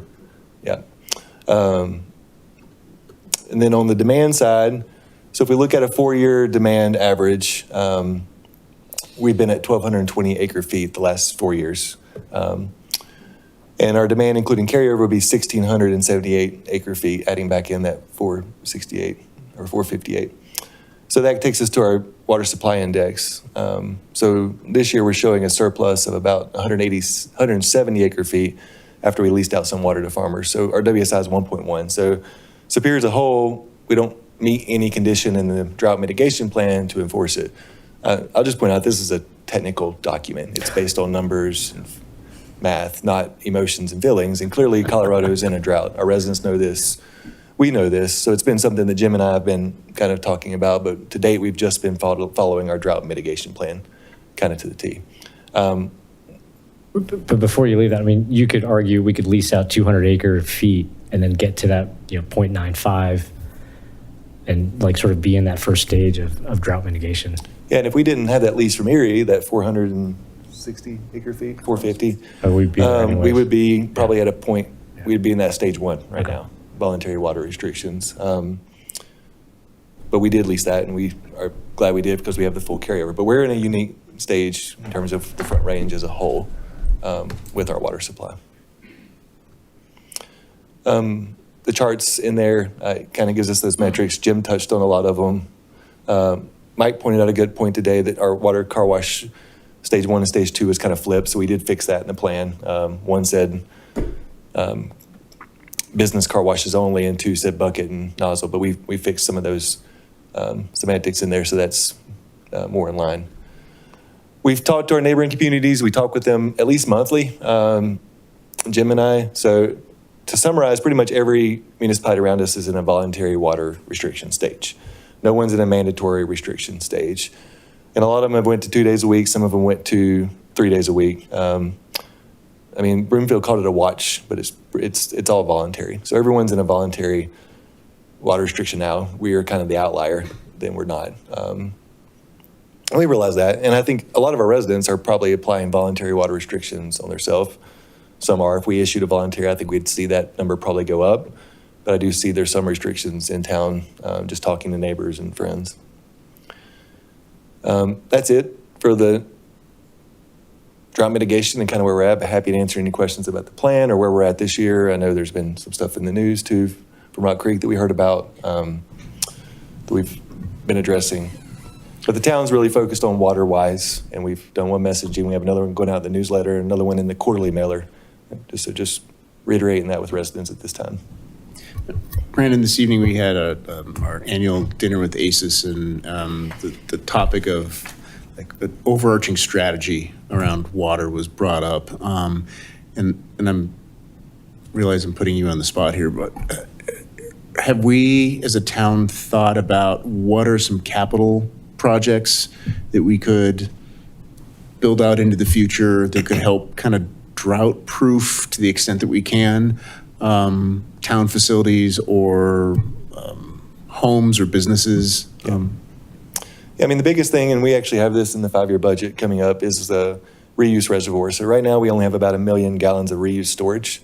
So we produce 1 million gallons of waste a day, roughly, a little bit more than that. So we save all that in the winter, but no one's irrigating in the winter, so we really just end up wasting it. But then in the summer, we only have 1 million gallons. Our daily irrigation demand, sometimes we reach 4 million gallons during the peak watering season. So if we had a reuse reservoir similar to our water reservoir up on Coyote Ridge, then we could store 100 acre feet of water versus 1 million gallons of water per se. And then we would have over a month of storage there for irrigation. So in the winter, we would build it up. In the summer, we could supply June and July with that while it's still refilling. It could almost get us through the summer months.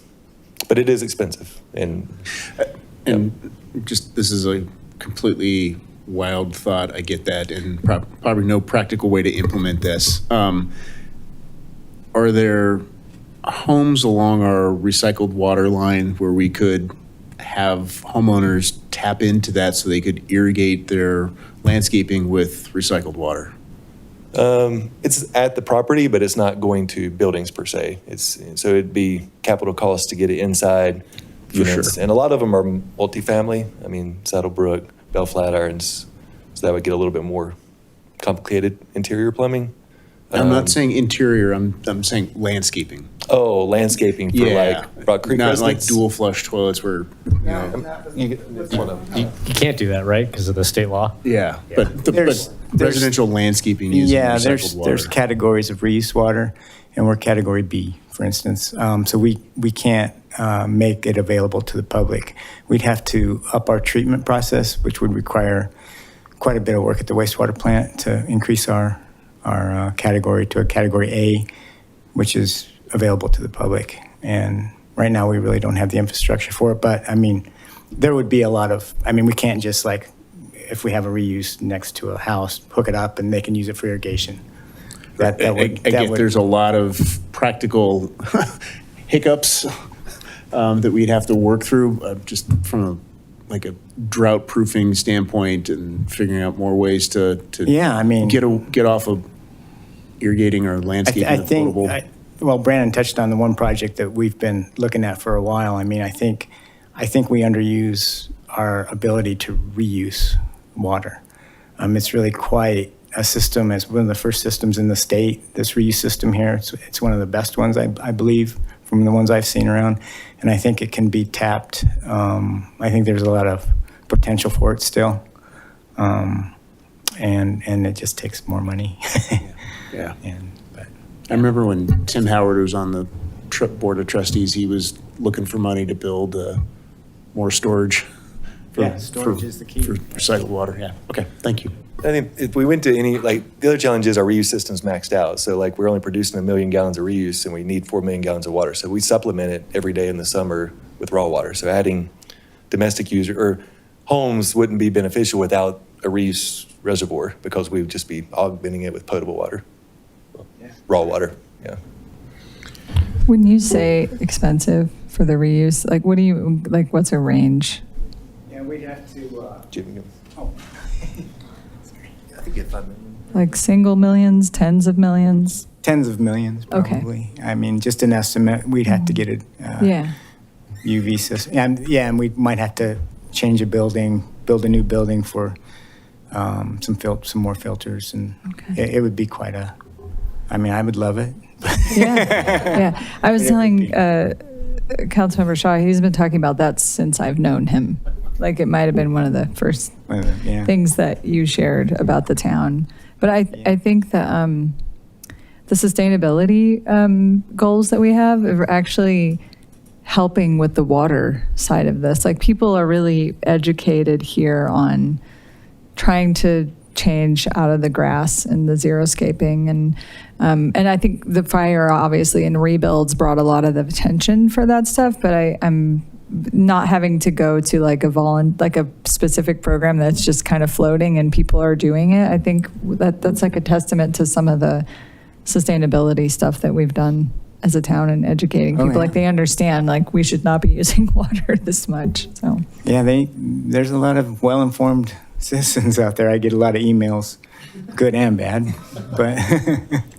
I have a question about the neighboring communities' watering restrictions and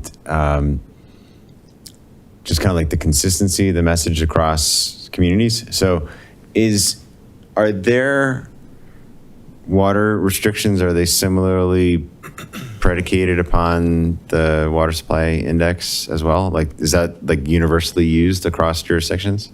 Yeah, I believe that's kind of the standard. So during the last call, I brought that up and they all said they had a math document to it. I think a lot of their volunteer is more based on the news and media and where we're at as a state versus their water supply. There's some exceptions. I think Erie's is looking like a deficit, and maybe Boulder. But I know Broomfield wasn't, and Louisville wasn't the last call we had with them. So the restrictions they're not, I haven't seen their WSI calculation, but it sounds like they were at a point where they did not warrant a voluntary water restriction. Okay. It is, but I think at this time when they're involuntary, I haven't seen their math, but my gut is it's probably not math based for all of these, if that answers your question. Okay. And so, do we care about that? Like, I mean, do we care about consistency with the communities? And I mean, I think that this plan is well thought through and makes a lot of sense. But, you know, like, obviously you're hearing from residents who are just like, why are we not having voluntary restrictions when, you know, the state says this and all of the surrounding communities say that? So what are your thoughts on that? I mean, It's a conversation Jim and I have had. I mean, right now we followed the document kind of to a T when we're issuing our messaging. We have tried to be more vocal with our messaging, but we have lifted that stage 1 restriction. And it was really just based on this document and that justification. I mean, any water we don't use, that surplus, is something we can lease out and help other jurisdictions or farmers. Yeah, but it comes with a cost. We can't lease water for nearly what it cost us to get the water. And our town operation, like our Parks Department still has the goal of reducing irrigation by 20% this season. So we're still actively trying to be water wise. Yeah. But Mayor, to your point, you know, I'll just say it, there's a sense of privilege when you've got an abundance of resources and when surrounding communities aren't as fortunate. Certainly there's an optic to a well-privileged community saying, yeah, we're going to not do voluntary restrictions, and everybody else around us is. I agree that there's an optic to that, and I think that complicates messaging for town staff and trying to communicate with the residents on why we're not doing something when all of the surrounding communities are. So it might be worth having some conversation around that. And on that same kind of like line, so one of the stories that came out in the press this past week with Rock Creek HOA, so you know they were issuing the notices for people that had, you know, brown lawns, and taking a lot of flack from the press on that and from the community. One of the comments either was in the story or maybe it was like about that story that I saw was that if the town issues some sort of drought watch, or I don't know if the voluntary restrictions would cut it, but that would essentially trump the HOA's ability to like issue those notices. And so like is there any value in doing that to like from a resident's perspective to kind of like avoid the headache of getting enforcement actions from an HOA by just proactively putting in place voluntary restrictions? I don't know that our voluntary restriction would affect the HOA covenants. It would have to be mandatory? I have no idea. I think mandatory, we can limit how much people water. I don't know. Yeah, my guess would be it would have to be mandatory. Yeah. Okay. And then we wouldn't be doing the mandatory until we're in the 0.8. Yeah. Index. 0.85. 0.85? Yeah. All right. It's good to know.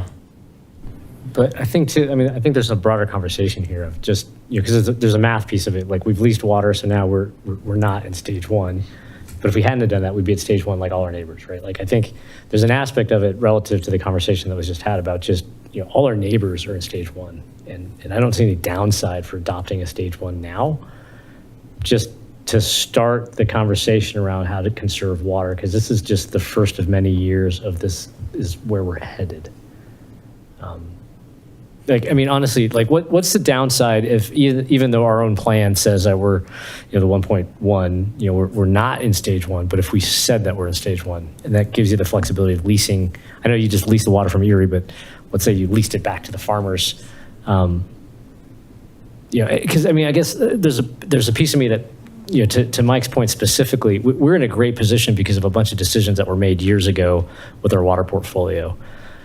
But it seems really weird to not be in a stage 1 watch when literally everybody around us is. It's also even more strange that we're not in a stage 1 when we have leased from Erie and they're in a stage 2. Yeah, that's actually, you're right. It's like that lease is why are they giving it away? doubly impacting them. It's weird to think, though, that we use data to support what we do and that we would just override that to tell people something that isn't true. I just don't want to do that. They're in a stage 2. That's concerning. I mean, the intent is good. Like, I understand why, but I wouldn't want anybody watching this would be like, the announcement comes out tomorrow, we're in stage 1, and they're like, that's not even true. So I don't want to do that.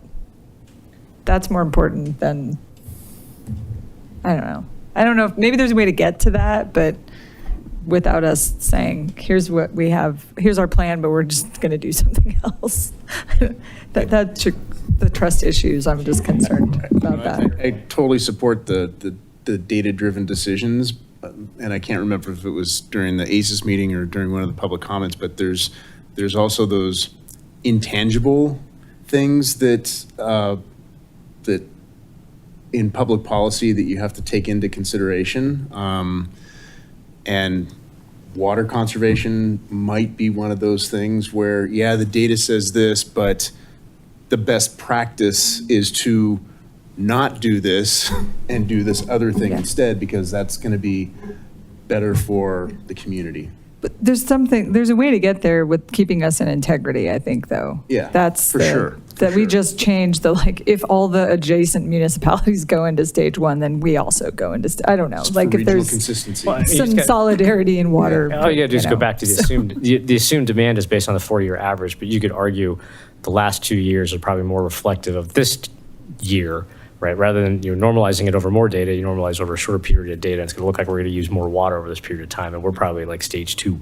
Right, like everybody's watering right now a lot more than they were 2 or 3 years ago. I'm looking at my data because my smart meter just compared to last year, and I am watering quite a bit more already.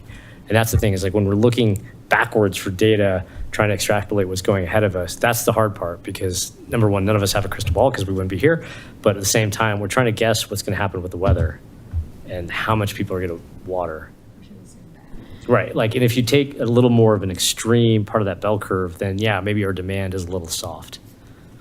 Well, I mean, I agree with Jen that we shouldn't be just arbitrarily if we're data driven, but also it says mayor can do an emergency drought declaration. Put it on me, huh? Can you, well, I'm just saying, don't do an emergency declaration, but can you similarly just do a watch? Like, does the mayor have that power to where I think our document, it gives us the ability. I mean, especially since the governor's he just issued a drought emergency, I believe, and that really opens up some funding mechanisms for them. But I mean, we can definitely within the document, it allows us to not follow the table and issue one outside of that. That feels like path of least resistance, while still acknowledging the data. Yeah, So there's the math end of it, but there's also that section where it talks about, our monitoring indicators, reservoir levels, and things like that throughout the state. And based on those priorities, you can issue any stage drought you want. But you can back it up with this plan. There's some indicators in there that we can turn to that say, okay, our supply index is fine, but look at what's going on in the state with all the reservoirs and lakes and everybody else, and we can follow suit because the extra water that we have leased out 50 acres already to a farmer. And then some of the extra, if we end up at the end of the year with 200 acre feet, that helps others. I mean, because usually they take the extra water every year, Northern, and they put it in a pool, and then they sell it off. They lease it off. But they're not going to do that this year. If they get any extra water, they're going to keep it in the reservoir because they're looking at a 2 to 3 year drought coming up. So any extra water that we can save is beneficial. It's, I'm sure we paid for it, but, there's other things that we have to consider, being good stewards of the water. Those mechanisms are built into the plan. And to your point earlier, it sounds like if we hadn't leased additional water from Erie, we would already be in a stage 1. Yeah. So looking at our actual water supply of what we have ownership of and not what we're just leasing, it feels like that would also back up being in a 1. Yeah, with our original account. with Northern, we were probably in a 0.95 roughly.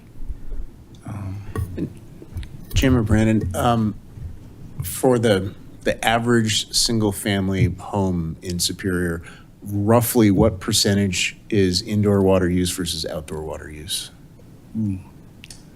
It's, the indoor is quite low. I haven't ran it for the whole, I know 50% of our water use, like Neil mentioned earlier, is irrigation. We did that math based on billing. We haven't dove down to the single-family homes, but that's just as a whole.